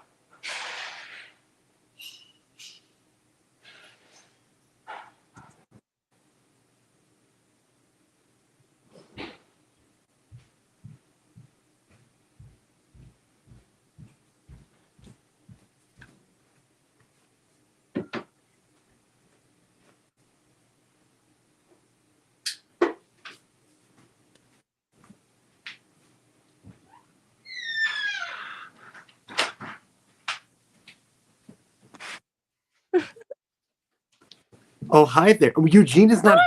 Hi! He's not back. Oh my God. He's so crazy, isn't he? I know. I was trying to come in through my iPad would be better. Can you, Eugene, can you drop the link? I'll just jump on through my iPad.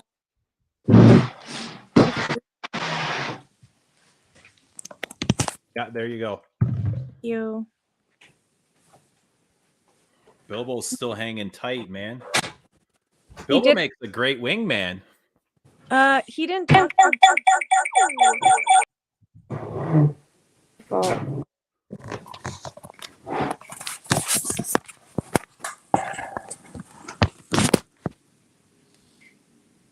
Is that okay?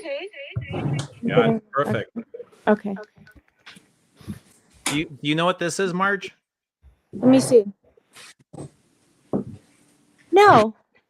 Remy? Kevin knows. Kevin called it. How did you know I had this in my house, Kevin? Unless you or me. See? Because that's the one I brought for you, remember? No, it's not. You brought me Courvoisier. Oh, that's right. That's right. Courvoisier? Is this what we do? Is this when the microfiber comes in? Yeah, you got to give it. You don't want to see dust or fingerprints, right? Just Oh want my. to keep it nice and tidy. Yeah, nice and tidy. Wait, Right. that was weird. Oh. Can you guys hear me? We do. And can you switch my spot with Margie, please? I don't feel there. That's what the people want. Feel a little bit insecure there? Or? No, I just know what the people want. I think maybe what you want. Are you the people, Kevin? Are We're you all the speaking? people. The Are you people. speaking for the people? The people have spoken. Or how late is this Am going? I As long as it going needs all to. night? Okay, here we go. There's not much left in here. Ooh, okay, let's see what you got there. Is that the Starbucks cup from the date you went on with that Persian girl? No, that was like 6 months ago. Okay.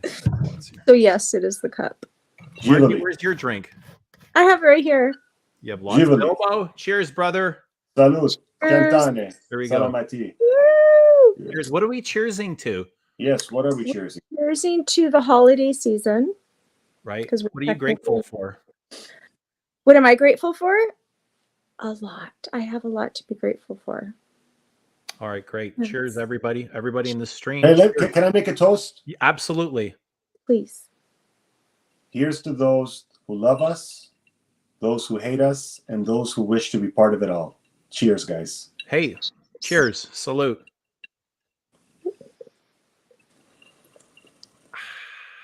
Smooth as butter.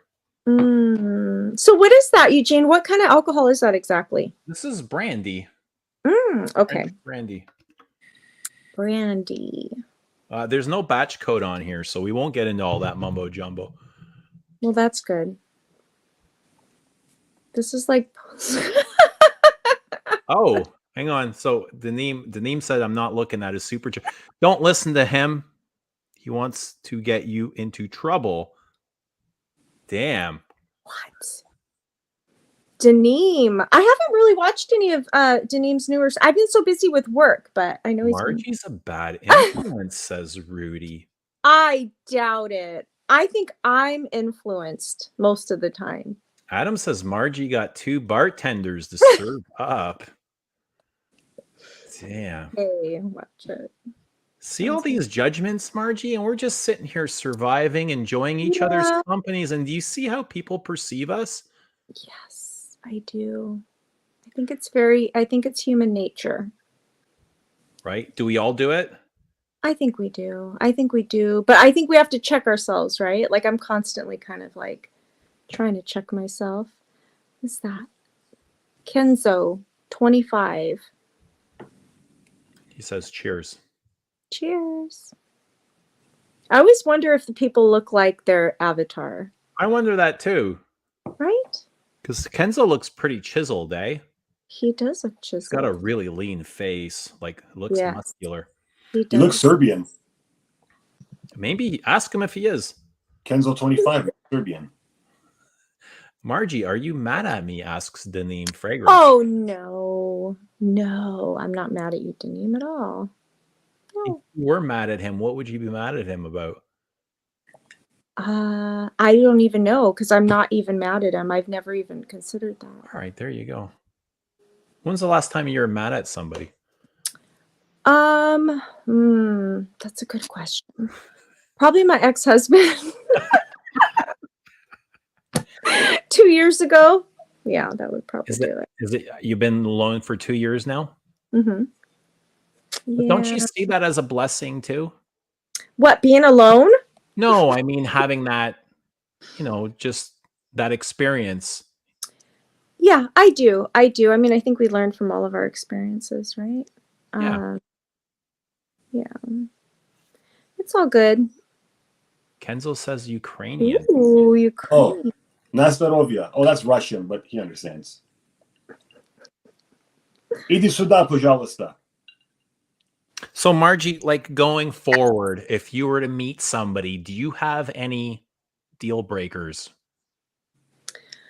Ooh, deal breakers. I just have to be able to trust someone, right? Because I think I don't know. I rely a lot on my instincts with people, and sometimes it leads me to kind of judge them a little too quickly because it's like a protection thing, right? It's like, oh no, I can't trust you. And then, what was your question, Eugene? Like, what would the deal breaker be? Yeah. Do you have any deal breakers? Not necessarily. No. I mean, I think I'm open to, a lot of different experiences.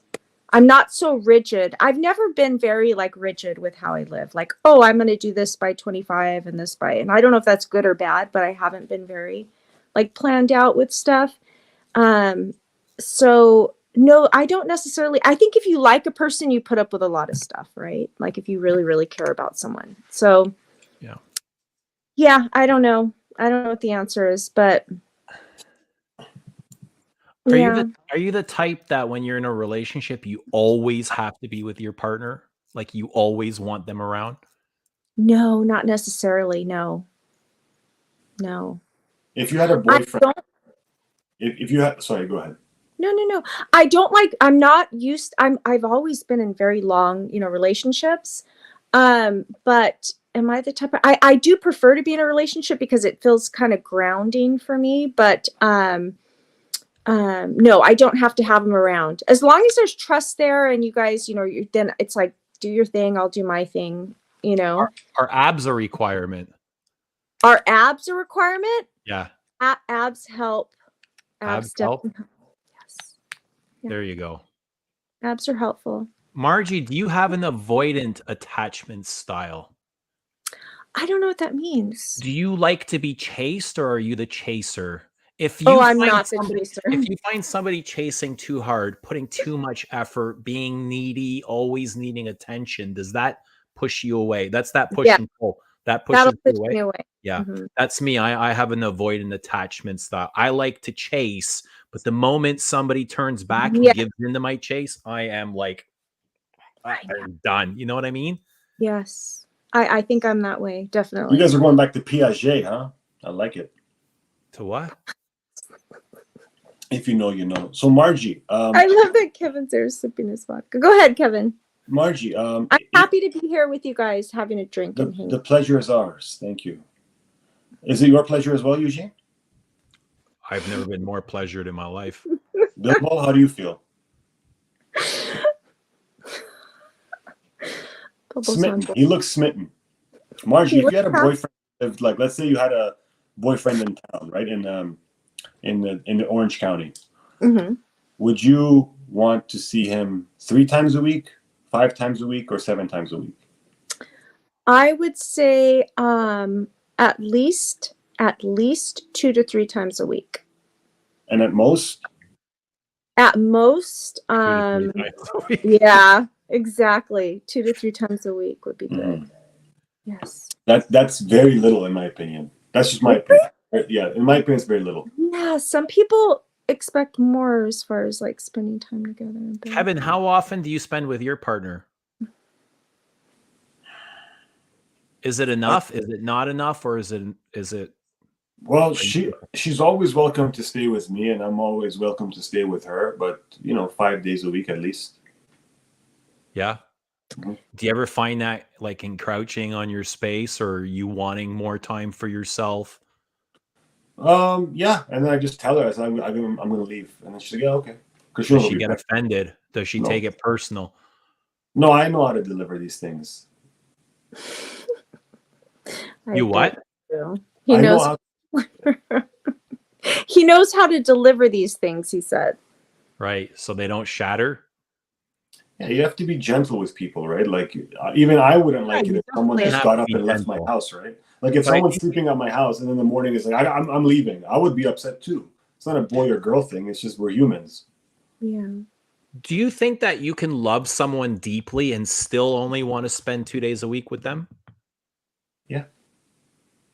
Yes. Yes, absolutely. I think it has to do with your personality type or your personality as well. Cause like I think I'm an introvert. Like I think my job is very supposedly extroverted and but I think really I'm an introvert. So like once I'm done hanging out with like a group of people or I have to go and like have time for myself. You know what I mean? So I think that's to recharge.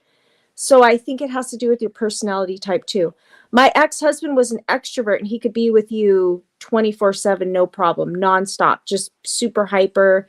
But yeah, so I guess it just depends on your personality type too.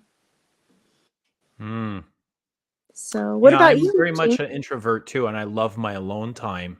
Yes. Almost like in a selfish way, but I think you need to be happy. Like you need to be happy before you can make someone else happy. And if somebody's always in your space, it's like it feels like work trying to make somebody like, especially if they need to feel happy.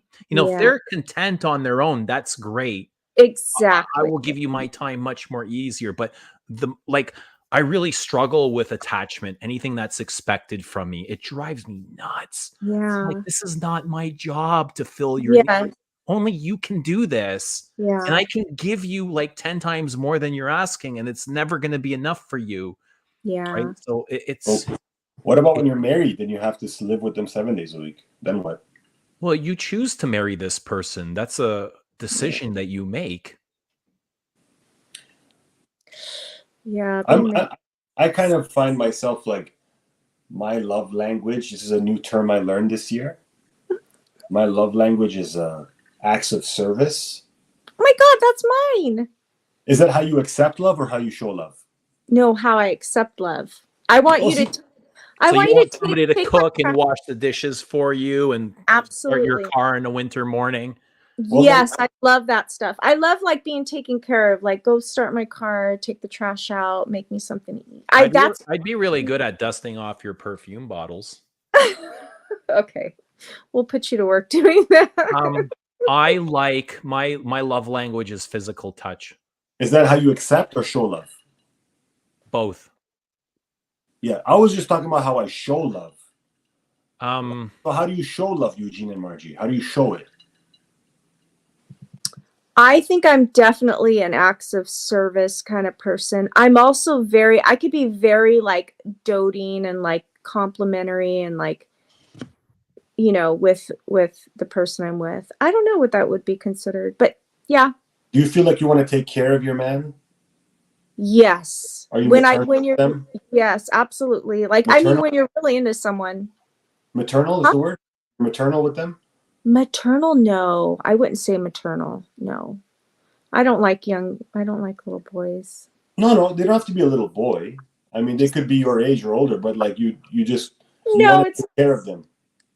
I don't think it's a maternal thing. No, it's more like, hey, I care about you and I want to, do these things for you and what about you? Do you like when women are maternal and they want to take care of you and look after you? Yeah, of course. I like that. Yeah. I just don't want them to like have. I don't know. I've really struggled with expectations. Like when you need me to do something in order to, if your happiness is reliant on me doing shit for you, I've always struggled with that. And I find myself always getting into these types of relationships. And I think a person needs to fill that role for themselves and I can be there to support them for it. Or do you feel like you kind of get pushed into traditional gender roles of relationship where like the man should take care of XYZ and the woman does that and that turns you off? Is that too surface level? What was what I'm thinking? No, it's the constant need of attention, the constant need of like me having to be with them, doing things that I don't necessarily care about. But it's not like I can do it once in a while, but the constant repetition, it's like just constantly, you know, like having people getting me to do things that aren't Yeah. jobs. I felt like, that way when I was this married. is your fucking thing. Like you want this, go do it. I can be here to support you. Can I make a judgment? Can I make a quick judgment? Yeah, sure. Neither of you are marriage material. I know. That's what I'm thinking, because I'm very Why is that, Kevin? in that way. Why is that? Because you love yourselves too much. No, I don't a little think bit selfish. Selfish. And I love both of you, by the way. Like, I look at you as friends. This is how I would talk to my friend. And I'm not trying to say it's a bad thing, because I don't know if you want to have kids or not, Margie, or if you have kids. No, you're probably right. Eugene, you already have children, so you already have that in your life. So you don't really need to get married, right? I would say, though, Eugene, you do need a partner, especially as you get older, because I agree. Yeah, but you're definitely not marriage material. If what you're saying is really no, hang on. That's a harsh judgment, though, Kevin. Like it is. I don't mean to hurt your feelings. I don't want to. I have no inclination of getting married ever again. I'm over that. Exactly right. As far as relationships go, so am I that wrong? Both of you are agreeing with me. I mean, Margie outwardly agreed with me off the jump. Eugene, you said you're offended. Then you say, "I don't ever want to get married again." That is all. Why are you offended? I mean, marriage is great, but I've been there. I've done that. I've experienced it. You know, I've done the white picket house. And I think because you've accepted that it's already done, you're already you're over it, and you're living your life in a way that's not conducive, and the goals you have for yourself are not conducive to being married. Yeah, I'm living now for myself. I'm enjoying. Exactly. Yeah. So you're not marriage material. That's what I'm saying. Yeah, you're probably right. Not now. I'm not looking to get married. I'm not looking to plant my seed anywhere. Yeah. However, if I were to meet somebody that's in the same position in their life, I would gladly entertain them a couple times a week. You know what I mean? From a distance. But I don't think I ever again want to intertwine my life. I don't want to share car insurance with anybody. I don't want to share a credit card with anybody. You have your credit card, I'll have mine, and we'll live happily, you know? I can't wait to be a husband and a father, but more the father. And I love hearing that. But I'll tell you something, just so you know, I'm not trying to be condescending or cast judgment from a glass house. I don't think I'm marriage material yet either. I think I'm going to need to sacrifice a lot more. I like that you said yet. That's very Yeah, because it's a decision, right? Like, I mean, look, you guys know more than me. You both have been through marriages and divorces, and you're both older than me. So I'm the young one with less experience. So I don't want to come up as if I'm being like trying to teach you something. I'm not coming at you from this angle. I'm coming at from this angle, like with my humble opinion, truly. And I never use that phrase, my humble opinion.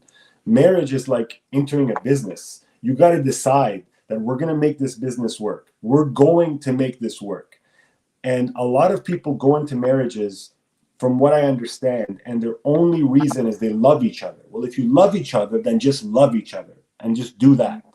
But I have more purpose to marriage than love. My purpose would be, you know, I want to build this home with you, and I want to raise a family with children, and I want to dedicate our lives to raising these children. This is all I want to do. Everything else has been prelude to this. I just want to raise the kids. That's a great purpose. Yeah, I love that purpose. And I've had that purpose.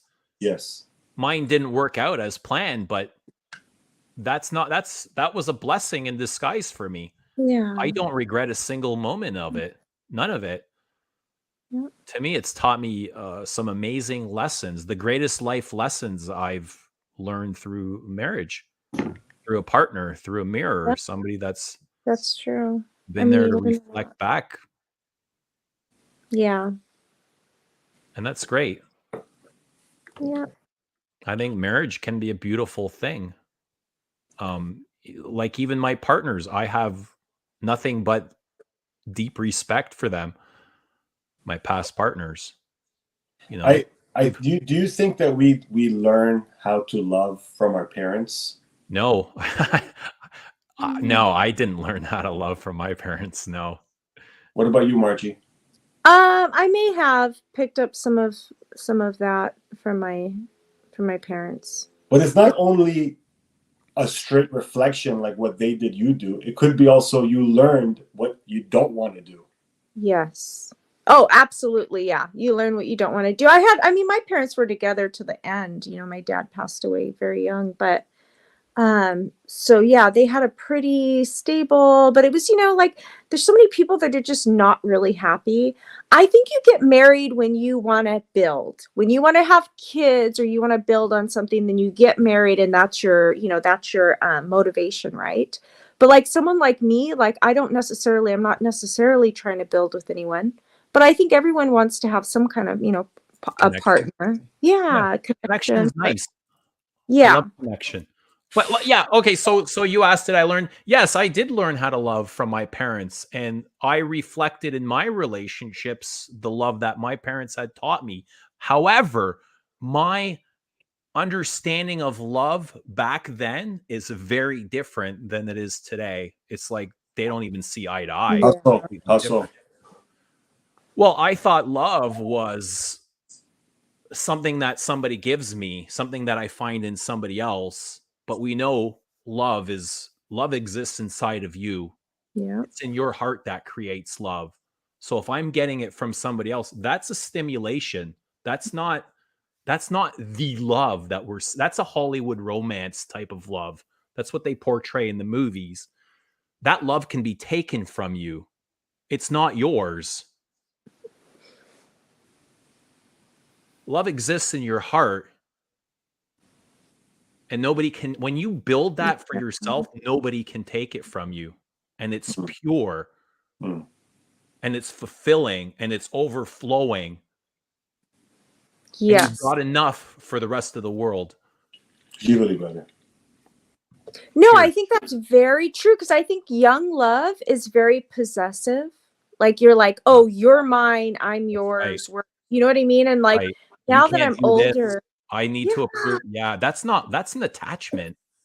yeah, it was just That's what that I'm was talking young about. love for me. I don't do well with attachment. I never have. I just didn't know how to Oh express. no, I can't handle it either. I can't handle that either. So like, yeah. So but no, I do believe love exists inside of you, and it isn't until you tap into that that you're really able to, kind of put it out there. But yeah, I don't know. I find that like with my girlfriend and my ex, like I just always wanted to take care of them. I had this not urge, but this volition to just always take care of them, and they don't even ask for it always. I know. I have to take care of them. Your toilet is broken, I'm gonna fix it. You have this issue, I will be there. You're not feeling, I'm gonna come there. That's amazing. I'm gonna pay for it. I'm gonna do it. I will do it. Leave it for me. Leave it with me. I have it. It's okay. So, and I, you know what? I've done some reflection on why I feel that way. It has very little to do with her. Mm-hmm. She is just the candidate. She is just the chosen one to do this. But I need to, because it feeds my ego. Yeah. It makes me feel. You see what a safe space you've created here, Eugene? You have a really great stream, man. Really great. Thank you. I appreciate that. But I this is it's like I need to do that for her in order to feel like I did my job as a man, and that makes me feel good. Yes. That makes me feel good. Like the other day, my girlfriend's toilet seat was broken, and she said, "I'm going to buy a new one." I said, "Buy a new one? Why are you going to buy a new one?" "I'm going to fix this one." And I fixed it with, Teflon tape and everything. That's amazing. And she was like, "Well, it's not." It was pretty simple, right, for me. Yeah. But also, I'm kind of like a handyman, right? So I did it, and she's like, "Oh my god!" But here's the difference. All my other exes, they'd say, "Oh, thank you so much." But you know what she did? She's like, "Oh my god, what would I do without you?" Right? And she just appreciates the things that I would do anyway. And I think that's why we connect well. It's Yeah. because she just appreciates me for just doing the things that I would be doing anyway.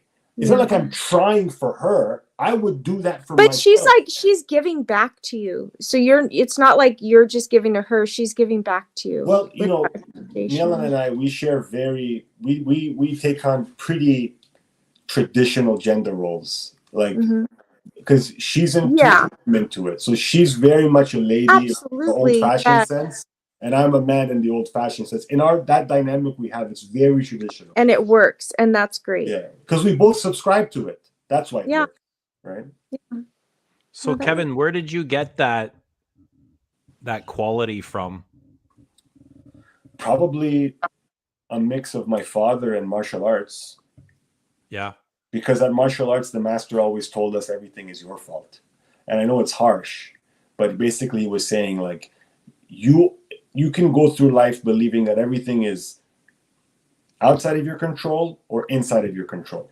You got two choices. You can't nitpick and say, this is me, that's not me.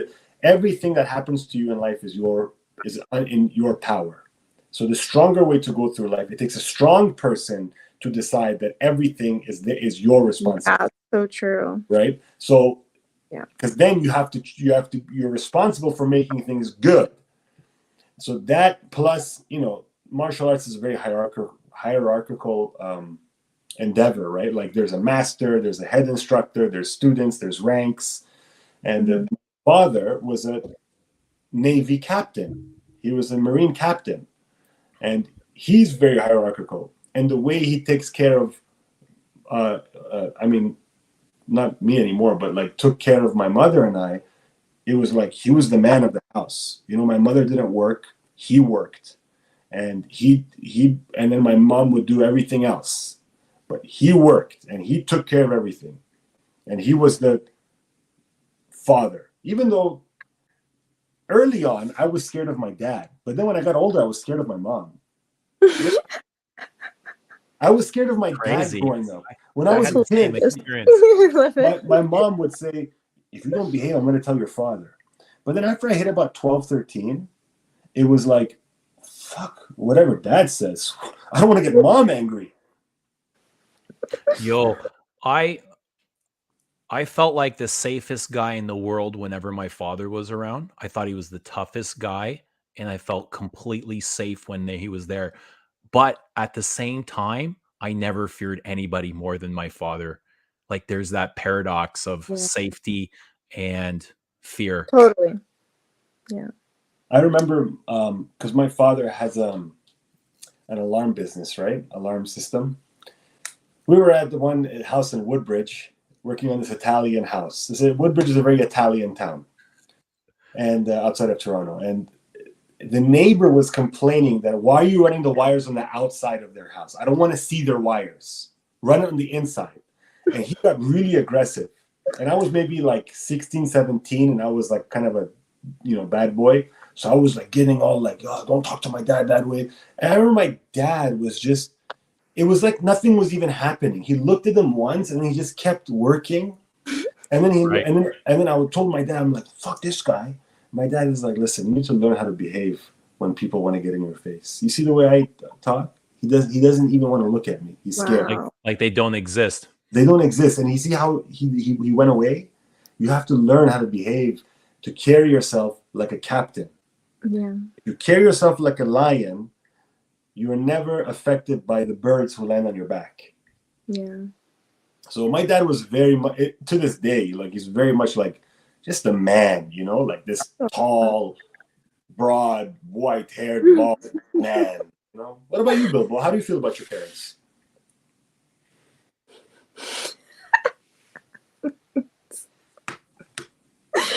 Hold on. Bilbo's great. Bilbo, you are the best guest ever. Love Bilbo. He's been pretty solid. He's been here for a full couple hours. Yo. Pretty solid. How's it going for you, Eugene? Like, are you going into work every day still? You haven't quit your day job yet? Yeah. No. I actually now feel like I kind of miss, like I go in. Yeah, I still go in, but now I kind of feel like I miss working and miss some things. You know, I miss the Uh-huh. guys, and my work's taught me a lot. Actually, I've been able to incorporate my job into my real life because I do a lot of troubleshooting. I got to fix problems, so I Yeah. can carry that over. Like if I've got stuff to fix at home, my job has made that easier for me. How come all you Balkan guys are working in CNC shops? You know what? It was a stage. Like when I was young, it was just something that all the guys my age were going into either construction, home construction, or tool and die. And I was like, I don't want to do construction. I worked at Ford with my dad for a bit. My dad worked at Ford Motor Canada. In Oakville? Yeah, in Oakville. And I hated it. I wanted to die working there. It was on the assembly plant. So you're doing the same job. Like every 30 seconds a new car comes by and you're doing the same repetitive job. I can't picture you doing that, Eugene. I fucking hated every moment of it. And I remember What do your boys think of your fragrance? they're really grasping on. Like they're really talking about perfume more than ever. We went to the mall, Kevin. We went to the mall on Saturday, and my son's like, "What was the perfume you called the greatest of all time?" And I was like, Antaeus? Coco? He's like, "Yeah, I want to try it."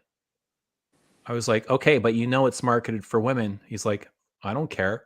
So we went to the Chanel counter and he sprayed on Coco. And he's like, "Oh, this is nice." And then the other one's like, "I want to try something." So he put on number 5. Wow. I was like, "What?" I couldn't believe what I was seeing. Make me big. Eugene, make me big for a second, please. I think it's This is a public service announcement to all the fathers out there with teenage sons. Please do not convince your teenage sons to wear Coco Chanel number 5. Please encourage them to wear Acqua di Gio, I disagree. Calvin Klein Eternity. You're not doing them any favors. You're breaking my heart, Kevin. You're breaking my heart. Le Douleur Exquise. Le Douleur Exquise. Les Apprêts, Belle, now available in stores. $204 plus tax for 100 ml. Thank you. No tax, Kevin. No tax. No tax. Have you smelled Belle yet, Kevin? No, I'm waiting for Eugene to invite me for some rakia, and then we're gonna smell it together. Yeah, maybe I'll organize a launch party. It'll be you and me. How far are you guys from each other? It's like 45 minutes. That's nothing. It is. Oh my gosh, that's amazing. Okay. You and I and Anuj will go. Yeah. Where will we go? Wherever your heart desires. We have freedom. We all have vehicles. We all have enough money in our pockets. Right. I met with Anuj. We had lunch last week. Went for sushi one day. Yeah, he told us. He said that you got a bento box. Is that what I got? That. Was that news? You're not supposed to share that. That's kind of like. He said it on stream. I can't remember what I had to. Do you not like sushi, Eugene? I love sushi. Oh, okay. I can eat all the sushi. I guess a bento box can be. Do you like? Make me small. Make margin. I love sushi so much. I love sushi. It's delicious. Mm-hmm. I used to like sushi when I was young, but now I don't like it at all. Really? I feel like it's a waste of food, like a waste of time. Why am I eating this? That's how I feel about it. Why? It's so good. It's just like you just eat it. You never get full. It doesn't have much flavor. It's more texture based. Like also, I feel kind of dainty when I eat. Like chic. It's not chic. I feel dainty.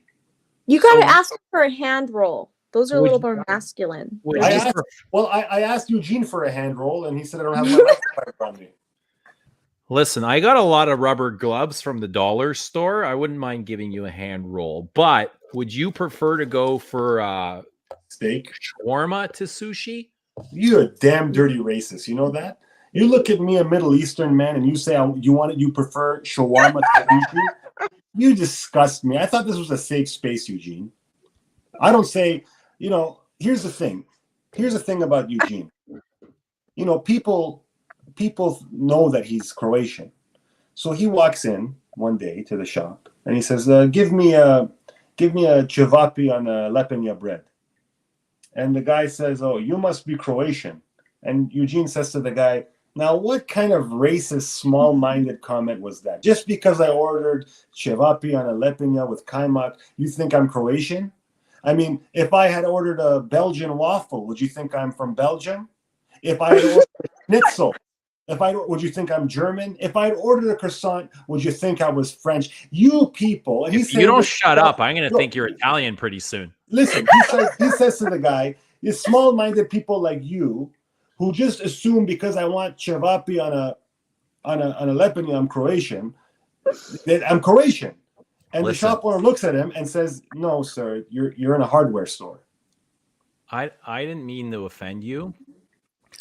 I didn't say anything about Persian. I just asked if you'd rather go for shawarma. Make me small. Make me small. Well, you're small already, so I need to make you big. Look, all it took was a couple of shots of brandy and the real Eugene comes out. There we go. How does it feel, Kevin? How does it feel when I take that mirror and I fucking point it back to you? How does it feel? I'm just glad that the only times I hear you say yo is when you're either talking to me or a reference to me. I'm glad I bring the Toronto back out of you. I'm glad. I get a lot of I like having you on here, Kevin. I'm sorry? I said I like having you on here. I've enjoyed your company. I mean, we all know it's the last time you're going to let me on, but that's okay. I always like seeing Kevin on. Kevin's good because it's good back and forth banter and it's harmless. Exactly. I'm not harmed by his words, and I hope he's not harmed by mine either. That's why I'm feel comfortable with Kevin. But if he's going to get offended, I'm going to have to lighten up. You know what? You know that I'm fragile. Sometimes I need to be reminded because I am projecting your masculine traits. I just see you as a masculine man, indestructible, sort of like Socrates or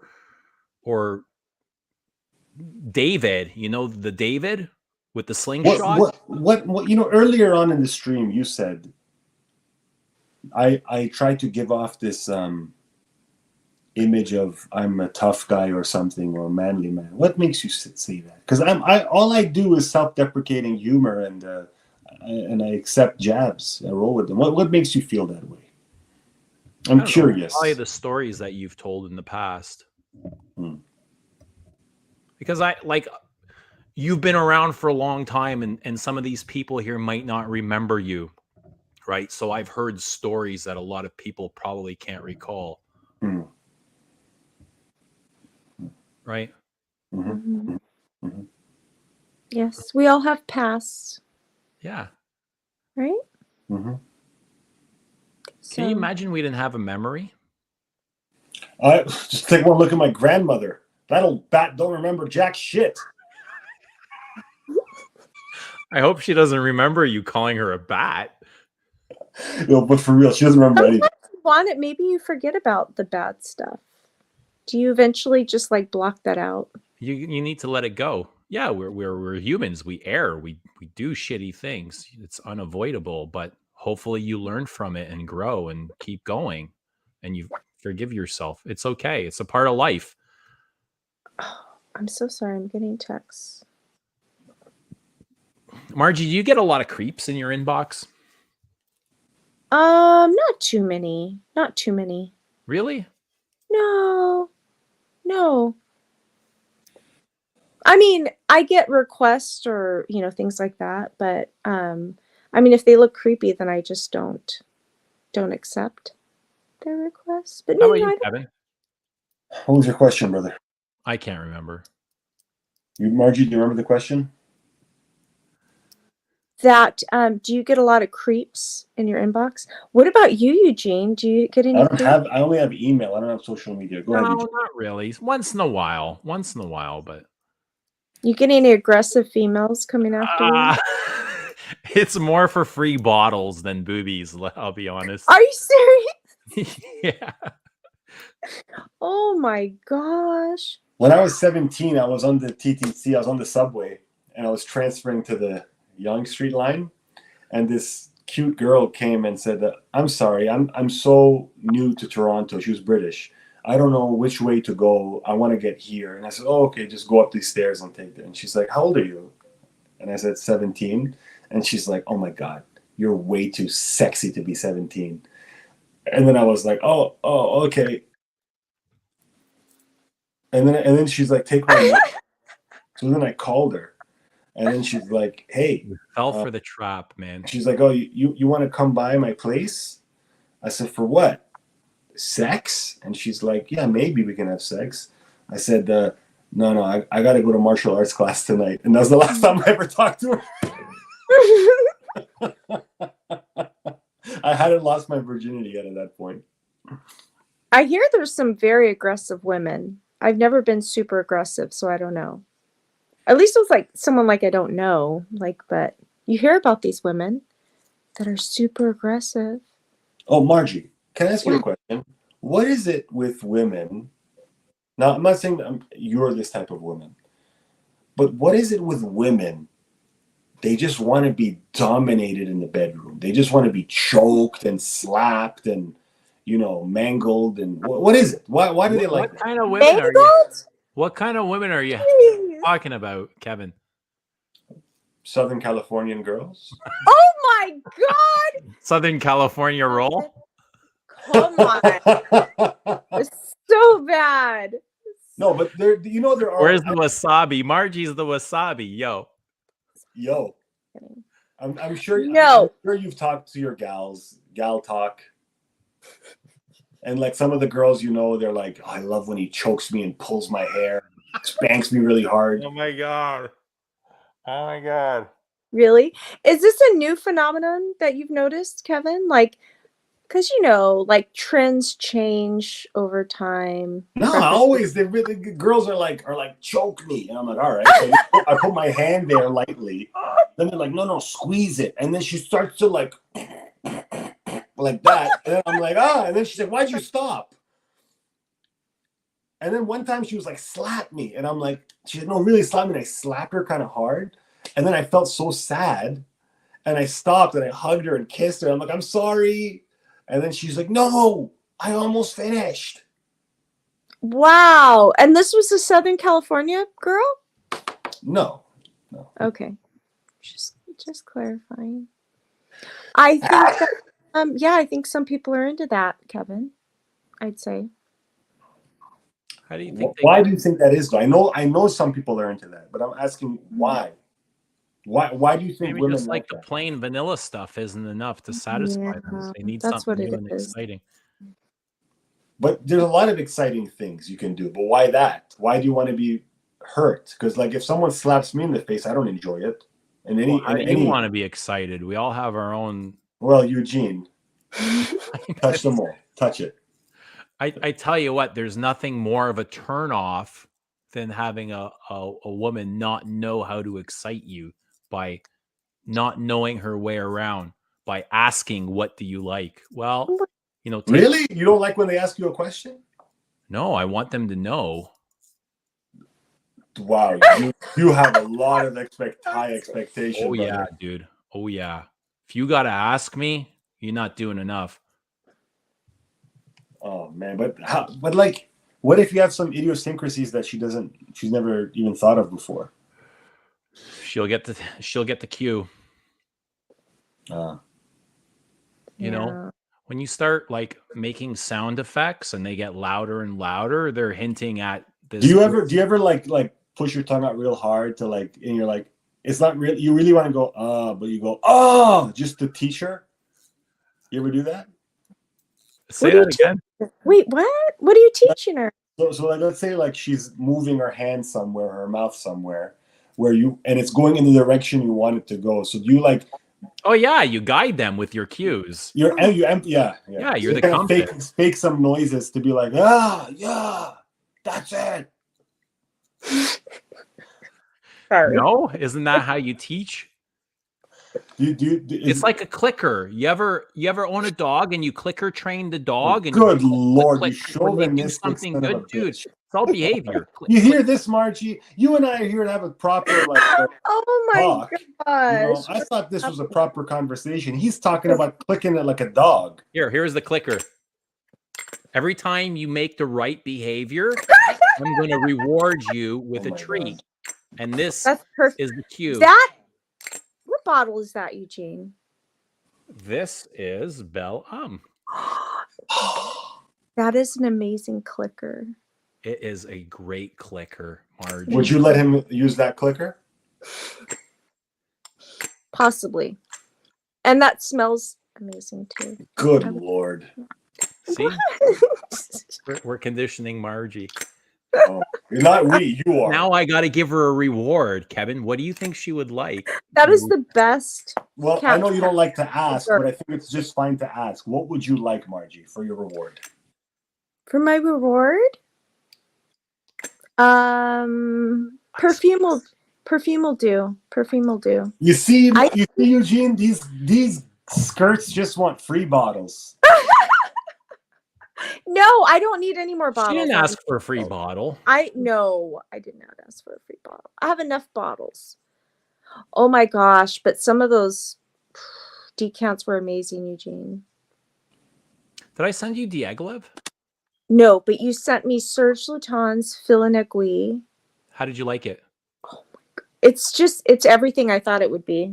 Because I had heard about it for so long. You know what I mean? Very like green, evergreen, but incense green. Okay, forget about feeling. What did you think of Mousse Kublai Khan? You know what? I haven't tried that one yet. I'm holding that one off, and also Kuros. And Kuros yet? Haven't tried him yet. Margie. I've got him on my table. Well, you had all that other stuff in there. You're in for. Oh my God, that Bellamy vetiver is amazing. That's so you good. You guys are Bellamy vetiver is freaking amazing. You smell Kuros and you think it's amazing? No, Bellamy vetiver. You were talking about Kuros. I haven't smelled Kuros. I should go get it right now and sniff it. No, you don't have to get it. When you go to pump gas tomorrow, just walk into the bathroom. Kevin's watching you. He knows your gas tank is Kevin's worried about my car. When you go pump gas tomorrow. Can you go can you warm my car I'll up? start up your car. Well, that's her love language, right? I'll start up your car if you go get the Kuros. Please start up my car. Take the trash out. Funny. My girlfriend was here the other night, and she was in bed, like playing with the dog. And she said, I got to get going. I said, okay, wait. She's, no, I really got to go. I'm like, okay, leave in 10 minutes. And I said, give me a second. So I went to my living room and I packed all the dog's things in the bag. I packed her stuff up. And then I went to the car. I started to turn the heat on, the heat seater, the seat heater, and the steering wheel heater. She's like, okay, I'm going to go now. I said, you sure? She said, yeah, okay. She walks outside. She said, where's all my stuff? I said, it's already ready. She gets in the car. It's warm. Oh my God! Yeah, that's my kind of love language. That's better than choking. That's better than all of it. You know, kicking in the balls and all that stuff. I would make that compromise. I would start up your car and wipe the snow off if you go get your Kuros decant. Really? Yeah. All right, I'm gonna go grab it, but I definitely don't have any snow here. That's okay. I lied. When you get up, wait, Margie, before you get up, can you get up while you face the camera? Just stay. Oh my God, make sure Kevin, stay facing the camera when you get up. Like, I'm how facing the close camera. do you want her to get up? We want to see your face while you stand up. I'm not wearing. I'm wearing like. You want to see my face when I stand up? Okay, here. Yeah. Good Lord, Eugene. Okay, I'll be back. Kevin, you got to behave. She doesn't belong to us, Pot calling the kettle black. She does not belong to us. Nemoj, brat. Nemoj jebatu, pičku. Hey, pičku. Nemoj. We need Dusan Ninic here. Nisic. What's his name? Dusan. What's his last name, though? Whatever he wants it to be. How's that brandy? It's really good and smooth. It's not as smooth as cognac, but it's not far off either. I much prefer this to whiskey. I don't like whiskey at all. Me neither. It's too harsh and you ever had whiskey is something I used to drink in high school, like Jack Daniels. Yeah, thinking it's the right thing to drink. The Southern Comfort whiskey. No, I remember sitting outside the liquor store and being too young. We couldn't go out, and we would bother people to go and get us. Like, we'd give them money and ask them if they could Which one? The one on here, Ontario, on Port Credit? All of them, dude. Every single liquor store. But there was a time where something called Liquor Express came out, and I remember coming, like, I went to my friend's house after school, and we found the flyer on the front porch, and it was from Liquor Express. We deliver booze. Yeah. And I was like, this is brilliant. Even though we were underage, he had like his 90-year-old grandma there from the Philippines who couldn't speak any English. Yeah. So he told her we purchased a bunch of things for our science project, but you had to be 19 and over to sign for it. So when the guy dropped off a 2-4, we got his grandmother to sign. And we thought we were absolute geniuses, but we were like the biggest idiots. You ever tried Douce? Tried what? Douce cognac. I've not heard of it. It's good. All right. So I have Musk Kubla Khan. Okay. And Kuros. Trouble Just saying go it. for the king. Right. Go for the king. On skin, Mark. Kuros? One spray only. On the skin. On your hand. I'm scared to death. And my dog's gonna kill me. Margie, do not bring it to your nose. Your neighbors are gonna kill you. Do not bring it to your nose. Okay, here it goes. Get ready to smell like pissy urinal cakes. Oh, I don't want to get it on my pillow though. I'm just gonna get it on my arm. Hang your arm off the bed. Okay, hold on. If you have any hair there, it'll be gone after you spray this. It's like neat. It's like neat. It'll burn your arm hair right off. Okay, hold on. Okay, I'm holding it away from my face. You spray Look at her face. That's the reaction I expected. God. See? Okay. Jeez, I think I've smelled enough things like this that it's not as shocking as I thought it would be. How do you feel about but it's definitely pissy. It's definitely pissy, for sure. Definitely pissy. Does it smell like bleach to you? Like bleach? Yeah. No. Do you get any sort of bleach or cleaner or soapiness? I definitely get it's like that dirty that you're trying to cover with clean shit. You know what I mean? Like it's like dirtiness that you're trying to cover with clean stuff. Yeah. Oh God. When was this released? 80s? Doesn't it make you wonder why? Like, why did we want to smell like that? Like, that is some stinky. Well, it's so different than the stuff put out today. It's kind of outrageous, but doesn't it smell like super masculine to you? Oh, yeah. Like machismo. Like, think. Oh, yeah, you're right. It's think Tom totally Selleck with the hairy chest from what was the show Tom Selleck was in? Probably way before your days. He drove that Ferrari on that island in Hawaii. Yes. Like Happy Days or something. Oh man, that is. It is. I think it's the aromatics, like the lavender in there. There must be lavender in here, right? There's something that's making it masculine. There's every note the kitchen sink and the toilet is in there. Oh my God. How much do you hate it? It's pretty bad. Yeah, really? It's like it's not shocking to me only because I've smelled things like this, but it's pretty gross. Because it definitely smells like urinal, like pissy bathroom, and you're trying to cover it with something clean. Here, this is to you, Margie. Cheers to you, Margie. Thank you for being a real woman, a real human being. Margie, I gotta tell you something. This is considered one of the all-time great masculines. I don't know. Would you date a guy wearing Kuros? Like that was their signature scent? I don't think so. You know what's funny? I've been very open to the whole animalic like civet thing, and there's one that I like that I'll still wear, but I have smelled some animalic civety things on men, and there's a point where it goes too far, where it smells pissy. You know what I mean? Like, yeah. Like so it's different. Like civet's a whole nother ball game. Civet is right. This is civet. Yeah, civet, probably even castoreum. Probably even some castoreum. Because this is a whole nother. Margie, I want to enlighten you right now, and I know you're entranced by Eugene's mystique. Oh. There's a fragrance I think you should visit called Acqua di Gio. It's a beautiful fragrance. I've never heard of that one. Margie, there it is. If you and I ever stand at the altar, I'm gonna wear this. Are you serious? Oh man. I'm gonna. That would be like real. I'm gonna do some Nostradamus prediction right now. Margie, do you take this man for his urinal cake piss body that he has for as long as you both shall live? No. No. No. Margie, No. I accept your answer.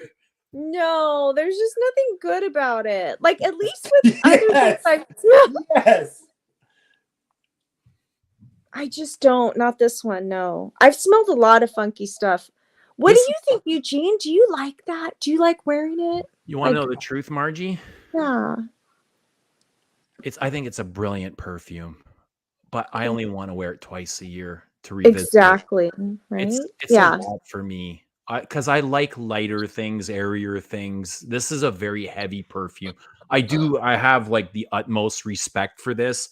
I couldn't imagine wearing this every day. But I think if I did try to, I'd eventually get used to it. But I don't know if I want to get used to this. You know, I want to love this from a distance. From afar. I've got like when it comes to corals, I've got a very There's so many other sexier things like leathery, like castoreum, and you know what I mean? There's so many other things that you could wear. It is gorgeous, but it's too much. It demands a lot and expects a lot from me. God, these perfumes are so crazy big. Good, Margie, good luck washing that off your arm. My poor dog, I swear she hates me. Like every time I spray anything, I try not to spray when I'm in bed because she's right here. So she seems okay. Oh yeah, I'll wash it off. I have some like oil-based soap that I use. No, you need you know Gojo? You know what Gojo is? I think I've heard of that. Yeah, it's what mechanics use to get oil off of their hands. Oh, that's that orange pumice thing. Yeah, you need Gojo. We got that. Okay. Apparently, yeah. We'll see how this comes off tonight. Yeah, it's not. It's a little too much. Like some of them just go a little too far, right? Like I mean, you can find beauty in a lot of things, but sometimes it's just like Eugene said, it's just Rich Mitch. Come on, we have Rich. Somebody offended in the chat. Here's the thing, Margie. I know you guys are all about challenging your noses, right? But here's the reaction you want when you spray a fragrance. Okay, What's up, buddy? You take a fragrance, you spray it, and this is the right reaction you want when you smell it. Yeah. If it's anything other than that, it's not a good fragrance. If you smell it and you're like this. Wait, Kevin, no. Wait. I don't agree with that. Do you wanna like live the rest of your life wearing nothing but Acqua di Gio? Like, don't you want to move on? Don't you want to grow and expand? You're okay just being because what happens is you get so bored with traditionally masculine and good fragrances that now you wear women's fragrances, Eugene. You think you've entered the next level. You think you've unlocked it. But really, you've just overwhelmed yourself, and now you're wearing my mother's fragrances. I don't hear a fucking word that you're saying. Yeah, you better not. No. Dude. You got to move. You got to keep moving. Otherwise, your tires are spinning. And you're the same, Kevin. You're still 13. You'll be 13 forever. You got to move on. My God, this is the wow. That is. Look at our experiences. You want me to move on to this? You want me to move on to this, what she's going through right now? Look, she's going to get up and wash her arm right now. It ruined her night. I haven't washed it yet. No. She can wash it off. That's why she sprayed on her arm. And I have Musk Kublai right here. How does that compare to Kuros? All right, Musk on the other arm. Did you spray it? Put it on. Yes. Okay. Yes. Okay. My dog's gonna. Oh my God! Greatest stream. My dog's moving out. Okay. Lick the stream. Hang on, Margie. Make them lick the stream before you spray it on. Make them want this. If you want to see Margie spray it on, lick the stream. Okay, we're doing Kuros on one arm. pissy urinal cake, and then we're doing musk kubla khan. This is the Serge Luton, right? That's Serge Luton. Yeah. Okay, I've heard that this is a very musky, but like dirty musky perfume. That's what I've heard about it. Right. So it'll be Yes. interesting. That is one thing that's fascinating, is like all the different ranges of musks, right? Like how they can be clean or This super is a super very dirty. special musk, Margie. Very special. Oh god. Okay, here we're going in. I'm scared for my life. And I've been trying to spray it on muscles, Eugene. Muscles only. Yes. Good. Okay, here You we have a go. good teacher. Okay. Ooh, it smells not bad from far away. Hold on. Everything smells like It smells- heaven. Churros. It smells like kind of fruity. Hold on. Man, maybe I sent you out of B. If it smells fruity. What? Musk Kubla Khan, it says. Hey, did you do these decants? These are amazing. Oh, okay, wait, hold on. Here I'm we getting go. I'm getting plasticky vibes. Is that from the thing? Hold on. That's what every woman wants. They're meant to smell like plastic.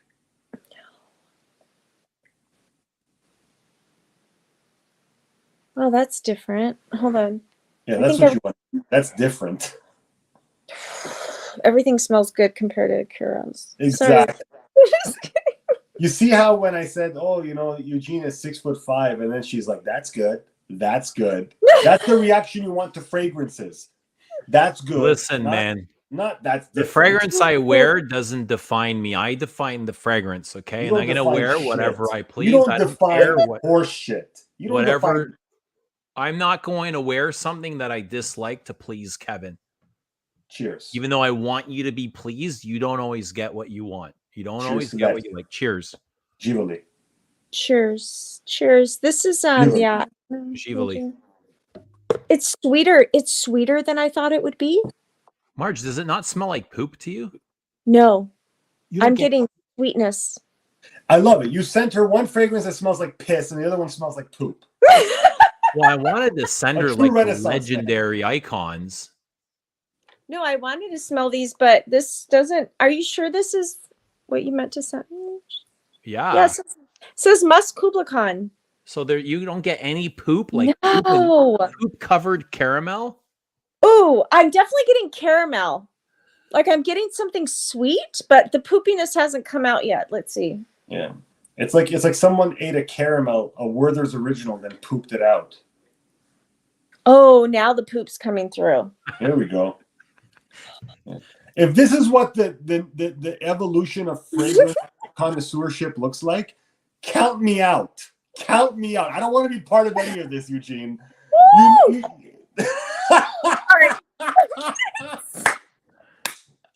I mean, this is the greatest fragrance. This is you've like ever seen in jumping my life. off my skin. Hold on. But you know it's weird because I didn't get poop. I didn't get poop until you said poop, Eugene. Really? Good job, So do Eugene. you think it was like the power of suggestion? It was No, the I power think of poop. They want to know if you can describe the poop. If it's I want to human, wear chicken, or this. cow. I want to wear this. Like, just give it a full wear and see what happens. Because this What- is weird. Like, this is like It's Right. Surge. Surge it's is like weird. it's yeah. I mean, Mark. it's sweet. Yeah. Margie, would you say it's a morning poop, like a healthy one, or maybe like a midday emergency poop? I say I want to just like spray this on like all over and just wear it for a day and see what happens. Because this is But very right now, off of your first impression, is this like a consistency issue? Like, is it a nutty one? Is it what kind of kind of poop? smells good to some degree. Is it a good poop? Yeah, it smells like a good poop. Like your No. favorite dog's poop? No, it's honestly, I really don't. I get very faint poop, if at all. I'm getting mostly sweetness. Really? Yeah, absolutely. I'm getting a lot of sweetness. But when you said poop, yes, I detect a little bit of it, but not. Would you say it's like a jam, like a bowl of jam? I'm There's just getting a couple that of rabbit muskiness. turds in it. I'm you- getting that muskiness. You get the where furry it's like, musk, like underbelly, yes. Mm-hmm. Yeah. I'm getting Like- that muskiness for sure. like fur. Mm-hmm. Yeah, like a cozy kind of like musky kind of furry. Yeah. Have you smelt Keel's musk? I have. It's very much like Keel's musk, just with that poopy Oh, okay. accord, like the added poopy accord. But What this color smells do you see, not Margie? bad. I'm seeing like pink. That's not healthy. I'm Pink. seeing pink. I think Margie's going blind. Margie, put those contacts in. I smell pink. I swear. It smells pink. Like, hold on. Okay. Hey, if she smells pink, who am I to disagree, man? I'm Can I gonna give wear you it, see how Margie, it goes. here's when I smell Aqua di Gio, Smelling pink. Hold I on. smell a Calabrian sunset, the sea salt washing over me, perhaps a mojito in the distance. You know what I smell? What? Eggs and fart. Well, I'd rather smell eggs and fart than straight up poop. And So you're telling me wearing Moose Kublai Khan is gross because it smells like poop, but Yeah. Aqua di Gio smells like eggy farts. Which one would you rather smell like? Poop. Straight up poop rather than eggy farts. Yeah. What the hell was that? Hey, why do you say it like that?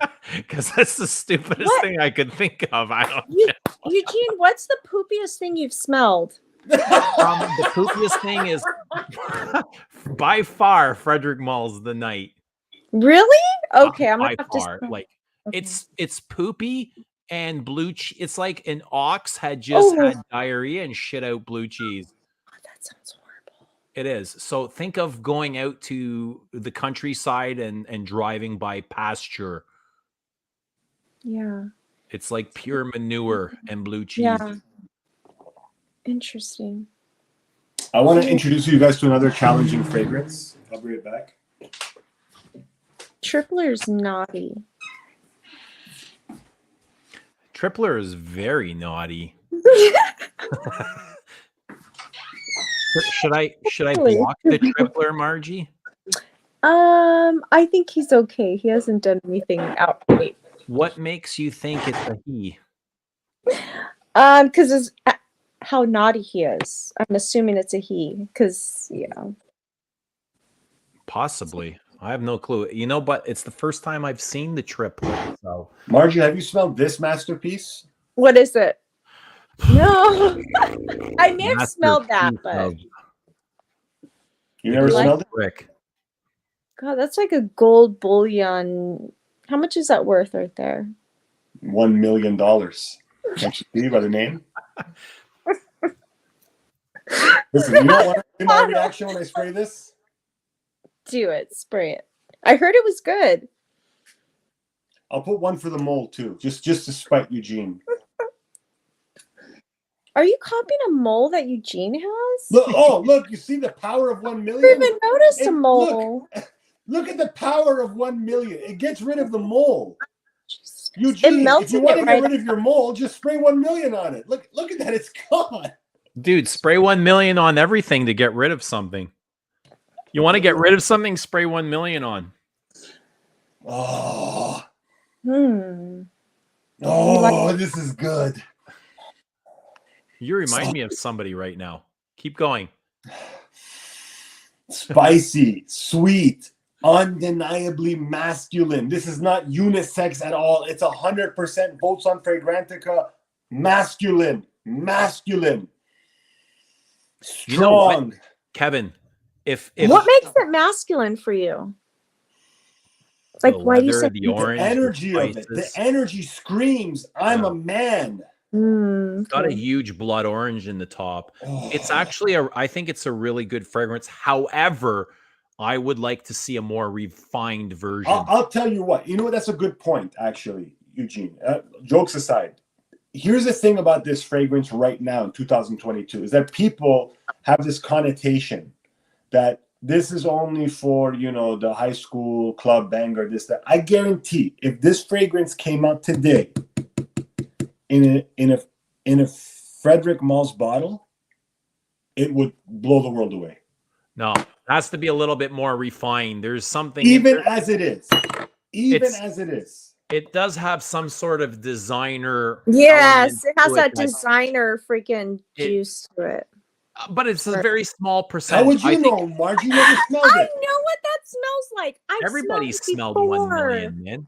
Come on. No, I think it smells amazing, and I know a lot of people love it. But I'm just saying it has that little designer Oh, like juice you know, factor. you guys smell a fragrance, and this is what you do. Okay, you spray. You go.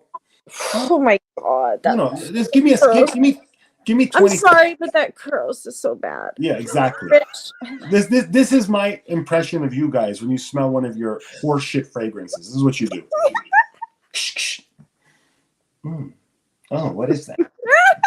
No, it's Oh, more that's like interesting. Hold on. Let me go see what Eugene. Let me finish. Let me go see what Eugene thinks about this. Let me see what Rich Mitch thinks about this.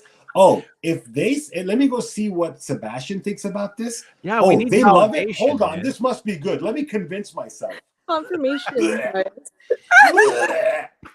Okay, I'm getting used to it now. You know what? Okay, it smells like Oh poop, my God. but it's a good poop. Eugene, I love it too. Can I be your friend now? This is what Listen. you guys do. You guys are toxic Lynn to the loves community. churros. Lynn, maybe This I'll is get there. toxic. When I spray one of my fragrances, Woo! let me bring you another one. You know what this is? You know what Oh, wearing Kuros Gene. is the equivalent of? What is it? What is it? What? What is it equivalent of? It's like, the emo crowd. They get their tongues pierced and their eyebrows pierced. Yes. You see and this? they color You their buy hair one black. of these. That's like wearing Kuros or vintage perfume as being like the emo equivalent. Yeah. That You makes wear sense. this. You wear this. Okay. Oh my. You spray a Chanel Allure Sport. Dude, that's so synthetic though. It's It smells like room synthetic, freshener. I'd rather smell like piss cakes and poop. Any You spray day. this. Watch my reaction. Watch this. Oh yeah. This is good. You know who wears that kind of stuff? Guys like me. Guys that have never faced trauma in their life. I don't believe that. I God, think please. Please. We I wear don't think Kuros that's because we're representative of traumatized. you. I don't think that's representative. We of wear you. Kuros because we want to hide our trauma. You know, right now I smell so sexy. I smell so clean and fresh and masculine. Meanwhile, Margie over there, her left arm smells like piss. Her right arm smells like It's a shit. good thing no one's here. And then you got Eugene over there. He my- smells like my grandmother, let alone my mother wears Viva La Juicy. She wears Mon Guerlain. What do you wear? She I wears, like Mon Guerlain. I wore Mon Guerlain she the wears other day. Aqua Allegoria Bergamotta Calabria. What do you wear? Dude, Coco? I love Nobody wears Coco. Coco. Oh my God, Coco's amazing. Eugene, Coco. I love Coco. Nell Man. Coco. I wore I'll it. defend Coco to the death. Dude, You that guys is are the off most your rocker. beautiful perfume I have worn. I recently got the EDP, and I'll I take wore it Coco like to the grave fully. with me. Listen, I'll tell you what, guys. You guys want to It's so good. You guys want to save money, be attractive. Forget attractive. You want to save money, be inoffensive. Follow Money Burner. Subscribe to my channel. I have 138 subscribers. I can't Okay. even promote your channel at this Dude, point. Coco's cheap. I won't got even the shout out your EDP. channel. Listen, you want to listen. Hold on a second. I want to smell, or no, Money tried some like really good, like the rose. What are you doing? What the hell? Listen, you want to smell like this Balkan bastard over here, okay? Why do Sitting you gotta there. use those words for, man? Like, what did What? I ever do to you? What did I ever do to you? I remember too long ago Dude, I you see being racist orbs. saying I gotta I eat see shawarmas. orbs. Yo, Oh my God, Yo, I'm dying. I'm in your kitchen. That's Yeah. me. That's me floating around your kitchen like an orb, like this. Can I hug it? You better be Oh my careful. God, Kevin. Givali, bro, Givali. I know I need a refill. I'm all out. Well, I stink. Thank you guys. Moose says he can't tell us apart. His name is Dave. If you got your head out of the Kuros, you'd know his name. His name is Dave, and we like him. What? Eugene, Huh? this is the stinkiest shit ever. Margie, you're allowed to dislike it, Margie. It's I'm okay. just saying, You like go full in normally, on I it. don't know if it's the combo or what's happening. Yeah, but I don't disagree with you. It's not the easiest wear, but Well, I try got it. two big ones. Try it in there. another time, Margie. One Okay. spray underneath the shirt, far away from your nose. Okay. All right. I loved all the other ones you sent, though. They were really All great. right, I got to send you the night, Make which me is small. the most dirty thing. I want to smell the poopiest thing you've ever smelled. I think the night. Just go to his apartment around 9 p.m. No. Send me the perfume.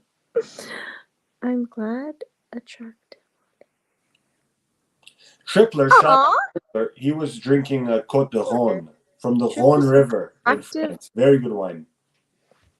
Okay. Margie, can I make a wine I'm suggestion? here to help. Yes, please do. Because I used to be really into wine before. There's a wine. It's called Eugene. You have her number, right? Or like some way to contact her, like direct message or something. Contact who? Margie. I have her Instagram. Yeah. Okay. Can you Instagram this to her so she doesn't forget? It's called Brunello di Montalcino. It is the Margie, most. don't forget that. Okay, I'll text it to you right now, Eugene, and then you just remember to. Gene doesn't want any expectations. Don't give him any things to do. Oh wow, we come Don't give full him circle. See? Margie's taking notes, eh? Margie's know. taking I notes. know. Okay, Margie I'm knows texting it because to you she right feels the same way.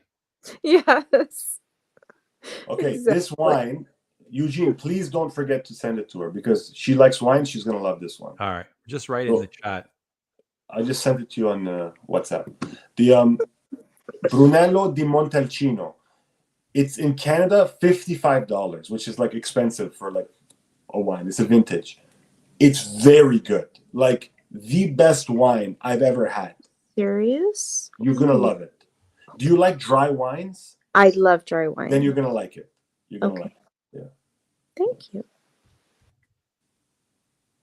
Thank you, Manny. Oh, Eugene, have you been to like Niagara on the Lake wineries before? You have, right? I've been through the vineyard, but I haven't really taken the tour or anything. Have you been to Two Sisters?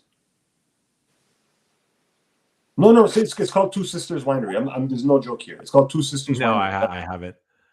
Dude, I would love to take you and Anuj and his wife and my girl. Like we go, dude, you're gonna have. It is the nicest winery I've been to in my life. Right. Vineyard, I should call it. Do you think if we went with Anuj and your girlfriend, you would be the same way in front of your girlfriend, or would you be Dude. different if it wasn't your girlfriend there? His face. Dude, you already know I'm raw and uncut, baby. Like it is what it is. Yeah. Yeah. I could see that. Like an uncut gem. Shout out to Frederick Moss. Shout outs. I still haven't smelled that. Hey, I hear it's nothing. probably better off, Margie. Yeah. Musgrave Azure is a good fragrance, actually. I wanted to tell you all jokes aside. It is a really good fragrance. It's spicy. It's sweet. It's warm. It's seductive. It's very sexy. It's very sexy, but it was a little too sweet for my taste. Otherwise, the quality of the fragrance was outstanding. It was a little too sweet for what I want to wear.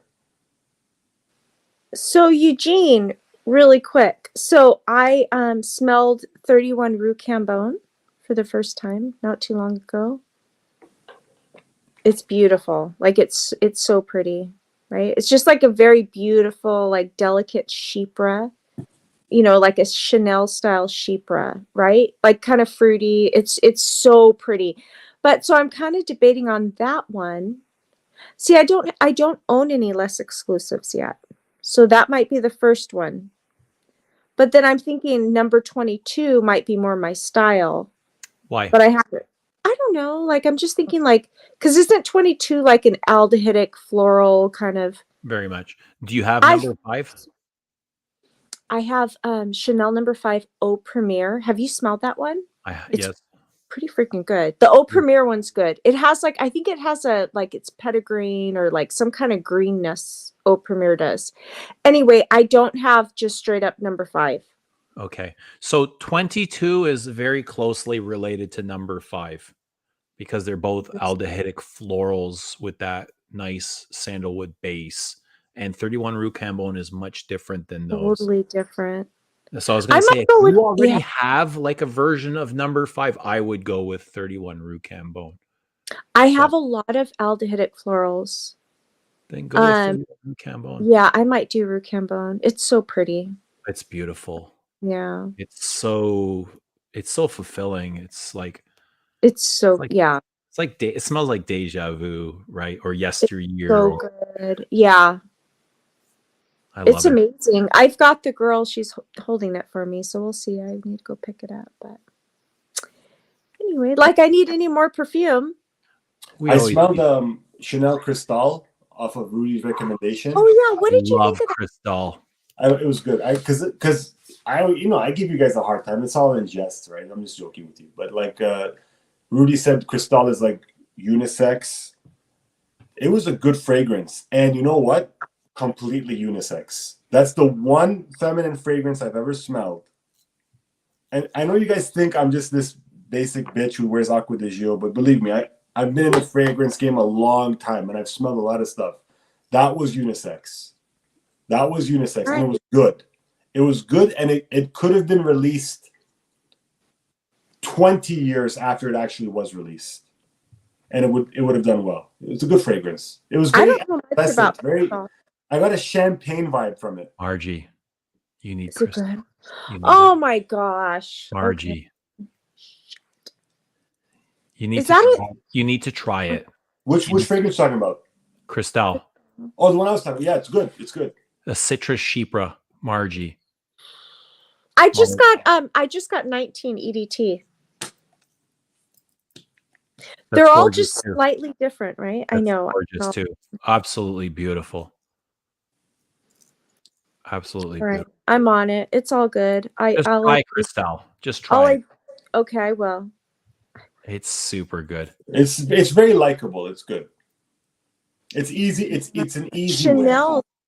It just sucks me in. I don't know. I don't. Woozy is saying use your 19 first thing. I don't think they're similar at all. I agree with you guys. Like, I don't know if actually you guys believe this, but I believe Chanel is the greatest fragrance house in the market right now. Like, they have zero faulty releases. Everything they release is good. And I know you guys like the vintage stuff. I know you like the older stuff. I know you like the latest exclusive. But for me, if I was to be left with 3 fragrances for the rest of my life, they would probably, contenders would be Chanel's. Mine would be Blue Eau de Toilette, Chanel Allure Sport Eau de Toilette, and Platinum Egoist, right? But still, it's a Chanel. There's so many other still Chanel. Olivier Paul's Black Porsche, right? Yeah, I agree. I don't think there's anything better. I mean, I didn't even really happen upon Chanel until like a year and a half in. And then I figured out, oh, Chanel's got, but you know why? Because I think a lot of people go into this Chanel counter and they're like, number 5. And you smell that and you're like, oh my God, that's way too much. You know what I mean? You don't even know like all the other stuff that they have. But yeah, they have some beautiful. Bunch of, did you find out about fragrances first, or did you find out about Fragcom first? Fragrances, 100%. Yeah. Because I feel like most people don't go for number 5 first. Most women go for Chance or Coco Mademoiselle first.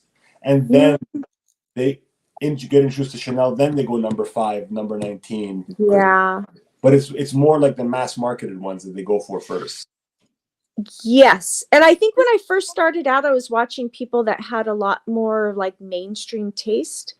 But pretty quickly I like happened upon like, you know, Claire Smurfy Girly and do you guys know Cherie at the Top Note? And they have like really like they like Guerlain and Chanel and all these things. And then I found Eugene. He's like a total Chanel freaking, but yeah, so good. A total what? You got a loan to buy them all. And boy, yeah. They're Chanel so damn number 5 is like on the that most 1%. It's my cue to leave. Thank you. It's been a pleasure. It's been a privilege. It's been an honor and a treat. Eugene, talk to you soon. Margie, talk to you soon. Bilbo Fragrance. I think I enjoyed Bilbo's company most of all. Good night, everybody. Bilbo's been great. All right, La Kev, Conoche. good seeing you, man. Good La seeing you, buddy. Conoche. La Hi, Conoche. Kevin. La Conoche. La Giro. Canoche. Have a good night. Damn, Eugene, how long have you been on? 5 hours. 5.5, Margie. Oh my God, 5 this and is a the half. longest stream ever. Is It's it? It might be. amazing. It might be one of the long. I'm not sure if I ever did a 6-hour stream, but that's okay. So That's how's it going?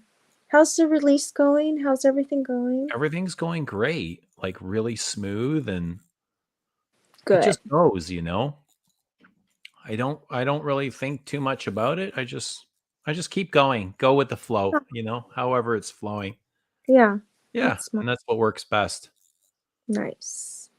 But yeah, I was gonna say number 5 is it's probably like one of the biggest sellers of all time. They say a bottle gets sold every minute, I know. but they say like women like to have it just to have a Chanel, and they don't typically Yeah, wear it. They have it just for keepsake, yeah. just to have a bottle of Chanel number 5. Because it's such a big perfume. Like when I Yeah. first smelled number 5, I was like, oh no, that's too much for me. I didn't get the whole aldehyde thing, what that was. But I think actually Coco Mademoiselle, which I don't wear and I haven't like really like felt like buying it or anything, but I have smelled it on women and it smells amazing. So Yeah. Yeah, it was good having Oh. Kevin on. I wasn't sure what to expect. You never know. I haven't seen Kevin in a long time. It's been a couple of years, but apparently I'm looking tired. apparently you look fine. Are you tired? I don't know. I'm always tired. It's okay to be tired. Who says you look tired? I just got a little notice. Oh.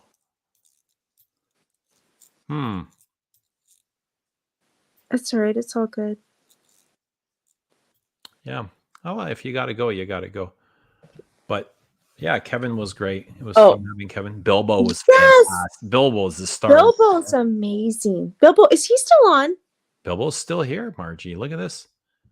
Bilbo, where'd your picture go, Bilbo? Took his picture down, but that's Bilbo. Who is this Bilbo? You said you have a theory on who it could be? I have a feeling, a hunch, but I don't know. Like I've no clue. I honestly don't know who Bilbo is. Nice. But somebody said it could just be somebody called Bilbo. So Eugene, what time is it there for you? 2:30. Okay. Are you working tomorrow? Yeah, I'd like to go in. I'm going to go in. I'm not sure what time I'll arrive, but I'm going to go in. Nice. How about you? No, I'm working from home right now, so I've got it. It's pretty chill, other than when I have to go out and make calls. So tomorrow's a stay-at-home day. I like work from home day, and then Wednesday I have to go out and visit some customers. Good. So what do you do yeah. on your days off? Days off. I don't get very many days off, Eugene. I'm working Monday through Friday. Days off though, I'm usually freaking doing perfume related stuff, which is crazy because it just takes so much of your time. But Do you go out sniffing a lot? I do go out sniffing a lot because I have a mall that I can walk to, and it has everything, so I'm always sniffing. All right. Which is nice. Do you work out? I do. I have someone come to my house like twice a week to get my butt in the gear. Awesome. How's that? Yeah, working? I just started. It's going well. I started with her about 3 months ago, so it is going well. She comes, twice a week. Yeah, I guess I just need help with the motivation part of it, but it's so important. Are you running? Do you run still? I go to a gym now and I lift weights. I haven't run in a while. Nice. I don't know. My son, he's like, "Hey, Dad, come to the gym with me," or "Do you want to come?" or "You should come." And I was like, "All right, here's this kid asking his dad to go to the gym with him." I'm like, "This is what he wants. This is what he needs, from this relationship." And I was like, "All right, I'll come. I don't have a problem with that." So I went one time and I had a blast, and I got a membership, and I go there. So it's been a while since I've run, but yes, I have a lot of fun.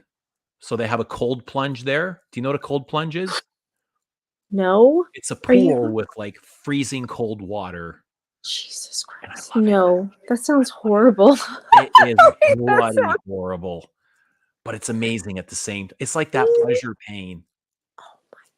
Yeah, It's that's a little much. So I'll go But into you the feel cold very, plunge. do you feel like very invigorated after you? It's a rush. It's very stimulating Yeah. and invigorating. It's just like That's actually a good idea. it's I really think it's good. important. Yeah. It's really good to clear your mind. It's almost Yeah. like a good way to detoxify. And then I'll go back and forth between the cold plunge and the sauna. Hot and cold, Oh, yeah. that contrast. It's really good. Well, that's good. It keeps you, pain is love. Pain is love. Anyways, I better let you go, Eugene. I don't want to keep you on here all night. Plus, my phone's going dead. All right, cool, Margie. Thanks for coming on. Thank you for having me. It was fun connecting. Absolutely. It was a blast. It was good to see you. It was good to have Good Kevin to see on.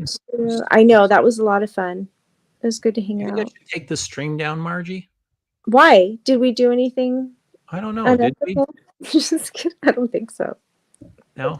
I'll leave it up to you. You'll decide. Okay. That's I'll- a nice thing. You could just decide to take it down, right? I'll make a choice. Okay. I like choices. All right. Have a good night. All right. I'm going to go as well. Bilbo, thanks for hanging out. Margie, good seeing Bye, you. Kevin, Bilbo. thank you. On Average Joe, thank you. Everybody, good night. It's been a pleasure. We'll talk Good to you night. soon. Okay. Bye.